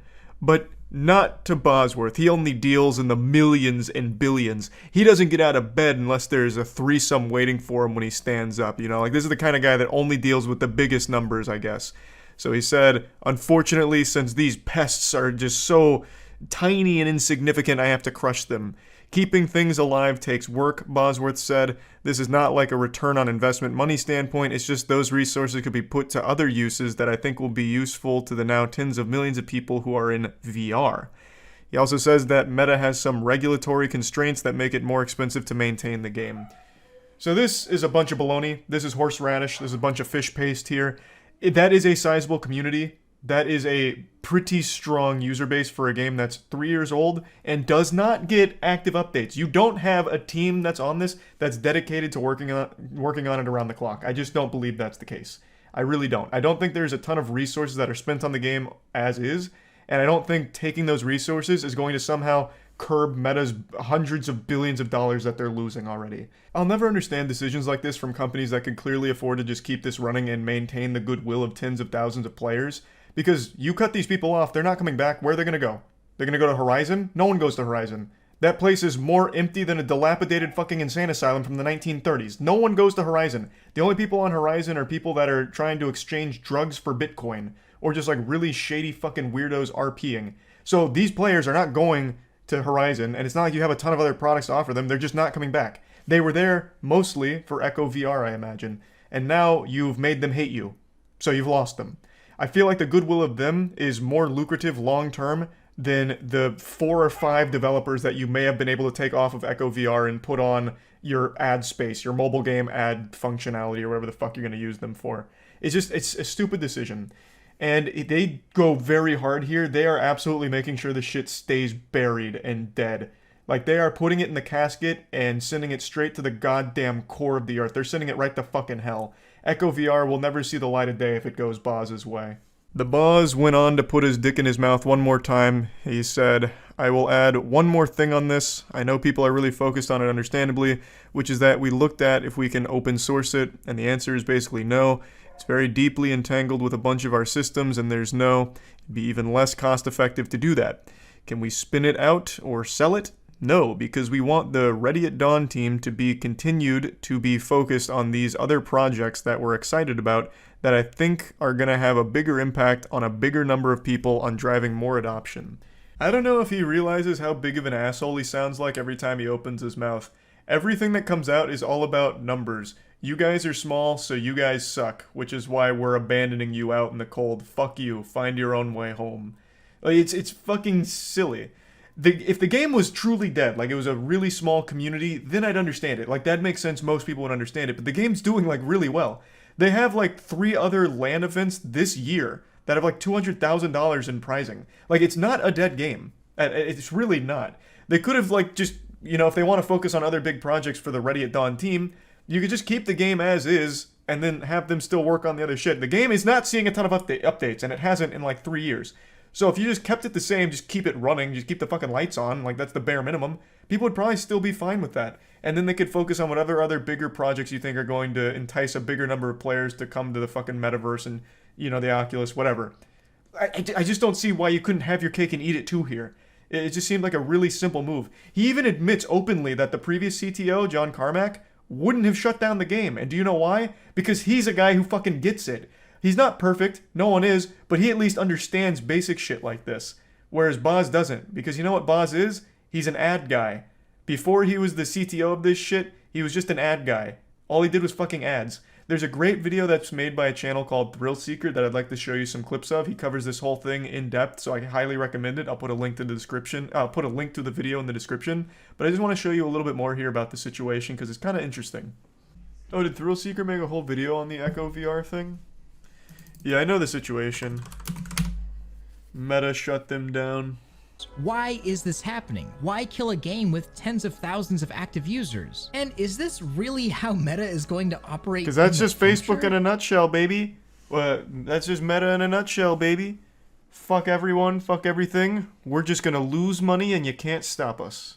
Pretty easy to see exactly why. Swapping chief technology officers of a future technology company, even if Carmack wasn't full-time, is almost like a company brain transplant. On one hand, Carmack comes from a pretty... Which is one of the big problems that Halo Infinite faced, because they kept losing some upper-level, like, senior project leads. So every time they got replaced, the whole vision started to change, and everything kept getting muddier and muddier and muddier, and then you get the absolute fucking mess that Halo Infinite became. That's why making those kind of massive swaps in the middle of projects is always a fucking disaster. Bosworth, on the other hand, is cut from totally different cloth. He's been at Facebook since 2006, and he made his claim to fame within the company, making Facebook money as the vice president of ads. That's right. Hey, what a great fit for gaming. That sounds amazing. Let's take the vice president of ads and put him on the gaming space. That's just a seamless fit. Fuck yeah. That's the boss, baby. Why the hell would he be put on the gaming space? What do you mean? Gaming is a multi-billion-dollar industry. Taking a guy who's all about just making money off like ads and shit, trying to monetize the gaming space, 100%. That's why they put him there. Plus, Meta lost like fucking, Jesus, what was it, like hundreds of billions of dollars or something in valuation over the last year? They're desperate. So they're gonna sick the boss on the metaverse, on the gaming space. We had a gaming legend, and now we have the legend of advertisements in charge of VR. And as but look how cool he hilarious is. and sick as that is, So what happened here? It just dwindled. You know, the user base is small. It's loyal as all get out, but it's small. It's measured in, you know, the low 10,000s. Those resources could be put to other uses that I think will be useful to the now tens of millions of people who are in VR, and at some point you have to make those choices. So, the tens of millions of people in VR, I can assure you, are not in the metaverse. Brother, that place is barren and empty. That place is like every 16-year-old outcast's birthday party. There is nobody in there. So yeah, there is a lot of VR users these days, and I'll tell you where they're not. The fucking metaverse. They're on like Gorilla Tag and shit like that. Yeah, I know, him calling 10K small obviously just shows how delusional he is when it comes to like player-based numbers, because this is an ad space guy. 10,000 people is nothing to him. When he's working with like Facebook mobile ads and shit, that is barely a blip on the radar. That is a completely meaningless number to him. So he can't really separate that number in the ad space to the gaming space. Because a 10K, and I think it was, I imagine it was more than 10K. But even just a 10K user base on a multiplayer VR game is pretty fucking good. That's a strong community. But I do need to think about return on investment. And I'm not talking about money back to Meta. I'm not talking about trying to make money. That's good, because Meta doesn't make money. And you know who's not going to solve that problem? Goofball Boz. So I'm glad that's not on the priority list, because that shit is not happening. Talking about the return on the human capital, the people that could be doing something that's going to affect millions of people, but instead they're trying to keep something alive that affects 10,000s of people. I love how deeply it affected those people, but I just got to make those calls. It's part of my job. His job is legitimately to be hated. This guy has done nothing that people appreciate except for soulless corporate suits. This guy is a fucking chronic loser. He is an ad space guru. He pumps ads to kids on Facebook and now shuts down games that people like. This guy's entire position is to just be disliked. To be an unlikable heel. What a fate. What a fucking fate. Corpo slime. I mean, pretty fucking much, man.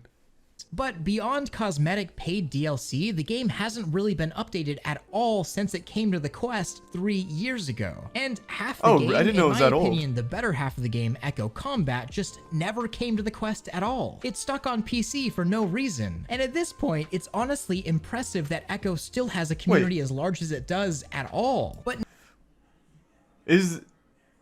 Wait, so is Echo... Did they still have a component elsewhere off of the Boz domain? Oh, because they haven't taken it down yet. Oh, okay. I'm talking about when they take it down. Are they affecting the one that is outside of the Quest? Like, are they taking the one that is on PC? Does the whole thing come down? Like, the PC one comes down too? Yeah, because they're shutting off all the servers. Got it. Okay. some people really don't care, and they'll just bend over and take it from any corporation that'll give it to them. But really, why do I even care? It's just a game. I will say though, as far as corporations go, I think Meta has the least amount of meat swallowers in the world. Everyone from every walk of earth hates Facebook, and Facebook is a company. Like, no matter where you are in the world or with your beliefs, everyone equally fucking hates it. I don't see many people ever defending it. I see some metaverse brainwashed people, but those are very small in number. Echo VR has need everyone's help to save Echo VR. It has 3 to 4 yearly LAN events and multiple esports leagues. Has a dedicated user base, putting money into making it the biggest VR esport. Yeah, so when this story broke, I kept seeing it touted as like the biggest VR esport. I don't really keep up with the VR scene much, so I wasn't very familiar, but I still think that's pretty cool. Hope someone sets up their own servers for this. Yeah, I'm going to tell you right now, that's going to be unlikely, especially with a company like Meta, and especially with a soulless weirdo like Boz. If someone tried to set up like their own private server, like if they tried to do what City of Heroes did, for example, I feel like Meta is the company that would 100% come after them legally. So I think there's a 0% chance of that happening. So once it goes down, it'll stay down. There's definitely still a fighting chance to save Echo. So does Thrillseeker do a call to action here? Because I don't really know how you save it beyond making a big stink online. And normally I'd say that does have a chance, but with Meta, I just don't think they give a fuck. I really don't.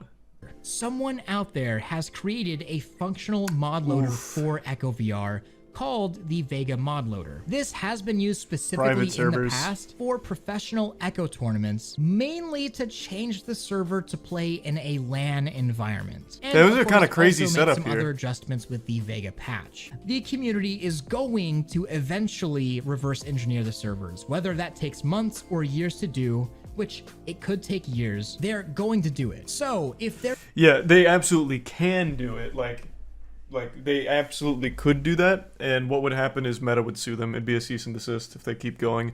That is exactly what happened initially with City of Heroes, and they ended up running private servers in secrecy for like 8 years, which was in a very big legal gray area. What are you doing, Io? Why are you trying to eat the trash can? I really do hope that they don't do that, because there's absolutely no harm in having the private servers. It doesn't hurt Meta's bottom line. Or what are you doing? What is going on over there?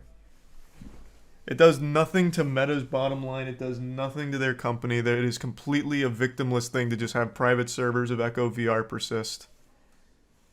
But these companies are fucking cutthroat, and I feel like Meta is definitely going to be one of the worst ones for it. And I gotta say, I am so excited to go work on some hardware videos now that aren't so loaded. But I also hope that you guys got to see a little bit behind what's going on at Meta right now. Hey, I got more reasons to hate Meta. They're just a company making VR stuff, love that. and they're doing a lot for the industry. Let me know what you thought below. Much love. Thrill out. That was good. That was an extremely informative look at exactly what was going on. I had a baseline understanding of what was happening, but this was a lot deeper into it. So now I have an antagonist. To play with, thermal space to play. Boz. There's a certain beauty and a curse that comes with live streaming. If you make a mistake, there's no undo button. You can't just cut it out. If it's there on a live stream, it's there forever.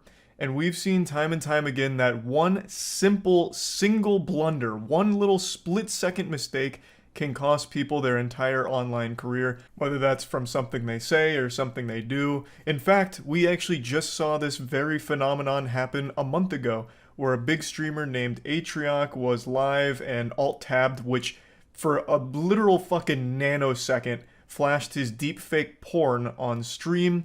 And that cost him everything. Years upon years of work undone in an instant because he jump scared everyone with his deep fake porn, which revealed a lot of awful things about the whole situation and everything that was going on there. Point is, on live streams, there's no going back, and we've seen time and time again this lead to the downfall of an entire career.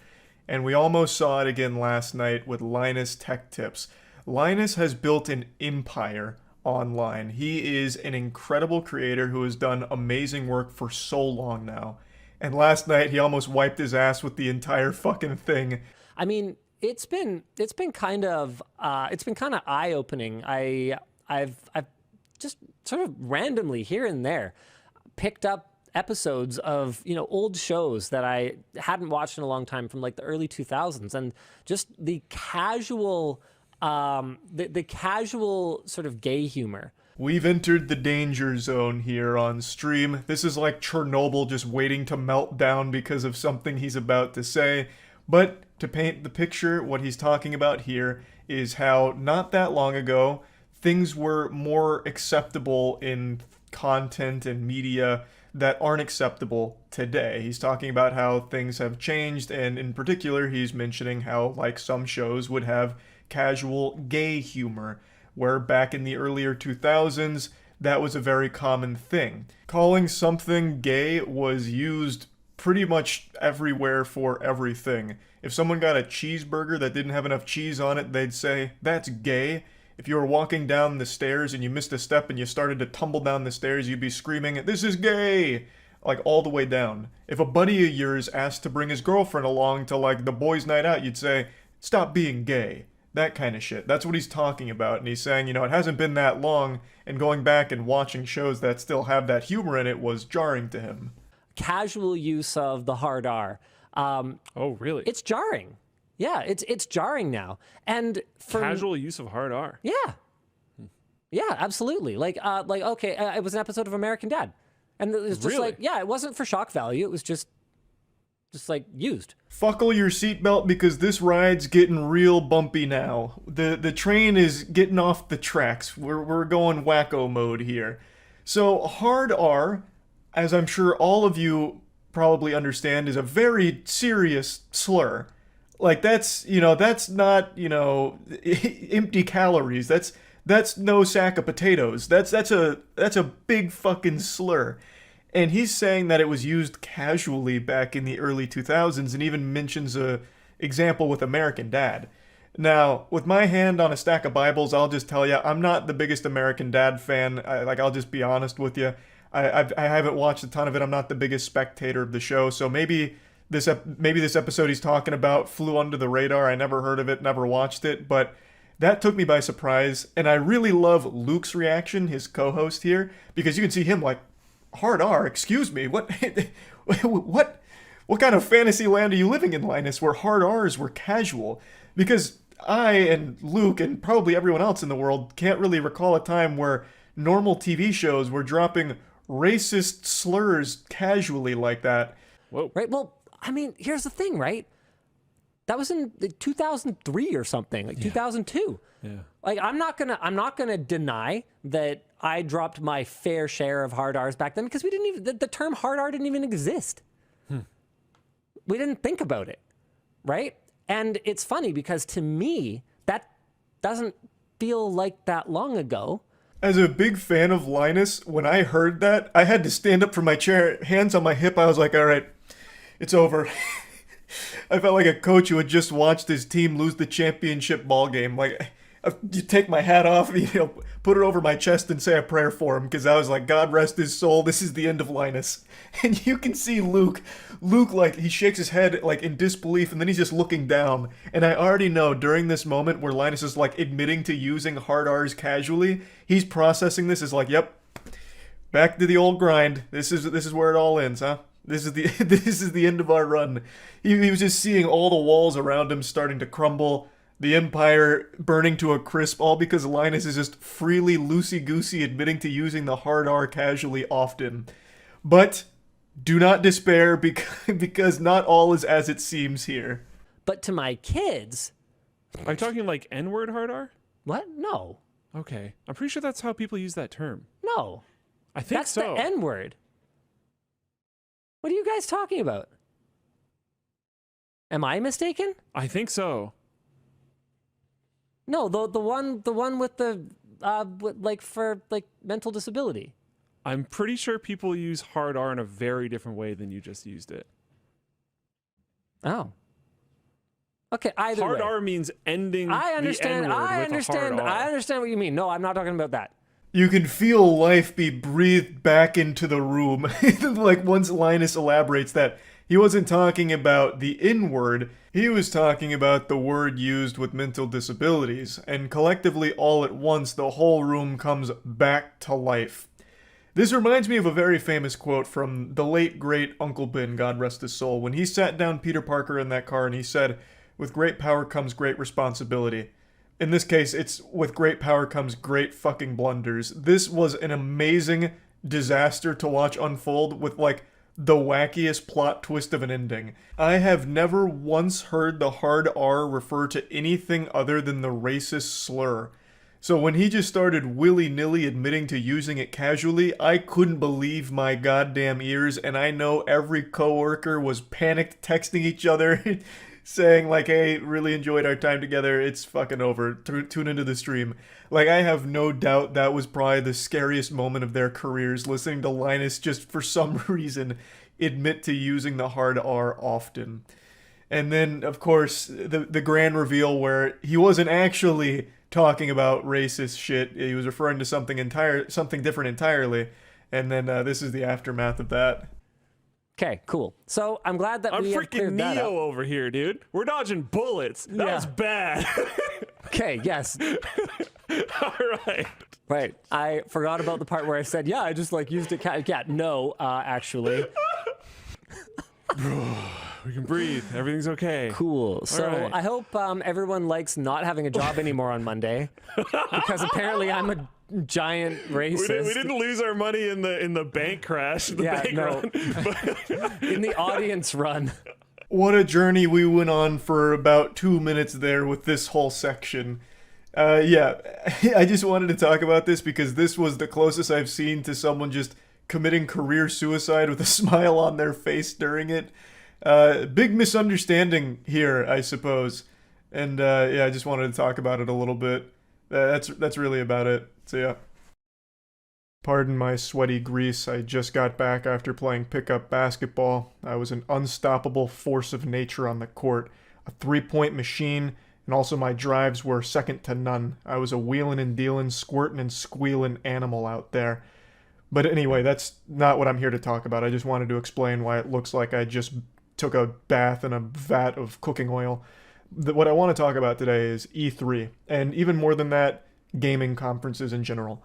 E3 used to be the biggest name in gaming that everyone would look forward to every year. It was a huge convention that'd be held where they'd show the latest and greatest from the industry, trailers, they'd even have playable demos and everything out, all these booths set up where you get to meet people in the industry, and just a really big celebration of things, and some unforgettable moments have happened at E3, some huge announcements, and of course, who could forget the iconic time that Ubisoft brought out Mr. Coffee, who used to do this. So E3 is something that used to be beloved, but now is kind of just this fossil. Most gaming studios just hold their own conferences now where they play their trailers. You have like the State of Play for Sony, Nintendo Direct, where they talk to you like you're actually lobotomized, but they always get out all the information they want to. So it's kind of just obsolete to have E3 in the modern landscape. And even still, there is Jeff Keighley who hosts something very similar. He hosts multiple productions that are kind of similar to E3, like the Summer Games Fest, where he gets a big bunch of developers together to, you know, do world premiere trailers and stuff. And he kind of dances on the grave of E3. He has stepped in as like the savior of these kind of gaming conferences. He streams them all and he crushes it. But E3 itself just can't find its footing anymore. Most people just don't care. It was supposed to be coming back around this year for the first time since 2019, but a few hours ago they announced they're going to be canceling it yet again. And the reason for its cancellation isn't surprising, but it is pretty sad to read.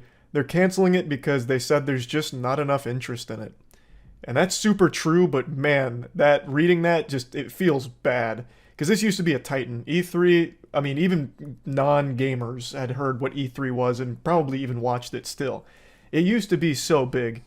And obviously it went away for a while because of COVID. They couldn't have these big convention spaces to be holding E3, so that was the reason why it was gone for a couple of years. But, you know, since then, they just don't have the interest. And since there's not interest there, it makes it pretty unreasonable to try and do it anyway. That just feels even more pathetic if they were to do it and no one really cared or showed up or watched it. So I do understand it, and I just kind of wanted to talk about it a little bit because Where did it all go wrong for gaming conferences? It's a question that nobody is asking because we all know the answer to it. The reason gaming conferences have kind of died out is because there's just no reason for them to exist anymore. Everyone has unlimited access to information at all times, at every hour of every day.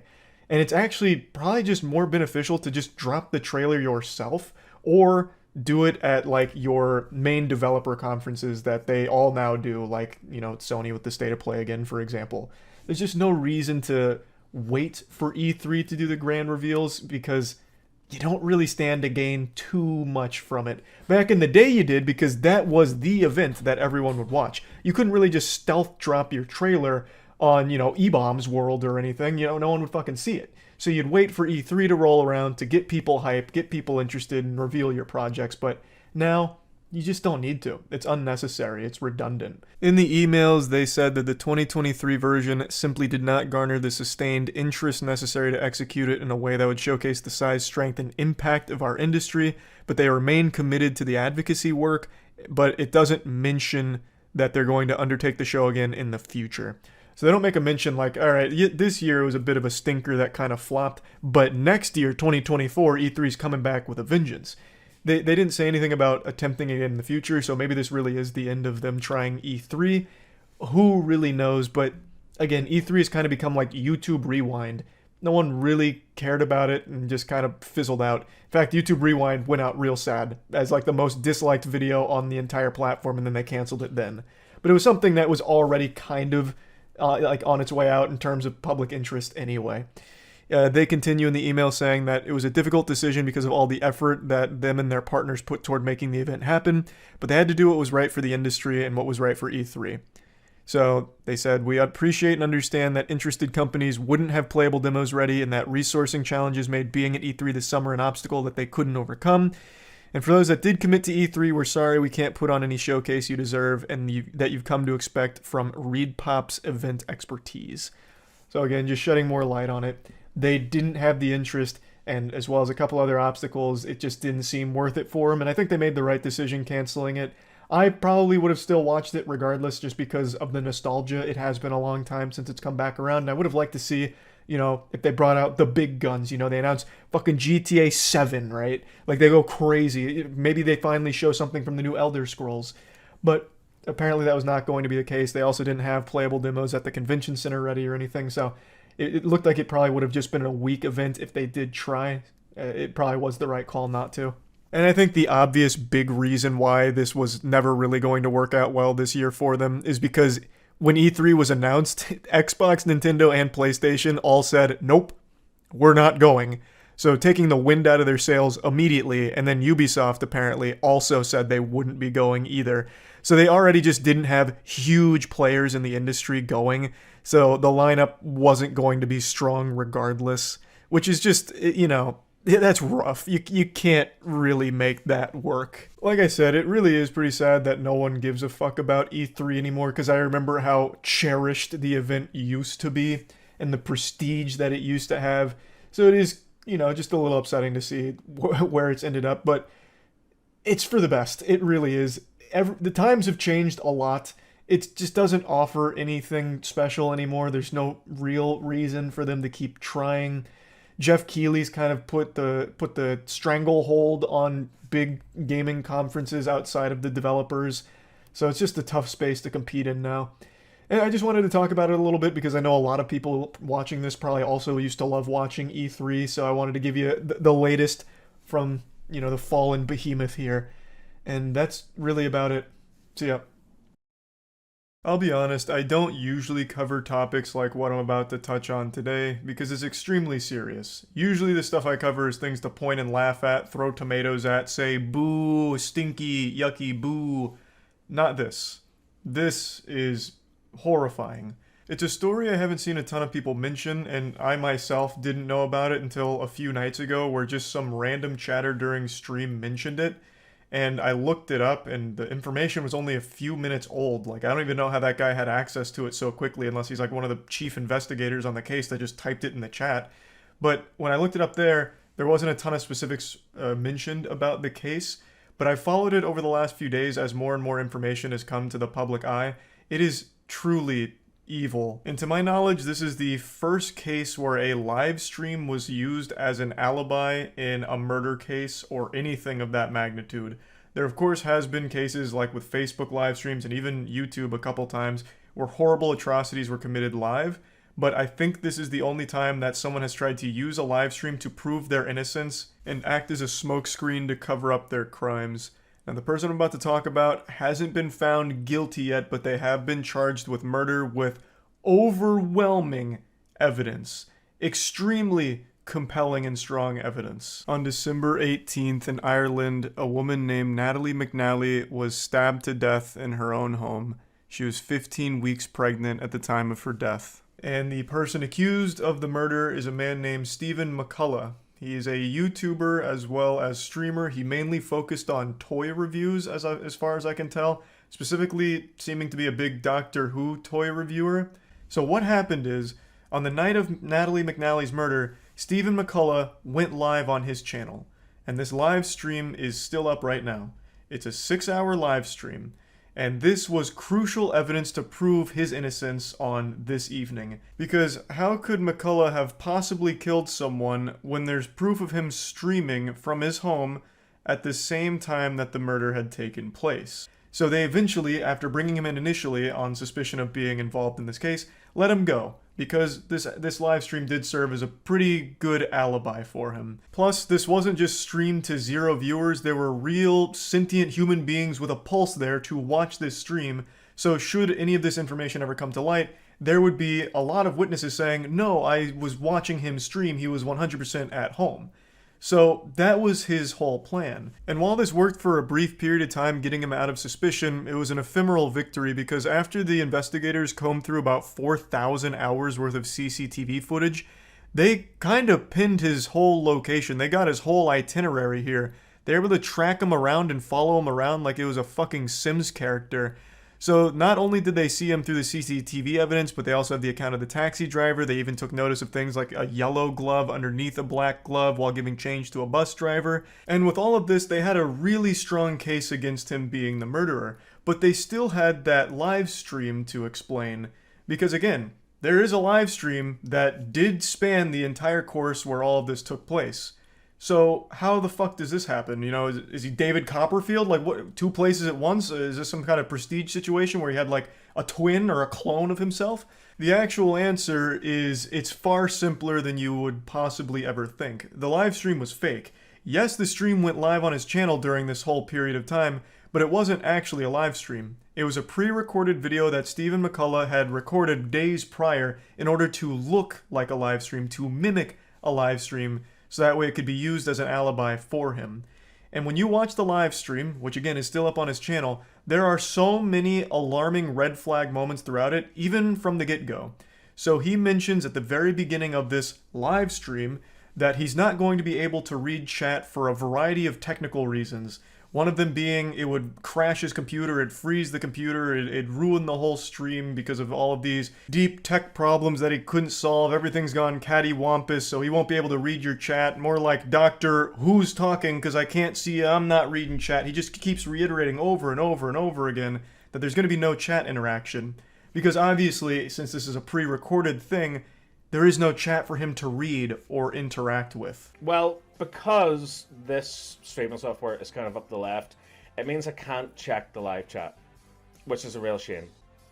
Can't look at the live chat for some bloody reason, because if I do, it makes the whole thing freeze and OBS just screws up. And he just kept like explaining why he can't read chat, and then he started talking about like, well, I guess I could read it on my phone, but you know, I get addicted to TikTok when I'm on my phone, and that's a mess, so I've put my phone in timeout in another room, so I won't be reading chats there either, and that'd probably ruin my internet too anyway, so no chat tonight. You guys can talk amongst yourself. I don't even like live streamers who read chat, so no chat for me tonight.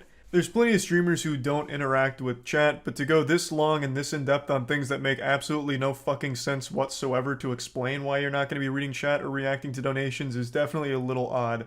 And there's plenty of other really alarming moments about this stream, especially looking back on it in hindsight. He keeps reiterating that he's live, you know, this is live, and he's staying inside all night. He talks about like drinking and driving, and he'd never drink and drive, which is why he's staying inside, drinking on stream live for his viewers to enjoy. He's playing GTA Vice City throughout the stream, and he's making comments about like how the police force is no longer like equipped to handle cases, and there's a rise in crime. It's in the real world he's talking about. It's all very fucking alarming stuff, but by far the scariest thing he says has to be this. Yeah, that's physics. That's what would happen in the real world. Abso-fucking-notly.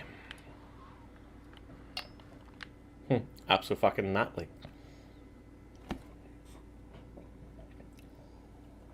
Completely out of nowhere, unprompted, he mentions someone named Natalie in a pretty menacing way.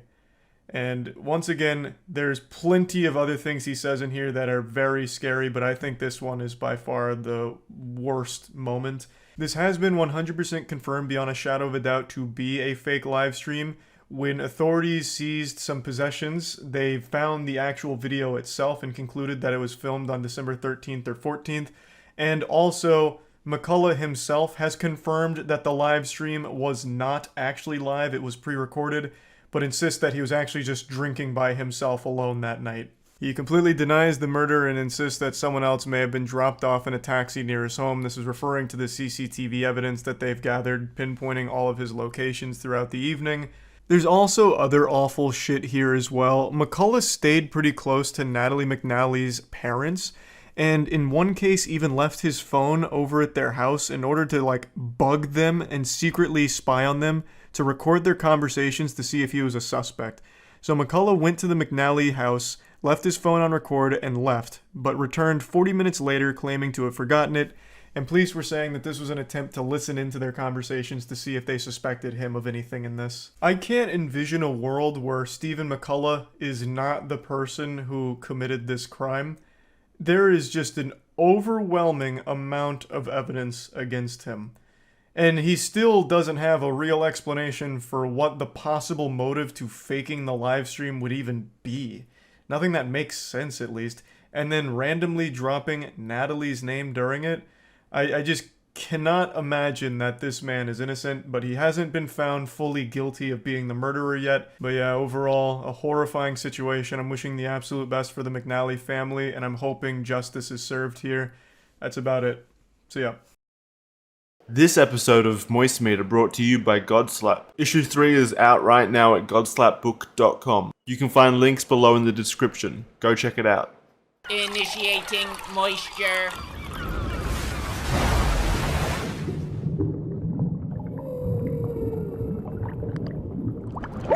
Welcome to the Moist Meter. Today we're taking a look at the new Shazam movie, Shazam! Fury of the Gods. I mean, it's not great. I mean, it's not horrible, but it's not very good. I don't know what to tell you. It really feels like DC's serving up Naruto filler for movies at the moment. This whole film felt so utterly worthless. I can't even like fully explain it without getting into spoilers, so I'm not going to, because I try and avoid spoilers to the best of my ability. But it feels like the stakes are super duper low, and it goes into the most cliche superhero film I may have ever seen. This feels like Marvel's first attempt at superhero films back in like early 2000s, but somehow this came out this year.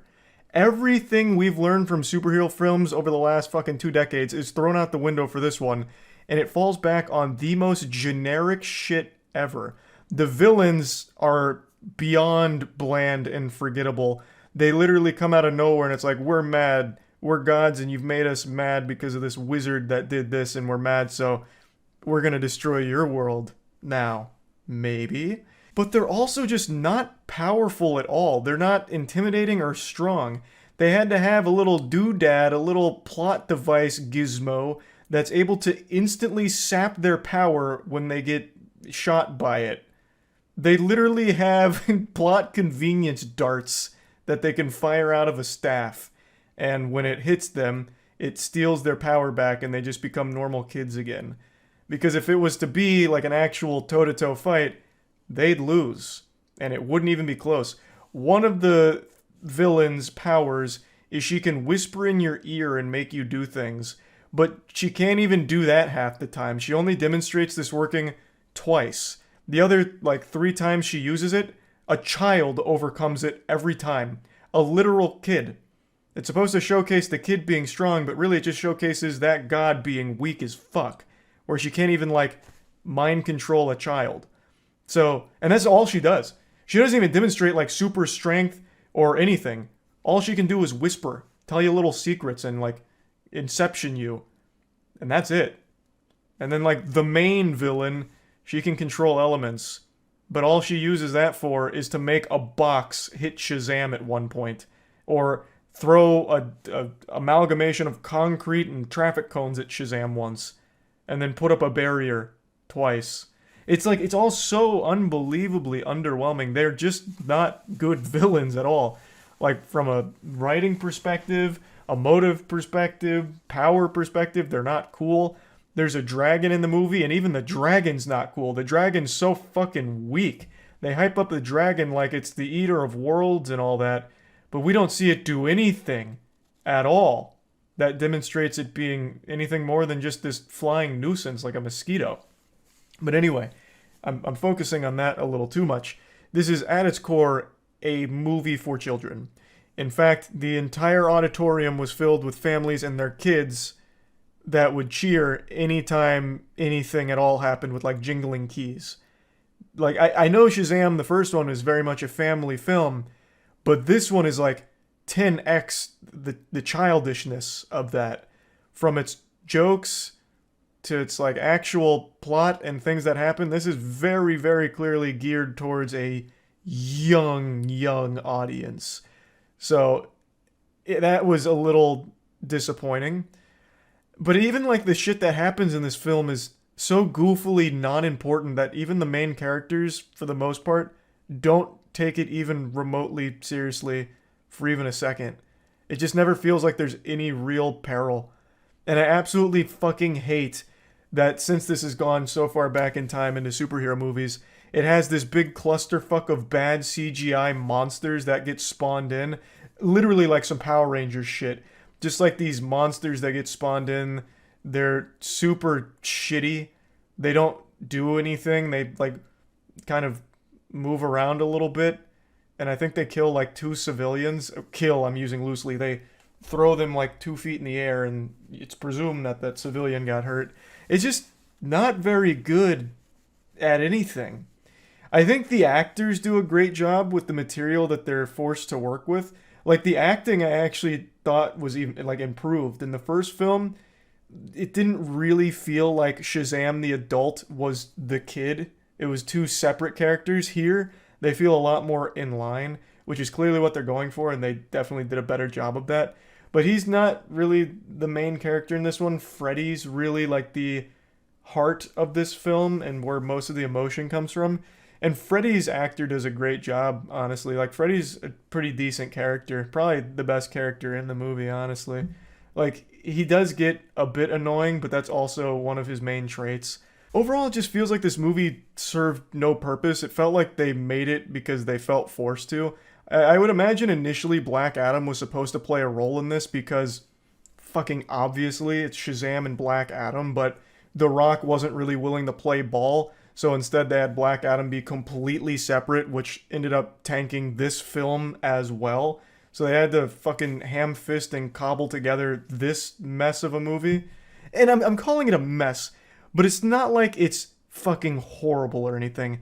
It clearly knows that it's a movie for kids, and it leans into that. So I guess a lot of it's supposed to be something that you just give a pass to, but it's just not interesting at all. It really isn't.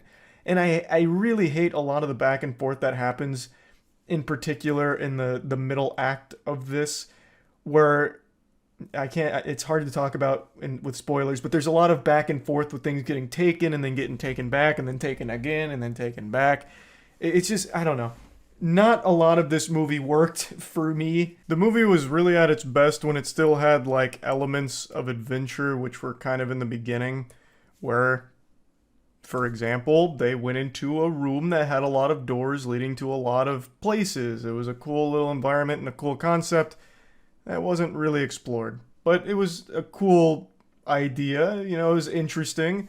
Then they go to a library with flying books and like this omniscient pen that can write down anything and answer any question you have. Those two things are cool, but you don't see a lot of that here. There's really just not a lot of magic in general, especially for something that involves a wizard and the powers being of magic origin and the villains having magic powers. It's crazy how not prominent the magic is in the film, which is a weird decision. But yeah, aside from a couple instances of a few scenes that I thought were done well, there just wasn't a whole lot I really liked about the movie. Plugging Shazam Fury of the Gods into the moist meter, I'm gonna have to give it a 40%. I really don't think it's horrible, and definitely I can see kids enjoying this movie. I heard kids enjoying this movie while at the theater. They were going fucking crazy anytime any kind of fucking fight or anything would happen, really. So I guess it might be a hit for a young audience, but I certainly wasn't in there pumping my fist at the film or anything, so that's really about it. As most of you know, we started our own comic book series called Godslap.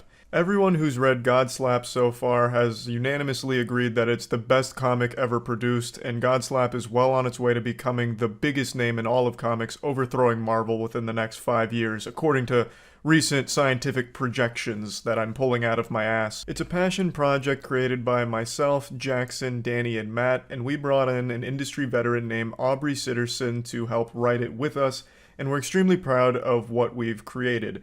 Issue 1 and 2 are already out, and Issue 3 came out today, as of right now. Issue 3 is available at godslapbook.com, and per usual, this is the standard cover, but we also have 2 limited edition variants, which will only exist until they're sold out, and then they'll never be reprinted.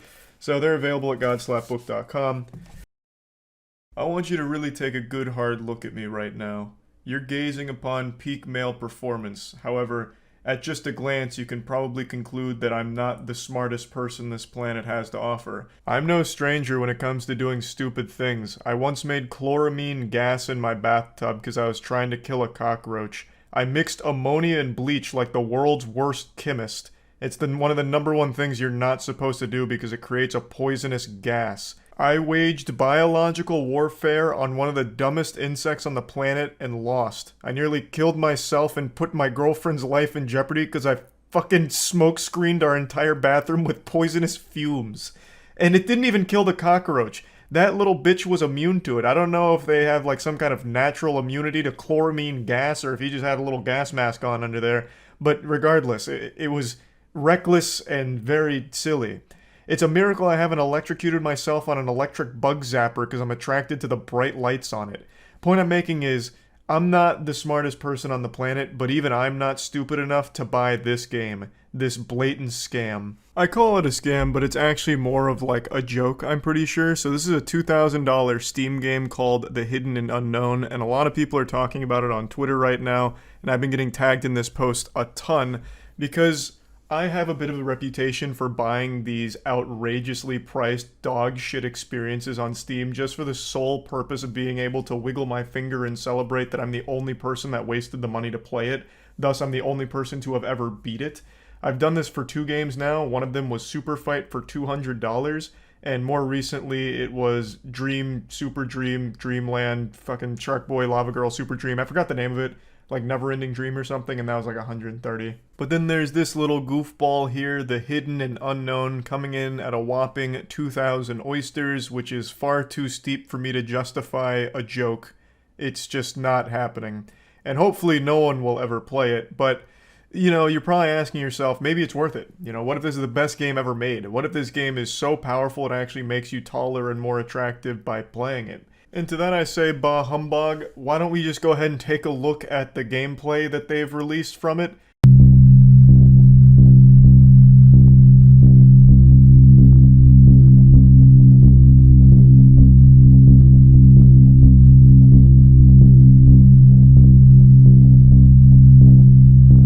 Golly, it's got everything you could ever need. Story, future, mystery, prediction, unpredictable, thus making your prediction fucking worthless. So it also has contradiction.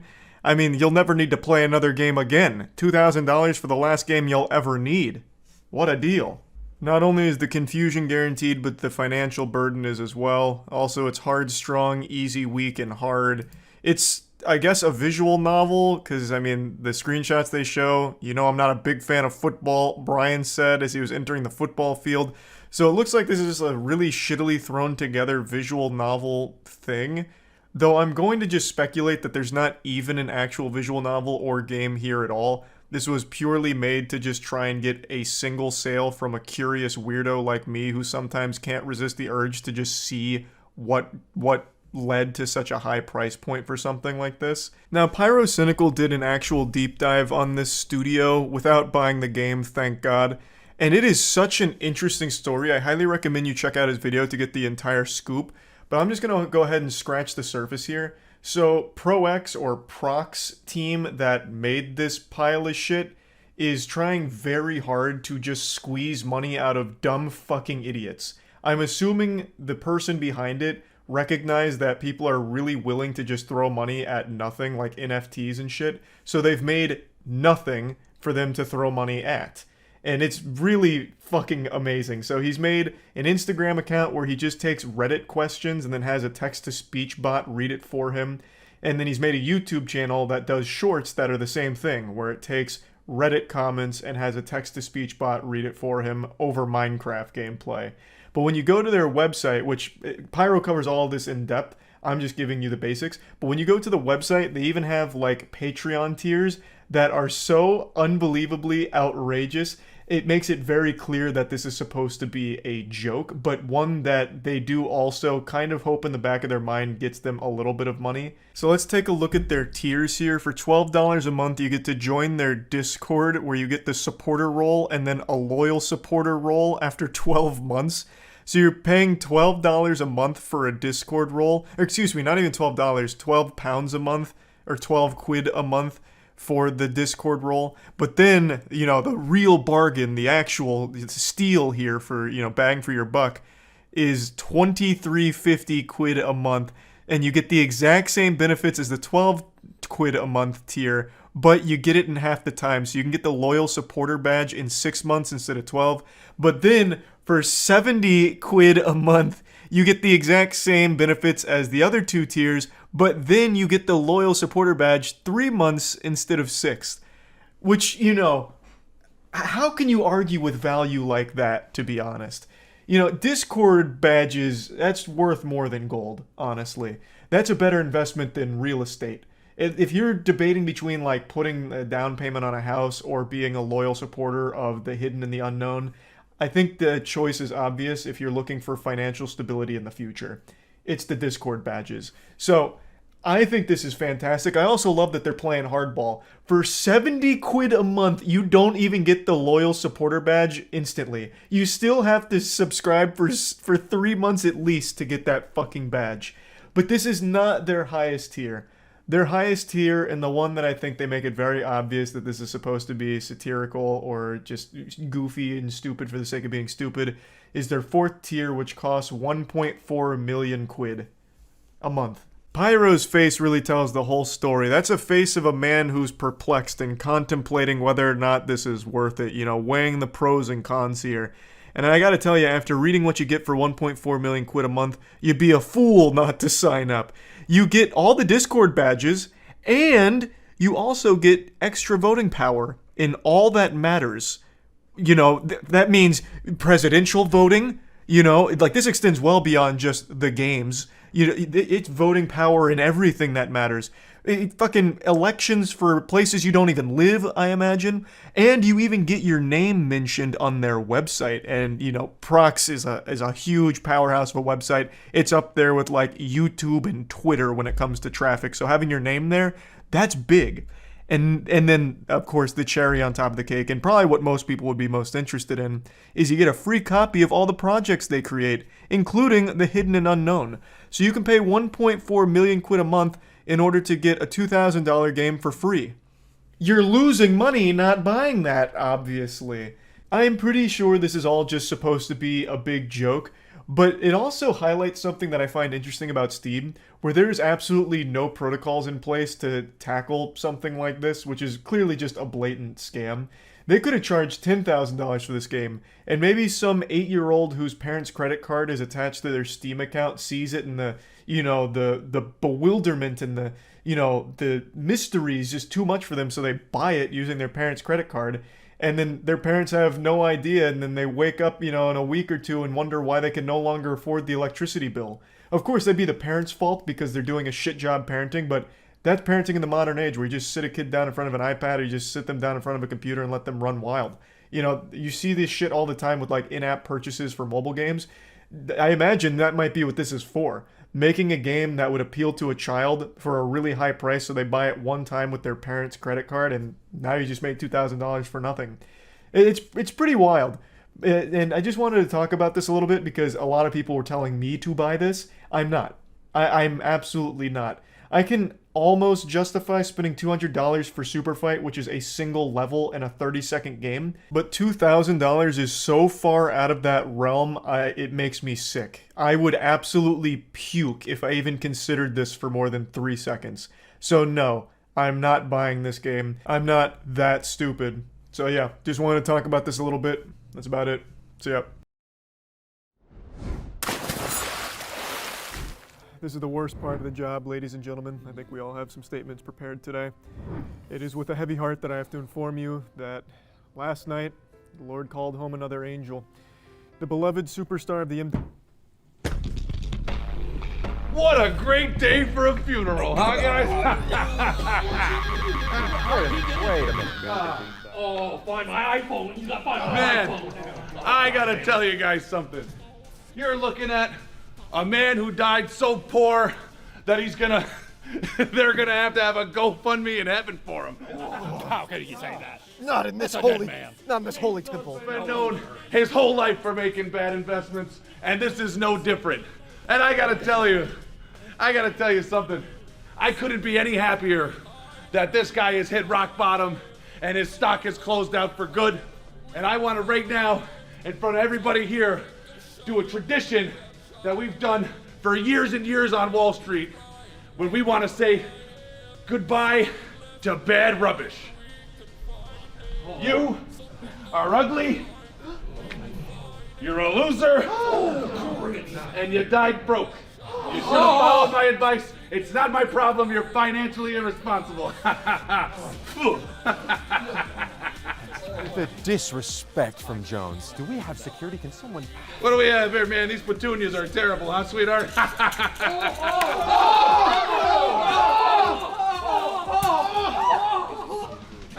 That was Papa Chainsaw the first... Oh my gosh!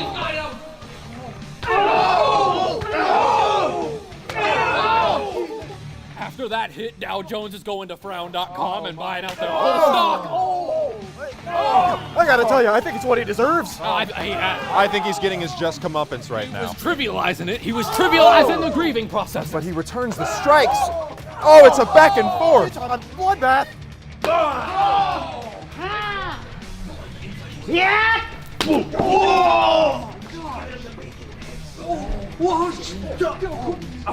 Stop! Stop! The Lord is watching. You can't fight in front of him. Are you kidding me? Commissioner Phillips is making a good point. It's a holy sanctuary. Now this is a fully ordained match. This is perfectly fine. I gotta be honest with you. She's going in on him. I would have. Oh, gee. What a dodge from Dow. Oh, Jesus. She snapped her in half. It looks like we're gonna need another coffin. I was just thinking. Yup. Oh, goodness. Get! Oh! Get! I'm the top of the market, baby! You do what I say!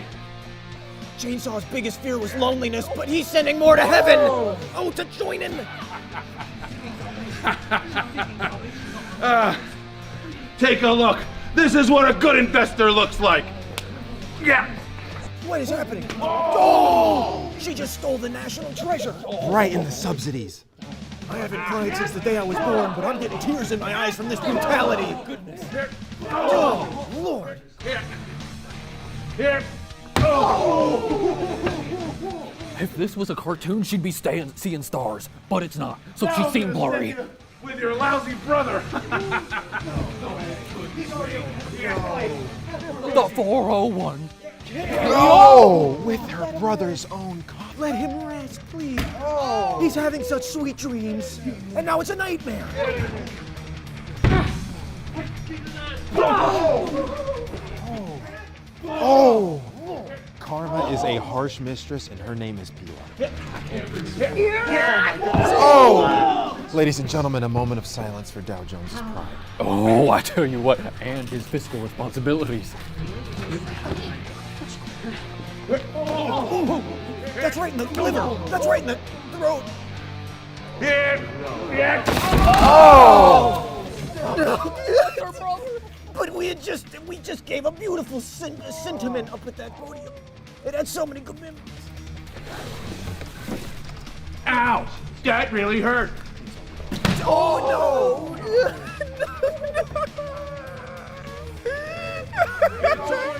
My uncle owns this funeral home and he's gonna be so mad.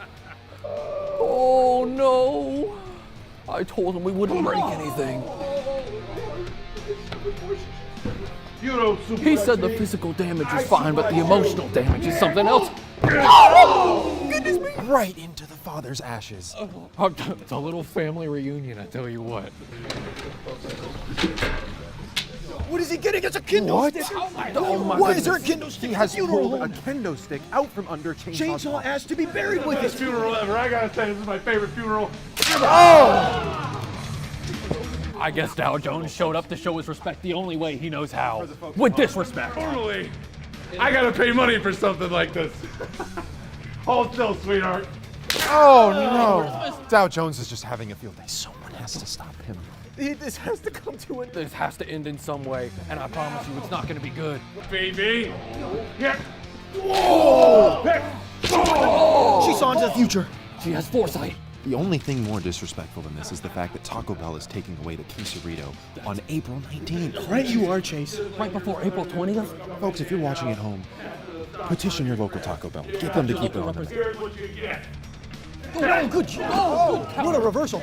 Oh, she's castling. She's castling. Oh, the scholar's mate? Wait a minute.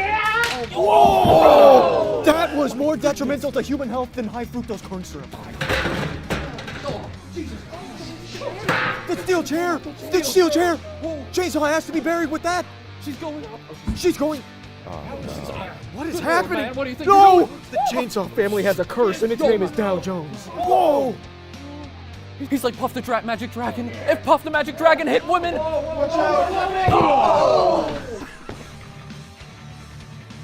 What? It's like I was watching Chris Brown up there. Oh my gosh. We're gonna have 2 funerals today, sweetheart. Oh my lord.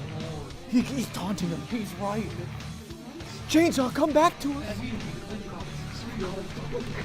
Yeah. Oh God. We need to clear the stands. Run! Evacuate! Are we safe? I don't know. I don't think anyone's Are safe. we in the splash zone? Oh no!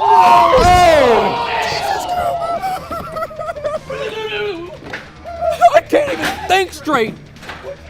Oh, she must be emitting beta-thylene because I'm feeling the shivers. Oh, revving it out of the Spider-Verse. She's just like Chainsaw. She's revving it up. She's using the spirit of her brother. She feels it. She's not in here. No. She's not done with him. Oh my goodness! I just saw the life leave her body. She's got to be out. Her spirit's, it's traveling. Oh my goodness! That looked almost as painful as the time I had a real stuffy nose the other week. I remember that. Oh, I haven't been this emotional since the time I ate edamame and experienced an estrogen spike. Oh, estrogen poisoning. This Paul came bearing some bad news, and it's a smackdown. You either stay seated or get your ass beat. Beat it! I tell you what. What we just witnessed is a more important moment in American history than the Battle of Gettysburg. What we just saw was an insane wrestling move. How are they still standing? How can they get up from that? Oh no! Oh my God! What is he doing? Good happening? Lord, man! What do you think you're doing? A Frankensteiner? Oh, this day here and he goes! age? Karate! This. But where's Chainsaw's corpse? There's no body. What? There's no body in there. There's nobody there. Is that a motor? Is that a lawnmower nearby? What is this? Oh my God! He's back! He's in the flesh! What is happening? Is he an apparition? Oh my god! Oh! How is he not decapitated? We don't even have a necromancer nearby. Hades be damned! What? That belongs to another service. Put it down, son. Oh my god! Someone call a doctor, a mortician, some kind of medical expert. Somebody call the family that coffin belonged to.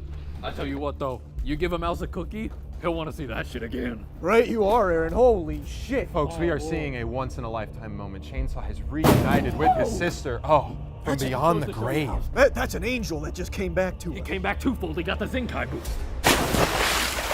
I've never believed in magic until I saw it. And I don't know if I believe in magic anyway, even still. Great G Willikers, Charles. Somehow Chainsaw swam upstream the river Styx, defied the gods, and reunited with his sister from beyond the grave. And what about Jones? Jones entered that funeral, but he left with one foot in the grave. Exactly. He's still laying there. Yeah, I'm looking at him now. He's twitching. The post-mortem spasms are going wacky on him. Nick Fury tried to recruit Bila years ago, we could never forget, but the MWO had a strict contract on her, and it's nice to see that she was able to stand up for Chainsaw in its weakest moment where he couldn't defend himself, being dead. That's certainly not the episode we were expecting, but it's a hell of an episode regardless. Fuck yes, it was. Chainsaw is back from beyond the grave. Now that Chainsaw is back from the grave, he's technically undead, and he's got to be sealed away. There's only one man for that job. I don't want to spoil it, but the one, the only, he's coming. You'll just have to tune in till the next episode of MWL.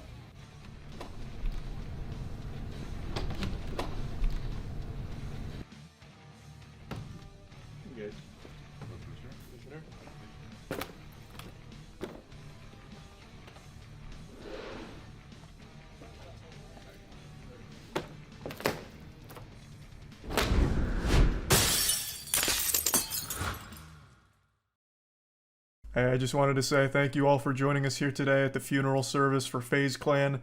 They had a great run, one of the biggest orgs in all of esports, gaming in general, really. And now they're buried 6 feet under. I'm sure you may have taken a look at the FaZe stock price over the last couple days just to have a good, hearty belly laugh. This puppy is crashing harder than DB Cooper when he jumped out of that airplane. It's down to 42 cents and it's at risk of being delisted from the stock market itself. A 95.8% decrease. It is disastrous, and it only continues to get worse. A lot of FaZe Clan veterans have come forward with their horror stories about being in the org and everything awful going on behind the scenes, and it's honestly heartbreaking. Like, it is rough. It seems completely miserable, and just this sinking ship, this festering wound that continues to ooze pus. And it's all very public because now it's publicly traded, so more people can see it, and more members are coming forward. It's just a catastrophe. And I wanted to talk about it a little bit today because, I mean, all of you know, I own an esports organization, Moist Esports. I promise you there's no orgs doing it like we're doing it. We're the best goddamn org in the world. And we're also losing tons and tons of money. But the difference between us and FaZe is we know that. We're in it losing money with a smile on our goddamn face because the content is legendary. Joel? Smell what the Rock is cooking. It's the people's elbows. And Tombstone Pizza. Shut up, bitch. It seems very unlikely. I'm tired of digging holes, Grandpa. Well, that's too damn bad. He gets one of those kills. Nobody taken down and... I just chose 2 random clips from some watch parties we did recently. One of them's like a Rocket League regional, and then that one's actually from our most recent watch party for the Moist Moguls Valorant squad, our Valorant team, when we beat Shopify Rebellion last week. So, just quick moments that were on top of my brain. It's so much fucking fun. Yes, we lose a ton of money, but we're not at risk of closing anytime soon. In fact, we're only going more hog wild in the industry. But FaZe Clan is what we're here to talk about today, because it is just looking terrible for them. FaZe Tico recently put out a video putting them on blast, going over some things, and I kind of dove in detail on some of the stuff that I've learned in the industry and exactly what's going on over there. So I just wanted to talk about it a little bit. I would wager a guess that all of the original FaZe members are at the mercy of all of the suits that have been brought in and took control of FaZe. How are you going to be the biggest organization in the world? Leaders in this scene, pushing this scene forward, pushing this industry forward, leading by example, and you can't even take care of your members that's been in for 12 fucking years. I've never claimed to be... Well, it's because that's the whole space. It got infested with Silicon Valley types. They assumed aggressive control of these organizations, probably by flashing tons of money in the face of young men that established them, like in this FaZe example.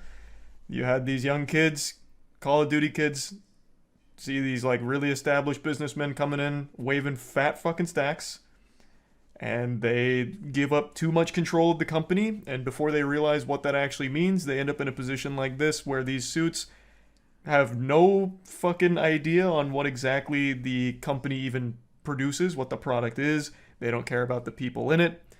It's all supposed to generate money, and they don't know how to do that. So now you have FaZe being public, worth less than a stick of gum. They have no way of righting that ship. They continue to spend money on brand recognition plays, which don't equal money in the bank, so it continues to spiral out of control. We have seen it with so many fucking esports orgs now. 100%. It's a goddamn shame. Investors ruin everything, it seems. Well, it's not just investors. So a lot of these suits come in and try and like... I don't want to say like sell people on a delusion, because FaZe is the most well-known gaming brand. Like it's a normie brand. It's breached the normie market. Kids know it even like in school, right? So it does have brand play. And you would think that translates to money, but in this space it's unique where it almost never does. So they're losing so much money because they bought so many creators all at once and still had no idea what to do with them. Like, they spend tons of money on content. You remember, like, the millions they poured into, like, Be the Next FaZe member contest? And, like, no one watched it. They had, like, 200 peak viewers on that whole thing. It was, like, this live stream series that only got, like, an average of 50 viewers. Most of you don't even know what the fuck I'm talking about. Case in point. They spend so much money on things because they don't know what the product is. They tried to corporatize it, but outside of, like, the FaZe members, it was just suits trying to make number decisions that don't actually work. Like, it's so misguided. They have people at the helm that don't know the space. They don't know what they're doing. And then they shit on people that have been there since the beginning. All of that's been publicized. It sucks. I feel bad for them. They were young kids that got taken advantage of by the suits. Just greed always will be. Well, it's more than greed because it's super misplaced. For example, buying Snoop Dogg. What the fuck has Snoop Dogg done for FaZe, besides take one picture where he had a FaZe necklace? Has he even been in a single piece of content? That's a genuine question. I don't know if he has. Let me see. Fairly confident he hasn't been in a piece of content since the announcement. It looks like March 7th, when he signed, is the last thing he's been in for them. Like, that is a worthless spend. Completely fucking worthless. And I guarantee it was an equity play. I guarantee not only did they pay him, they gave him stock in FaZe. That's fucking worthless. He doesn't do anything for them. But they think because it's Snoop Dogg with a name like that, somehow him being on board is going to translate to money in the bank to start getting more in the green. Somehow, magically, but it never does. And then all of their esports teams are a huge expense. Even when they're good, they still don't make money off them because the salaries are so expensive, travel is so expensive, and unless they're getting first place and they're taking like 30% of the prize money, it doesn't offset the cost of what they're spending. So they're tossing even more money into the fire pit, and then they have like 90 creators and like a crazy large content team that produces shit that no one's watching. Like they have no way of making money. They're so fucking trapped. The only contract I've ever had with FaZe, guess what contract that is? The only contract I ever had. 80-20. 80-20. The Tfue contract. It's the only 80-20. contract I ever had with FaZe. Yep. As I was publicly defending FaZe on Twitter, everywhere, about that whole situation, I was in the same contract myself. The Tfue contract was a big drama, if you guys don't remember. Tfue publicized his FaZe contract. It was extremely predatory.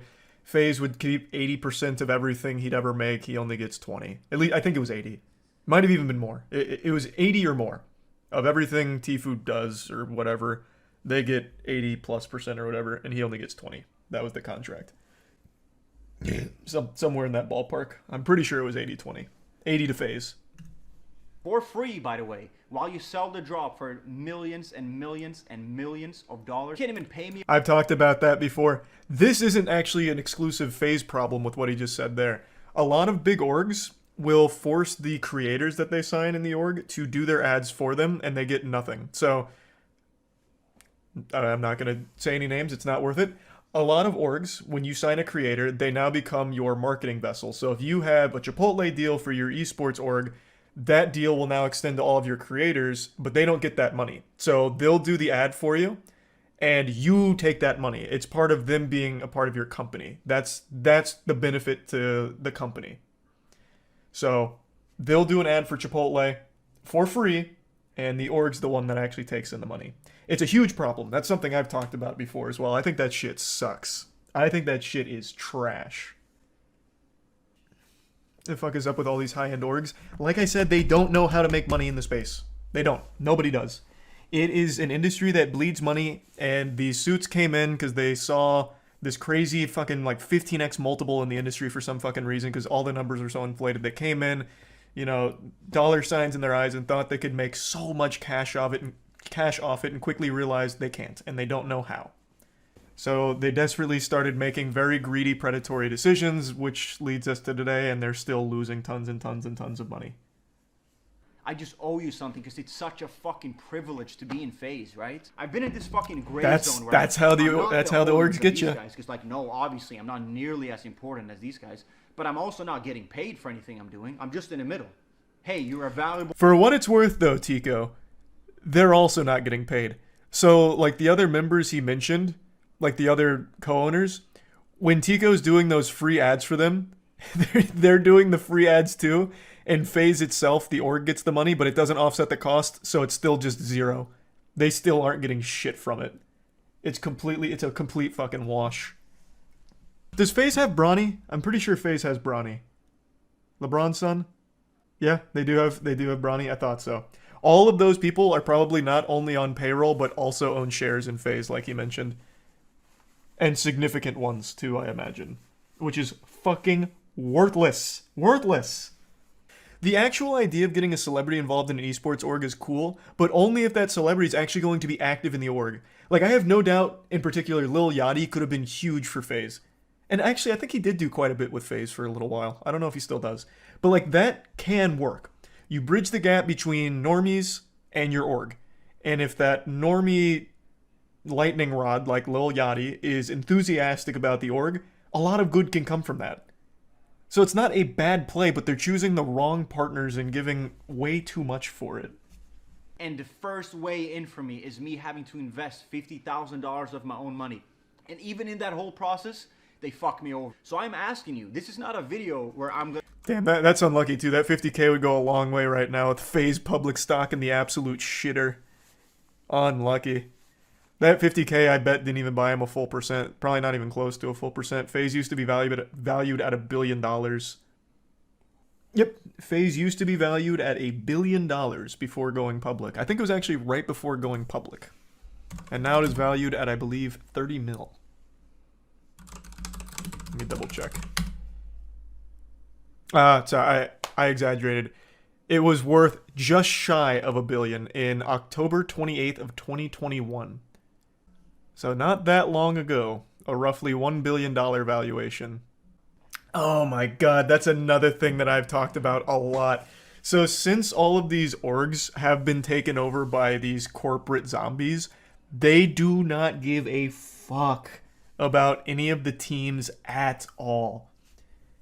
Even when they take first place, you'll be lucky to get a tweet out of them. You'd be so privileged to get like a tweet out of it. Because it doesn't matter. They don't make fucking money off of it. And they're realizing that now. Even when they take first in a major, they don't make anything off of it, and it pisses them off, and they can't figure out how to monetize it. Show them. What the fuck do you mean? I don't make any money off of it. But Ludwig and I know that. Like, Lud signed up, no, he knew our financials. He knew how much we were losing. And it's a lot. But the difference is, we know. But the thing is, it's fun. The content is unreal. That's why you see creator-led orgs are kind of working. Like, it's not just Moist. You have KC. Carmine Corp is killing it. I think Carmine Corp is actually almost profitable, which is unheard of in the space. Carmine Corp is led by French streamers. Well, mainly a French streamer, Kometo. And they fucking kill it. They're doing amazing. And now you have Disguised Toast with Disguised in Valorant. I think even XQC's toying around with the idea of getting in the space. Like, the creator-led orgs are really, like, the only viable way right now. Because, like, it's content. The product is content. TSM is still doing well, yeah. TSM still remains profitable even with the FTX collapse. 100 Thieves remains profitable because of their merch and their acquisitions on the business side. TSM is like a unicorn in the space, though, for sure. TSM is like absolutely somehow able to do it really well. 100 Thieves is really smart with their business acquisitions. That's another big thing I've talked about. A lot of these, I think people have kind of got privy to it, so I don't think they do it as much anymore. But when we were first getting into space, it wasn't uncommon to see these contracts extend to anything involving their talent. So, we'd even seen a contract that took Twitch sub revenue. Totally unrelated to the org. Like, if you were a streamer that joined the org, they were entitled to some of your Twitch sub revenue. Which blew my fucking mind. Blew my mind. Like, it's totally unrelated to everything involving the org you're signing with. It was so shady. It was so fucked. But that just shows how desperate they were to somehow try and get green. There was no links they wouldn't sync to. Yep, none of that is surprising. I think all of that's... I think Rain also talked about that a few months ago. All of that's pretty much exactly what everyone already kind of knew was happening at FaZe. Not surprising at all. Sad to hear, though.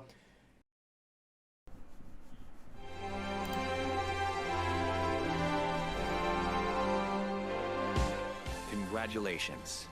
You're on the finals. It's the big league. This reminds me of the culling instantly. On the planet. So I know this is nothing like the culling, but I just mean this immediate concept. In the finals, our arenas are destructible, so be sure to use your special... It is so nostalgic to see destruction back in a game. It's been so long. Real destruction. So we're going to make it interesting. Alright, so Charlie, what you're gonna want to do is jump right away. Okay. How long does it take for you to jump? The sun is shining and visibility is normal. Okay. That doesn't feel good at all. Okay. Oh, now move around. Do like WASD. Yeah, it's the same thing. I see. Okay. There's like there's a buffer on it. Yeah, it's like a whole half a second of input lag. What the fuck? It feels so weird. On the roof. Well, like, that's the biggest problem the game has. Like, if they can fix that, like, it'll be really nice. Holy shit. Wait, that is like an outrageous amount. At first I was like, that's not too bad. Oh, I just got my first kill too. I'm nasty. Reaching. Bozo with a rifle. This is pathetic. Gotcha. You good? Yeah, that was the worst knife fight of all time, though. In the building. I'm here, I'm in the building. I killed the guy outside. I'm just running through the fire, fuck it! Got him! I got him! Nice. So how do you do the one shot? Is it just, you have to be behind them? It has to be a backstab. Okay. And it's not a one shot on heavies. Gotcha. Alright, we're good. Good day. On me. Got him. I'm popping off, boys. That's 3-0. Use the cannon. Can you use these? You can? Oh, yeah, you can. I just fired it. Holy shit, it just blew up that building. Yeah, holy shit. Can you aim them? No, I don't think so. I'm just blowing shit up, though. I love the destruction. Destruction is always so good in games. It is a shame that more games don't do it. It's such an old-fashioned thing now. Battlefield 2042, it didn't do it. Oh my god. Hey, get an easy win at the beginning. The two of the other teams just got wiped, I'm pretty sure. So. Hey, keep in mind, we just need to get through this round. Oh, they're pushing. I'm coming back. I'm just destroying some buildings. It's Charlie shooting the cannons. I thought they were pushing. Oh, yeah, no, that was just me. I'm just blowing up houses here. Here, Charlie, you can shoot these things. Look. Barrels. Oh, let's go! Wait, do you have a goo grenade, Charlie? Oh, Why what did the you run fuck? into it? I did. I didn't. What was that? Oh, I didn't know it would just explode on contact. Fuck, I didn't know. So how does the backstab work? Because I hit one guy in the back twice and he didn't die. I'll tell you what you need to do. You use the silence pistol. That's all you gotta do. Holy shit. Just set that guy to the shadow. That guy's one shot. I got him. I got him. Go for res. Oh, I've been gassed. Oh, let's go. Oh, what? I didn't get that kill? What the fuck? I'm still up, boys. I'm going for it. Oh, it's martyrdom right now. What's that? Oh, when you die, it just drops a grenade. Yeah. God, look at us. We popped off. That was an easy game. I had like 9 kills off the knife. That shit was going hard for me. I see him in the house. I see him too because I've removed the wall. Why are the turrets so busted? Here. Gee, Yeah, they need to nerf the turrets. I got him. You're tricking them out though. I'm gassing it out. Oh, they're coming up behind you. One's I'm really going nuts. low. I'm going nuts. He's one. He's one. Yep. I gotta get out though because of the gas grenade. Scoots, I don't know if I can get back up here. I'm gonna keep it a buck with you. But I've got lines all over the place, so and I just killed him. Let's go. Just res me. Oh wait, I don't think bullets hurt those. Bullets don't hurt the turrets? I'm pretty sure they don't. They do. Somebody's outside. It's just very tanky. They need to nerf the turrets big time. Oh, outside in the alley. I've got another mine on the thing, but no promises. One of them's very low. Okay, I killed the heavy. There's 2 lights on me. They're reviving their buddy. Or they're trying to. Nice, good shit. You get the res on me? There's still one more. Yeah, hold on. I'm scaring him away. I got him. Nice, good shit. I got Was that thinking. Nick Merckx? Holy shit. They're dropping. That guy's, oh my god, he's getting pocketed. Oh, we got him. Nice, good shit. Ooh. Nice shoots. Nice. One guy on point. Got him. I got him. Nice. Fucking huge. Gotcha. Thank you. I thought you died, Charlie. What's that? I thought you died. No. I'm fucking schmooving on him with all this input delay. Dude. I got this shitty little corner I'm in. Look at me. I'm tanked up. Oh, that's nice. Nice, good shit. God, we are disgusting at this game. This is so free. On it. Okay. Oh, yes, sir. That's Matty B. Raps down. Alright. Put a jump pad somewhere. Me and this guy just crossed streams. Bro, I got him. One down. One down. In there, man. Oh.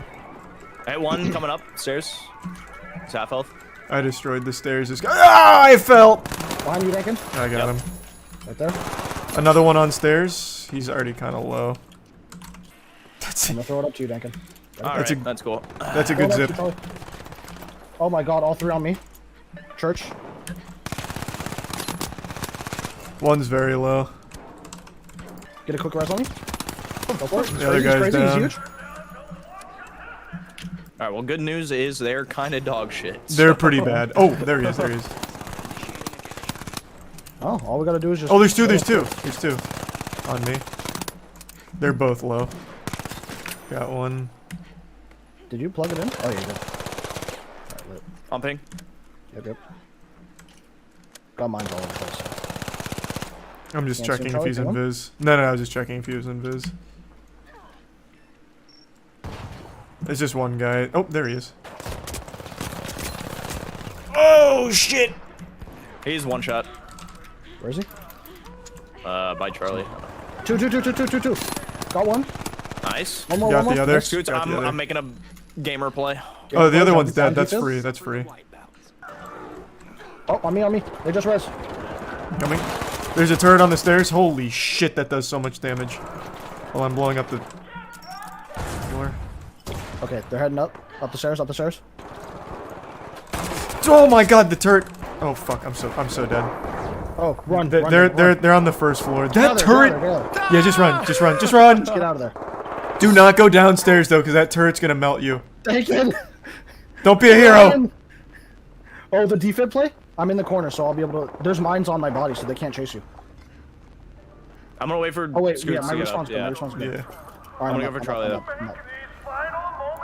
I don't even think they have the thing. Oh yeah, they do. Ah, that turret. Yeah, just get the fuck out. If there's some sort of hidden overtime, I'm gonna be pissed. I was getting shot in the ass somewhere.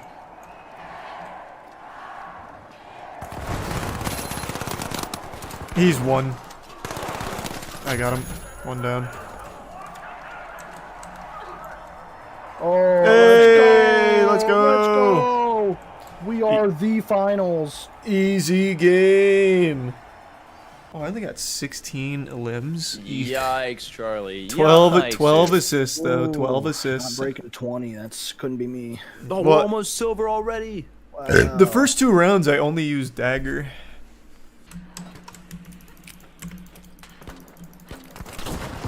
They have a turret in the back. I hit oh them. I destroyed them with a C4. Alright, I got him. Got him. Just steal. That's all of them. Wait, steal. They firebombed it. Come on. Bro, these. Oh, there's one more behind you. One more behind you. I'm tanking. 2 more behind you. 2 more behind you. One's in Viz. We're good. No, there's still one more. There's still one more. I'm insane. There is no way they didn't kill you. They are terrible. Let's go! They are awful. Did you cash that out? Yeah. Holy we still fuck. got wiped though, but that's fine. We're at 8,000, so. Man, that team was some ass. Holy. He was missing Scoots when he was standing still. Hope it won't be like Hyperspace. Man, it's so sad what happened to that game. You can't even remember the name correctly. It was Hyperscape. That game died such an undignified death. That game.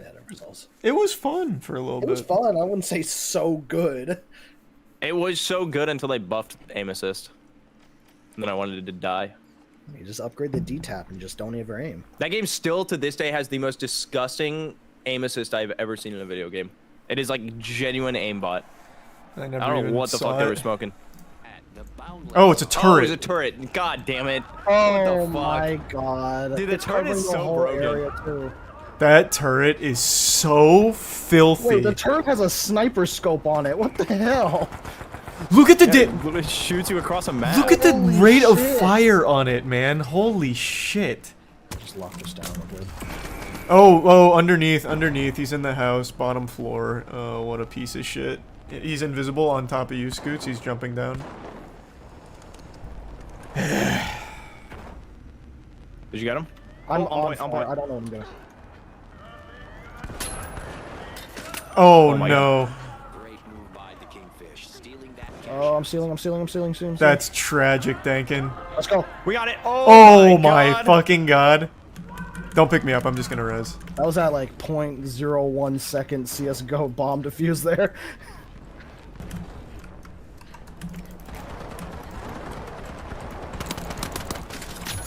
Got the heavy.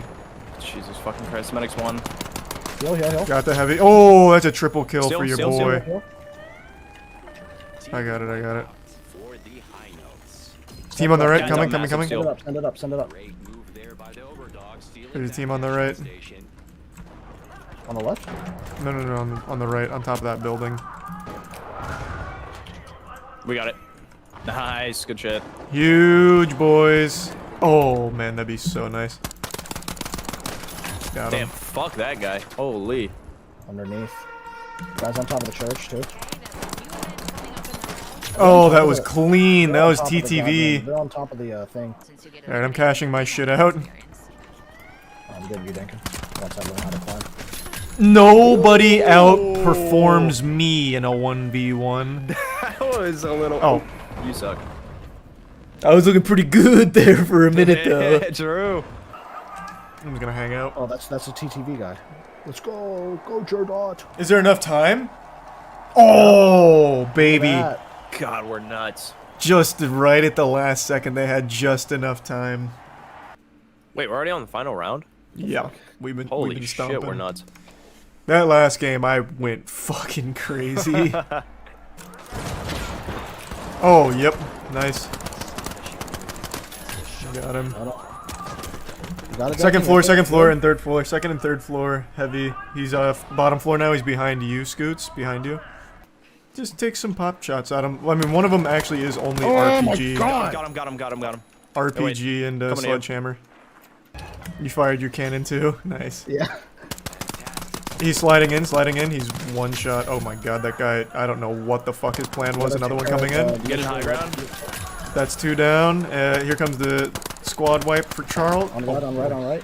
Yeah, on right. The Google's actually really nice. Right. I might have to put that on. Just be able to make like crazy cover with the goo. That guy's actually one shot. Fuck. Where is he? Oh. Chase him. I got him. Nice. Squad wipe! And that's going to be a big stagger from that guy.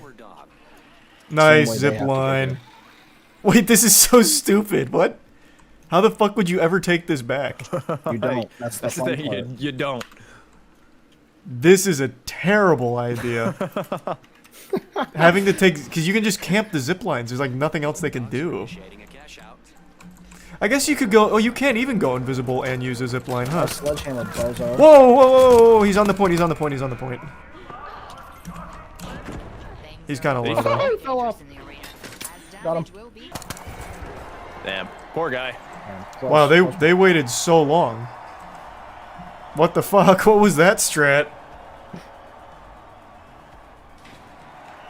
God. Oh. 2 in a row. I'm about to go crazy. Let's go, Dankin. I feel it. Oh god, you chose me. Time to snipe. No, that's preferable, actually. Oh, wait, you have a sniper rifle? Yeah, oh, that didn't go. Oh, fuck! Oh! Insane! Woo! Quick scope headshot, baby, and then the grenade killed the other. Wreck, Sonny. Damn, that's going in the highlight reel. That's going on the finals official Twitter right there. I'm fucking celebrating that moment. I emoted. Press H, boys. We just did it at the same time, Dank, and I'm right behind you. Nice, that was cute. Okay. Ooh. Let's go! It's still going. it's gone. Wait, it's actually stuck. Bye. Wait, it's going straight to heaven. We just robbed the lobby. Whoa, mama! It's fucking haunted. It's stuck on the wire. Oh, also we do need to cap C or something, otherwise we're gonna lose. Oh, shit, yeah, we're gonna be in third. Well, at least we don't have to worry about Vault 4 anymore. That would have been a strat. Wait, no, it didn't. It's going back up. Oh. What the fuck? That could be a legitimate it's like lagging strat. the game. Yeah, it is actually lagging the game badly right now. Wait, Holy it shit. fell back. Charlie, get behind me. We can do our shield push. Boys, it's back. I'm coming. He's going for it. No, holy fuck. Never mind. C4's on it. Oh, I'm reloading. Yep, they're on it. Blow him up. It's heavy. It's a headshot. I got him. Nice, good shit. Nice. Got the other one. Let's go. Clutch at the end. They made a desperate push, but it wasn't enough. We're the tough shells. Tough shells, baby. That shit goes hard. The more we play, like, I didn't really enjoy this game when we first played this, but the more we play, I see the potential. The potential is there, It just needs to fix the movement system. It's just janky as fuck. Yeah. Spawn right next to you guys. Fantastic steal by the retros.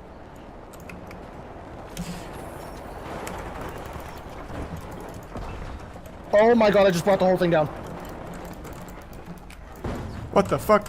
I'm sealing. I don't give a fuck. I got one. I just killed that guy. That's big. What the fuck? That's so broken. That is so broken. Res him. Okay, that shield is like a mandatory. Good shit, gentlemen. Does the sniping at least like feel good? Like, I know it yeah. doesn't do damage, but It doesn't feel bad or anything. It just doesn't do a lot of damage to even on headshots, unfortunately. Holy shit! What a tough fucking shell. stomp! I should just be a mercy rule, honestly. I blew that up. People are throwing barrels in there. It's kind of funny. That's me. I threw 2 in That's there. you? Dankin, I actually just grappled onto that guy. Holy fuck. That was the worst moment of his life. On my X, there's another. Nice. Yep. On it. Oh, fuck! What the fuck is happening? Holy shit, I am sweating. What the fuck is happening? This is chaotic. I can't tell what's going on. Okay, just watch point. It's right on point. On point. Got it. Nice. I have the perfect. Bottom There floor. are so many corpses on it. Bottom floor, he's Okay, low. I'm He's just going gonna- around. One on me. Down below. I Good got shit. him. Res? Yeah, I got you. Save your defibrillator, Dankin. I got him. Reloading. On I think point. they're going for his body. Oh, they're not. Got him? What the fuck? No, he's one. Oh, where is he going, dude? I got him. There's one he's more. got He a just dash jumped down. on, He just bro. jumped Oh, down. shit, Scoots, fuck. Moving. We're gonna leave it and they're gonna like stealth defuse. Although I have mines on it, so. 3, 2, 1. Another dub. Nice. Easy game. Yeah, very easy. Also, where's Chris? Balloon, it looks like, and possibly inhaling whatever is in that balloon. But Oh, he's not even do doing know whippets. this He's doing person's under NOS. the influence, why they are failing to come to Man's a huffing the stop. balloons in there, huh? This is a kind of environment where for traffic to continue to go. Are they like trying to It's sneak up on him or North something? Wilmington Avenue is our Playing this like a cross street stealth there. mission? So look at all of the officers around. He is not restricted in where the balloon in his hand. I can see and that. looks to be up Yep. near his mouth. So we don't necessarily know what's going on there, but Yes, we do. you can make Don't your own worry, we do. assumptions. Again, we're watching to see if he will get out. I'll tell you, he's probably not, and surrender you to know, authorities. inhaling helium Right now, they and are making not goofy approaching him. voices. The last time we saw this, so we're now waiting to see what this pickup is going. Why to is do. the Not officer just kind of necessarily- inching up on him? There's no opportunity necessarily. It's like meeting a to pit dog for the maneuver at first this time and you don't point, want to but like right now, startle it by going we for like a are pet at too a quickly, so you standstill like as gently we're lower your looking hand to in see there what happens with before this petting the person, dog. From the other side you feed, but he's not necessarily. He's just not pulling. Oh, he was waiting for a pit maneuver. There's another pit in the intersection. If he follows suit, which he did. Oh shit! He's like a glove. Oh boy! Oh shit! Continuing It's like a game of pinball. bump him and try to stop him, but now look as he has moved. Oh a couple boy! people standing outside, Why not just taking their cell phone images? Far be it from me to question the methods of the department, but if the idea was to box him in here, why not box him in here when he was preoccupied huffing NOS for like actually 3 minutes at this red light? They had so much time, but instead you had officer action over here that just really wanted the pit maneuver. You could have boxed him in here and it would have been much more efficient and quicker. I don't really understand what the point of that was. To really tell, but it does He's stopping at every red light. If the idea is to pit maneuver into a box, boxing him in, why not just box him in right now? But no, the driver continues to not yield, and there it is again. You can see. Oh, here comes a pit maneuver. He's lurking. I can see that desire in his eyes. Here she comes. And there is another one, and we'll see if Nice. the sheriff's changed tactics at all to try to pin him in a little bit more. Why change tactics when it's working so well already? Go over those medians, and he's done it again. Now he's going in. Oh, oh, he's grinding it. This is where it begins to get dangerous for other people because Like a even Tony Hawk stunt there. He just got like 600 points from that grind. stop over that curb. And He is actually stopping at stop signs too. Instead of pitting him, we could just come in here now and box him. Look like there's any damage to the vehicle, and the person. He stops at everything for the sake of more NOS. Checking both directions. 3 pit maneuvers. Man's probably so zooty pantsed right now, he doesn't even realize that he's like in a police chase. He's probably like, oh my god, that is so impolite. I just got bumped in a fender bender. Well, I never. So narration, you see this person. Not sure, Bobby, but it's pretty That is interesting an so officer. far. We have an officer there, and there is a spike strip that he is driving right over. So Yeah, we have no doubt that he hit the spike strip that he is. Well, he literally he stops to look at it. You're like, oh, this is an interesting contraption, and then just slowly drives over it. There is a spike strip that he is driving right over. So that Surely that has to be maximum efficiency on the spike strip. So that's going to Spike disable strip. the front tires of this truck, and you can see the thread, the string, the rope there behind. So Oh boy, he stole the spike strip. His vehicle, and we're going to see how long. Add it to the list of crimes. Now it's theft. Of the truck, possibly break the axle by driving over in such a manner of those. Oh, I lost him behind the but tree. He hasn't, and he's just. Oh been wait, able the to officer just opened it. Oh, don't tell me this is where the spike strip finally works. So, unfortunately, I can't see. We can't see why he has stopped. Let's swing this helicopter around. Damage from the spike strip. Now Oh, nope, there he is. Yeah, and he's continuing. And if you're just joining a balloon, It is a balloon. seems like he is inhaling something. Yep. And that would Right you are. Possibly helium and any number of things. This was Brother, possibly helium? What do you think he's doing on his way to a child's birthday party to make, like, a fucking comedy sketch for them with a goofy voice? Helium? Why are we pretending we don't know what he's inhaling? at one Well, point, he's they fucked did now. go into a surveillance. Unless he They were busts kind through of the watching fence. him. Generally, he's been in light traffic, but this again is the kind of. He got stuff himself that- confused so now there's there. Nowhere to go. He's now pinned in. He can't go forward. Yeah, Officers are so this now is where after this one and reaches look its at the standstill number for of 4 officers hours, huh? behind. The big risk, I would think, for sure, but it suggests that he's under the influence and would be acting irrationally. Now you've got a dog that's right there in front of the vehicle. So again, you wouldn't want that. An astute observation indeed. You certainly don't want to put the dog at Sharp risk. as a nail, that dog... You just worry the about the dog did scoot by, officers here. a valuable witness. So they are going to try to keep. He was recklessly driving balloons. That comes from one of our. Is he out of balloons They now? approached the vehicles. No. Now he's trying. Oh boy, now he's heckling. Or maybe the suspect is It begins to. in that cat. Maybe they just wanted to like hang out for a bit and talk. Tell if he's. Oh, he's going for it. So they're going to pull back now because again, you don't want to put officers at risk. But he's not going to back that truck up anywhere. Look at the tires. Though. So Well, let's see what kind of power this Dodge has. Or it looks like a Ford, I think. which could cause a fire of his tires as well. This just goes to show you that the spike strip was worthless here. Yeah, absolutely. He stepped away. Now he has come back. He has something in. Why don't you his come on hand. out of the truck and we'll give you some more Cell phone balloons. Or whatever. But I was. Thank you for sending that to us. But you're looking. Oh, they're getting him. Much with everything. So now they've got to just toss the tear gas right in. Yeah.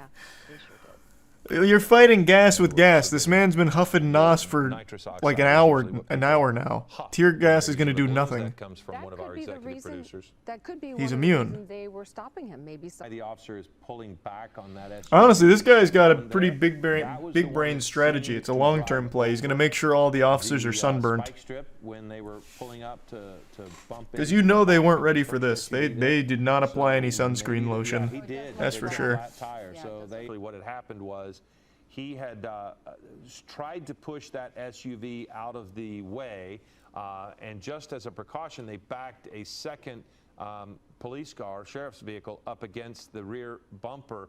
But when they did that, they actually ran over the spike strip that had been laying down to prevent No way. the suspect from getting No way. flatten their own tire because they couldn't pull it out of the way.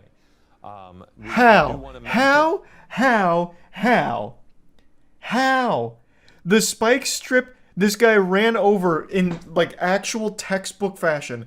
He looked at it, made sure the spike strip was down properly, beautifully, slowly ran over it, and then accelerated, and the spike strip did nothing to his tires, and yet somehow the cops, hit their own spike strip and it pops it instantly. That's crazy.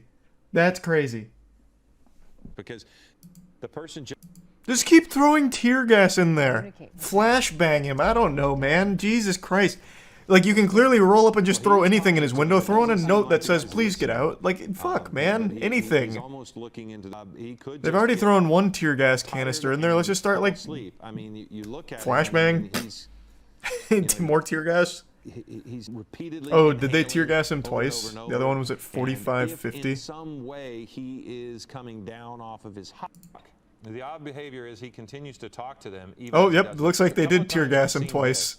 As they approach, if he starts to move, they've generally backed off. So here they go. They're putting it in there on him, and he's still got that canister. See the canister that he has? Oh, shit! Well, but look in his hands right now.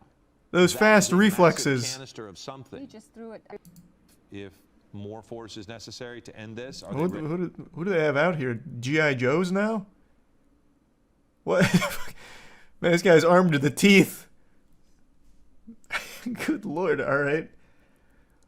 Yeah, they called him Master Chief, I guess. Yeah, not wrong. About to drop in the ODST troops. ready to end it? What's coming? They've walked up to the cabin fucking 3 times now. Such as a use of force.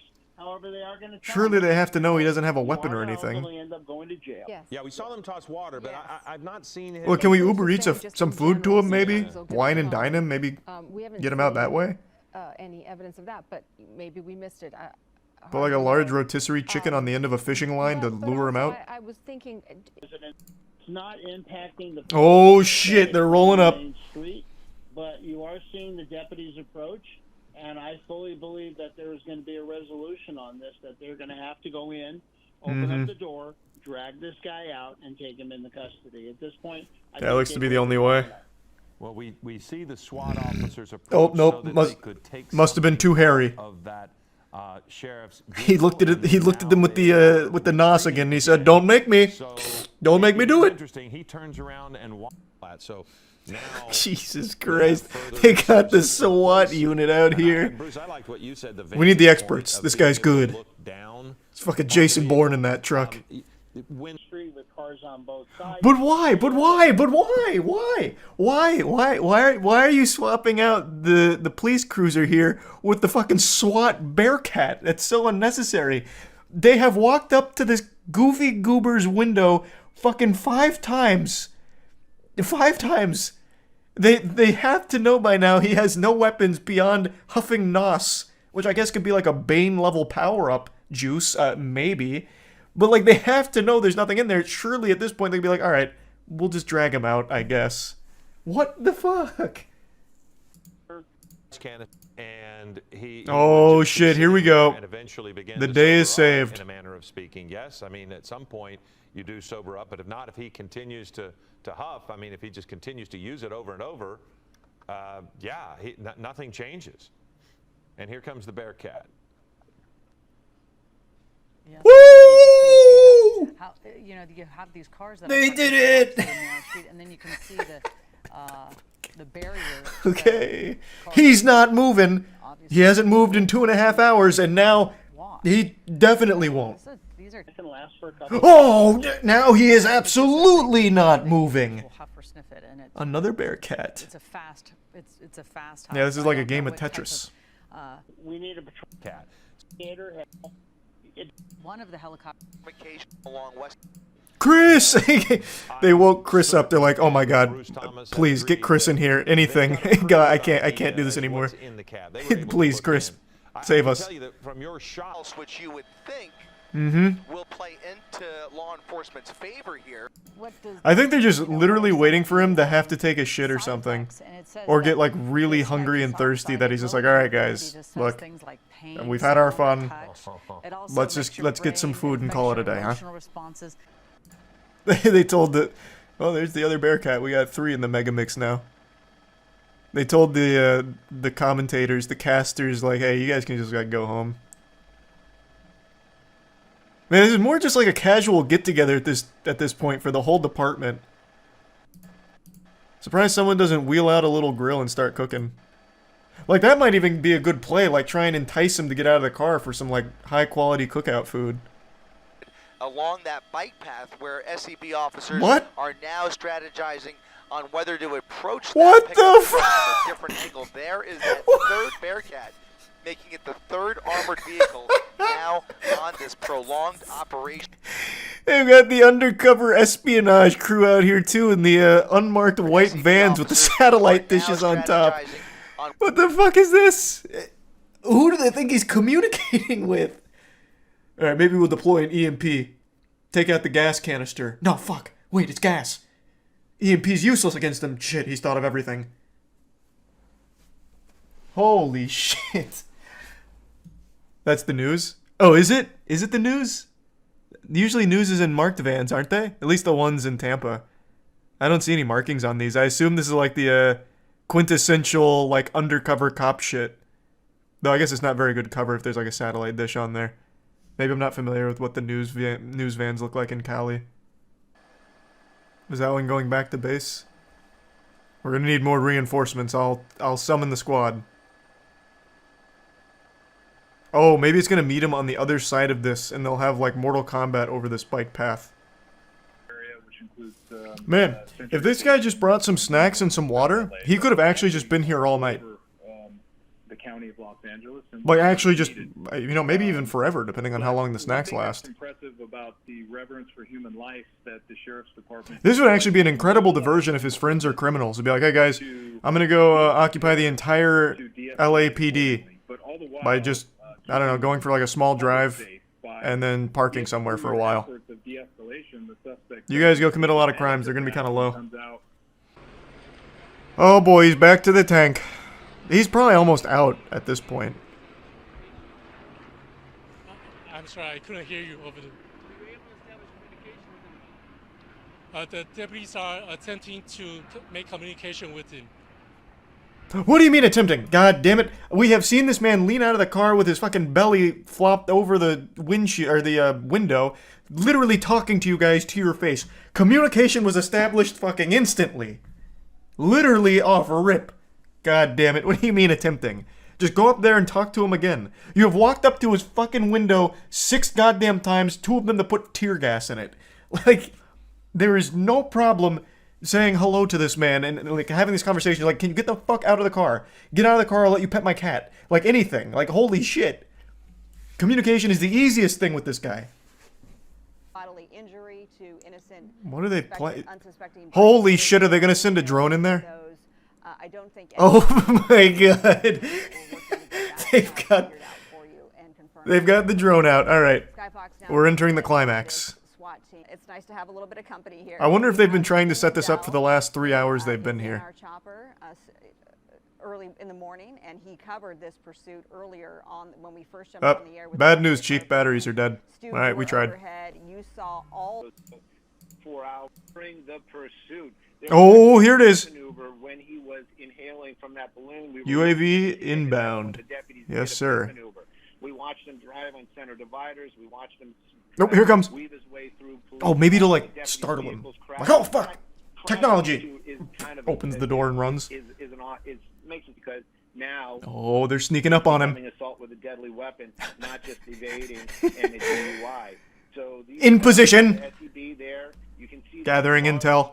Pole in front of those deputies right there. Calculating. We've seen that in the past. They will imagine he just crashes it into the truck. The ones that we saw earlier on, which we were watching from way back when, they actually had deputies walking up holding these canisters of. The legendary 6th star has been achieved. The drones are out. Technical term anymore. That's what they used to call it back in the day, but it's tear gas basically. It's something that's going to annoy. Oh wait, did they tear gas him? Or is that what the fuck is? Has inside there is different types, different. Oh, finally! What the fuck? They've tear gassed him 2 times and it wasn't that powerful. They finally brought out the big boy tear gas. It's about time. Like they could have done this 4 hours ago. All right, Stu Mandela, I apologize. I'm going to interrupt you because he's jumping out. Oh. Obviously, because there's gas is coming out. Now he's making a run for it as he. There we go. And he doesn't look like he's going to make it very far. Hands up. I'm surprised they caught him with that kind of speed. To an end. My goodness. How yeah, he got hotboxed on that one. That happened all of the sudden to. When did the tear gas even get in there? The drone must have been a distraction. I want to see when that even made it. Oh, it's in there, right? When did it get in? Did they even tear gas him, or did his gas canister itself blow up? What happened? Now It's becoming assault. They got shot through the windshield? When? I was trying to look for that. Canisters of gas. We call it CS gas. I'm not really sure if that's a technical term anymore. That's what they used to call it. Okay, it must be like right here in the helicopter cam must have missed it. Because now he's struggling with it, so he must have heard it come in. Yeah, they must have shot it through the back window, but we couldn't see it on the cam. Yeah, see, it's right there, because he turns around, so he must have heard it, and it was when the helicopter didn't get... Oh, and there, look, there, that's the pole. Yeah. So we just couldn't see the officers holding this pole. What SEB has inside okay. there is different types, different Mystery brands, solved. and that pole right there.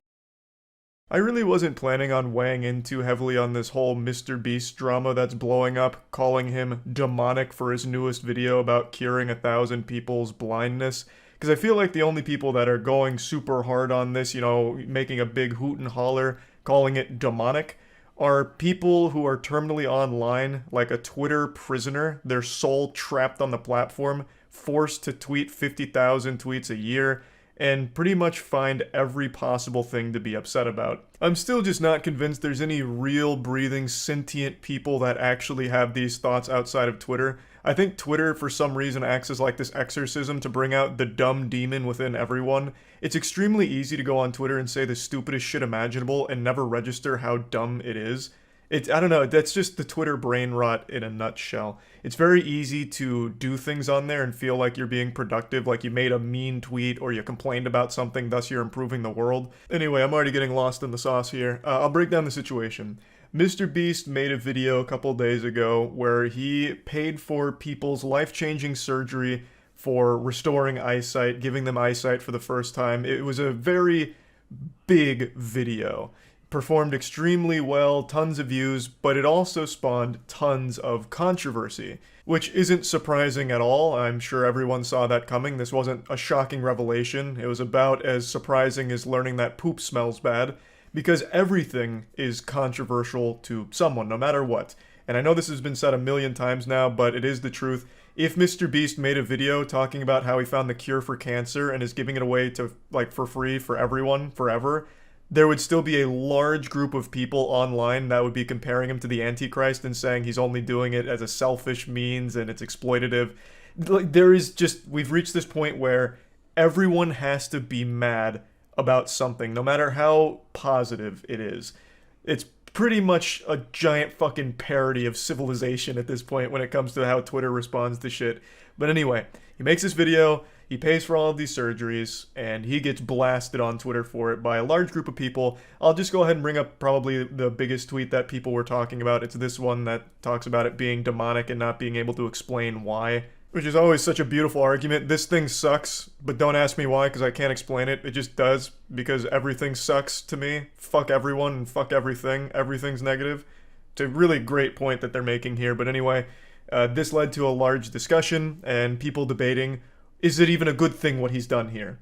So let me weigh in here. Here comes MrBeast's unpaid PR guy coming out. I think it's a good thing.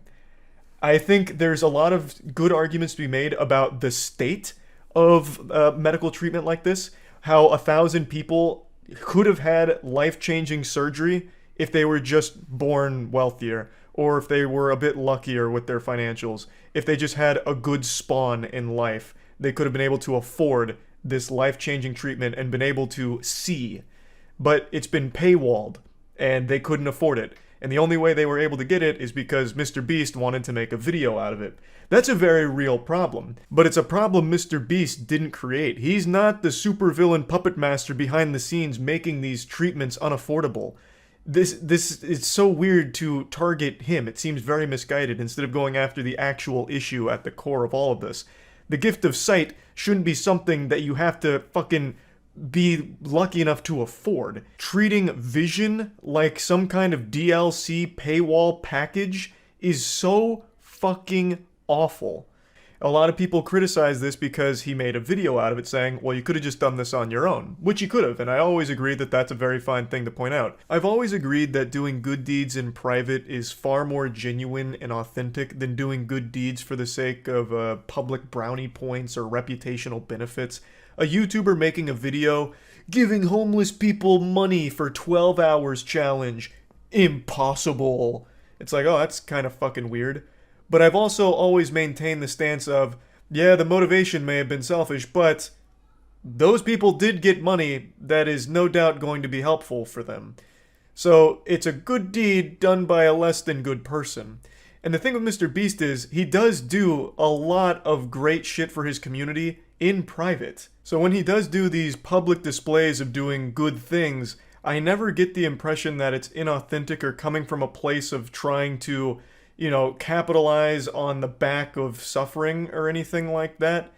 Like, of course, you can obviously tell it grows his brand, so it is mutually beneficial. Him doing good deeds does also benefit him, maybe not financially, but in terms of, like, subscribers and all of that, it does help him. But both things can be true, that he could be genuinely wanting to help people while it also helping himself. But I feel like MrBeast, given his track record, has shown that he does these things to hopefully inspire others, and the money he makes from this content usually goes into other things that help other people, like MrBeast philanthropy, for example. So it's always fueling a greater good regardless. But something that is important to point out is that, yes, it does grow his brand. He benefits from this. Even if it's not financially, he obviously is going to take a huge net loss on this because of the price of these surgeries. His brand does grow from it. But I ask, is that a bad thing? For so long, people have called for positive role models to be the people that are successful and popular. And now you have someone like MrBeast, who is the biggest YouTuber, and almost all of his content is focused on improving other people's lives, whether it's directly through financial incentives, through MrBeast philanthropy, food kitchens, paying for 1,000 people's eyesight. Isn't that the exact kind of content you would want to be successful? Let's hop into the septic tank and play around in the shit takes for a moment. Let's say MrBeast is truly rotten to the core and everything he does is driven for selfish gain, of growing his brand and all of that. No matter how you spin it, 1,000 people in this video just had their lives improved for the better. And let's say other selfishly driven assholes watch this video and they see the amazing amount of views on it. Well, they might do the same thing. 1,000 more people get their blindness cured by another YouTuber who wants a ton of views. Also, real quick, MrBeast didn't find the cure for blindness. It's not like he was digging in his backyard, found buried treasure, and it was just like this fucking panacea to cure blindness or anything like that. He is paying for surgery that currently exists. Just wanted to quickly clear that up real quick, just in case anyone keeps seeing these headlines and are convinced that Dr. Beast came in here and found some kind of wild blindness cure. But anyway, it doesn't even matter what the motivation behind the videos or the act is, because no matter how you spin it, there's the immutable fact that 1,000 people just had their lives improved for the better. Even if MrBeast is the result of a fusion dance between Darth Vader and Dr. Doom, it wouldn't change the fact that 1,000 real people just experienced a very real improvement in their life as a result of them making that video. Which in my opinion is a good thing, and I feel like most people should feel the same way. There's plenty to be mad about with the core problem here, which is these people should have already had access to this treatment without MrBeast needing to make a video on it. That I completely agree with. But that doesn't make me mad at MrBeast for doing it. That makes me upset at the system that's currently in place enforcing that.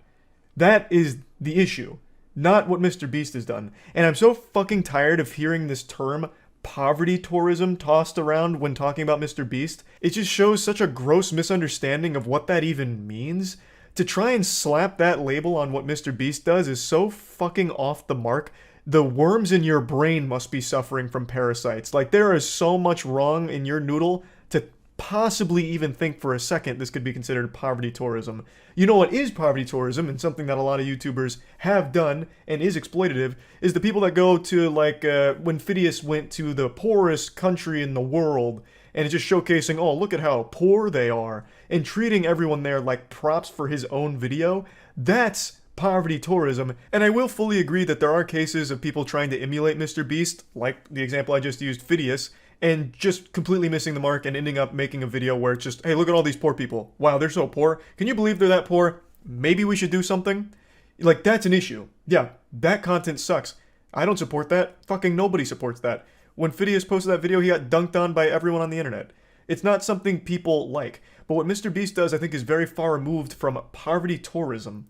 Now, there is one very legitimate complaint directly at MrBeast that I will agree with, and it's the thumbnail. The thumbnail is weird. I definitely think this is one of MrBeast's weirdest thumbnails here. It's like alarming, almost. Like there's like 1,000 words told in this single picture here, and none of them make any sense. So yeah, I think the thumbnail is very odd. But yeah, thumbnail aside, I think what he's done is a good thing, obviously. And I don't really know how you can even justify through mental gymnastics why it's bad and why you hate him for it. It just doesn't really compute with me. What you're actually mad about is an issue he had nothing to do with. Again, I don't think people should have to rely on a YouTuber looking to make a big video in order to get life-changing surgery. That is the issue. It's not so much the YouTuber that pays for that surgery. That I think is just, no matter how you spin it, a good thing for the person. I'm really tired of people speaking on others' behalf, getting offended for other people that they're not involved with and they don't know. I've seen a lot of people attribute feelings to the 1,000 people in these videos saying, man, they must feel so used and exploited. They must feel so violated that Jimmy used them here for a viral video. Well, I'm going to make a counterpoint. What the fuck are you talking about? Do you know them? Huh? Was that you in the video? Your family member? Your friend? I doubt it. Highly doubt it. How are you going to speak for them? How are you going to be mad for them and try and tell everyone what they were likely experiencing? I would wager a guess they're experiencing a high level of happiness. I bet they were thrilled to have eyesight, would be my guess. So yeah, anyway, that's really my take on the whole situation. I think this drama is one of the sadder ones I've seen in quite some time, because I feel like this is just something most people should be celebrating. Like, hey, the biggest YouTuber is doing good things, as opposed to degenerate shit, like most people online. I think that's something to be happy about. There's 1,000 people whose lives have just been improved. I think that's a good thing. Like, I think that's a big thumbs up. There are issues you can talk about as a result of this, and there is a really good discussion to be had about, like, the actual core thing regarding the surgery and the cost of these kind of procedures. I think that's a good conversation to have.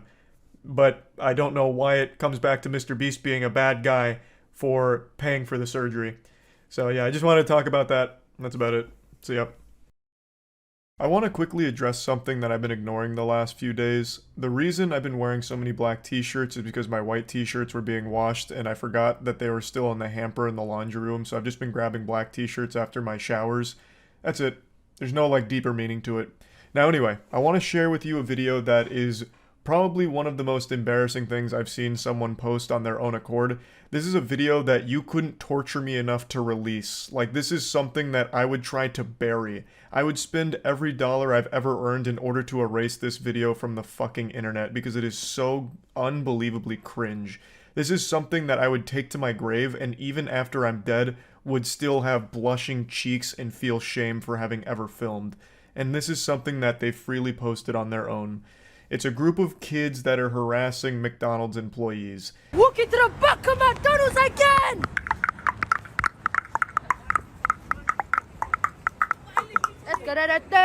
Yeah, I wasn't exaggerating. These are actual milk-drinking, diaper-shitting children. But that doesn't excuse the behavior, and it's mainly the reason I want to talk about this, because they get away with doing all kinds of degenerate shit because they know the authorities can't fully punish them, so they always just get slaps on the wrist, if that. Which just allows these clout-hungry little goblins to continue doing this degenerate shit for views on TikTok, and then they grow up into just fucking losers. I understand you can't just throw these 13-year-olds in jail for any of this, but there has to be some kind of punishment to fit the crimes.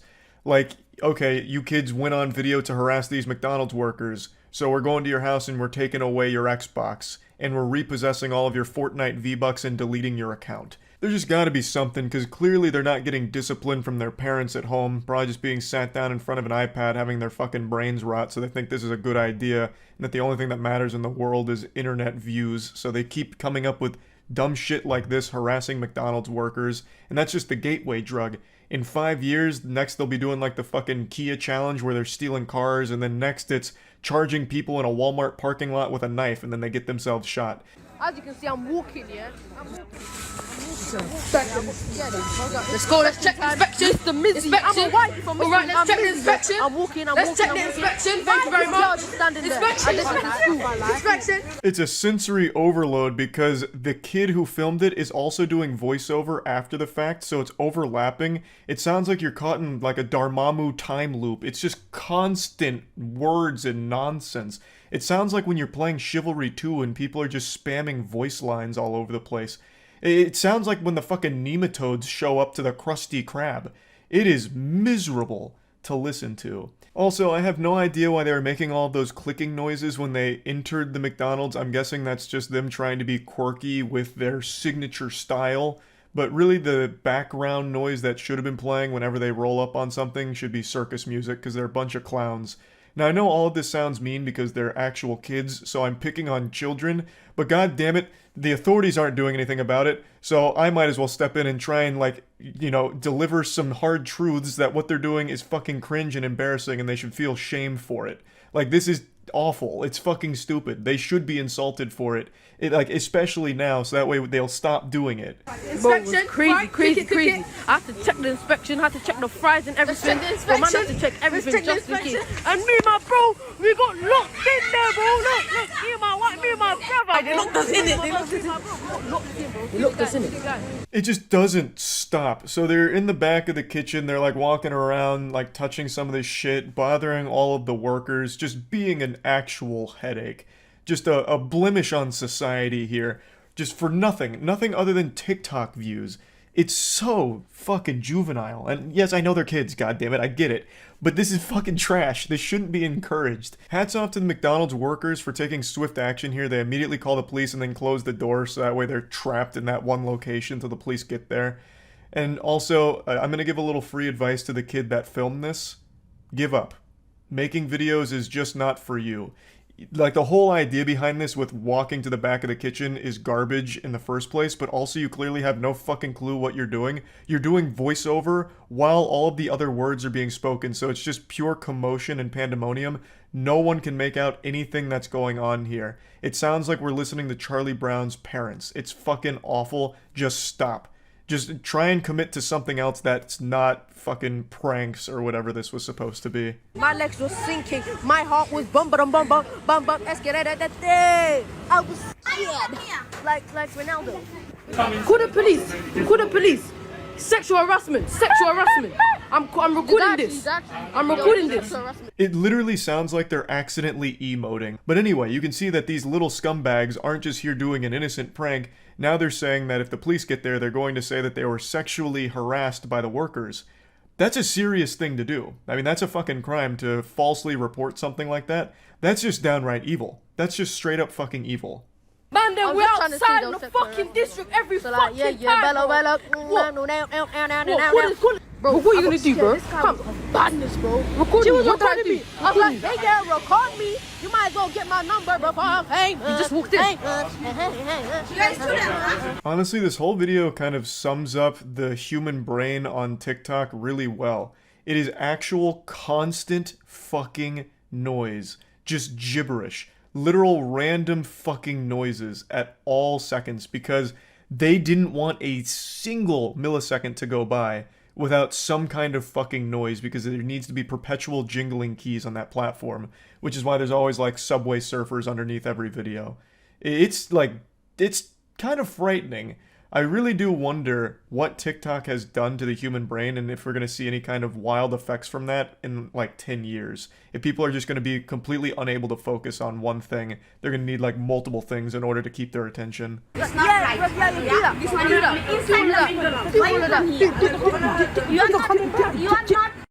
Why you coming? Let me get told. No. Why you coming? Boss, can I go out? Why you coming? No, because someone. Boss, can I come out? Can I come out? It just doesn't fucking stop. It sounds like listening to a team of Pikmin trying to lift something heavy. Now, I know that I kind of insinuated that I view a lot of these things like a failure of parenting, and that's not always the case, and I recognize that. It's kind of wrong of me to assume that kids like this are the product of bad or neglectful parents. Sometimes there are just people that are too far gone, like kids that get too deep into this obsession with internet brownie points, the updoots, the likes on TikTok, and no amount of good parenting can kind of curb that. It's just a lesson that the kids have to learn themselves when they realize that all of that effort was wasted and that they've just turned into a fucking loser from chasing it. Tell him again, bro. What? I ain't scared. You ain't scared. Pussy yours, bro. Come fight me. Come fight me, bro. I don't know. Open the door. Oh, so you're gonna let us go or you're just gonna stay here? Because I'm gonna tell the police that you strangled me because you strangled my neck. I have video footage of you strangling my neck. It's the teenagers. Yeah, you never strangled my neck. But I just said like you strangled my 16. neck so you could like get me out. Another one of those false claims that could ruin a person's life if they tried that. So now, not only were they going to accuse them of sexual harassment, but also accuse this guy of strangling the kid's neck. And he even admits, like, yeah, that guy never did that, I was just going to say that. Which is fucking crazy. That's nuts. That is just evil. Like, full stop. That is just evil shit. My neck started to do this stanky last night. Stanky last night, and I'll break your ass. Break your ass. Oh, you man, that was a mother. I'm under. We got freed. Bow. The feds came. Bow. Yeah, so you just get to walk out after the police get there. I really do think all of the workers handled this pretty well. They immediately called the authorities, kept them there until they got there. It's just a shame that all of that effort was moot, and the kids will likely just come back and do this again for more internet views since this kind of went viral for them. But yeah, I just wanted to talk about this because there's been like a real rise in kids doing stupid shit in public for the sake of internet views and at the expense of just normal workers. It's really frustrating shit, and it doesn't seem like it's going to stop anytime soon since the kids aren't getting punished for it, so why would they stop? They don't care about like the negative reception they get online. All they care about is the big number they see next to their views. Nowadays, it feels like kids are almost incentivized to be the biggest douchebag possible as early as possible so that way they can start farming views because outrage is the quickest way to like relevancy on TikTok and that TikTok fame that they even mention in this video. Like, they are clearly aware that by being an asshole in public, they're going to get some attention from it. So it's almost like incentivized, and there's just got to be some way to curb that. But yeah, anyway, just wanted to kind of talk about this a little bit. That's about it. See ya.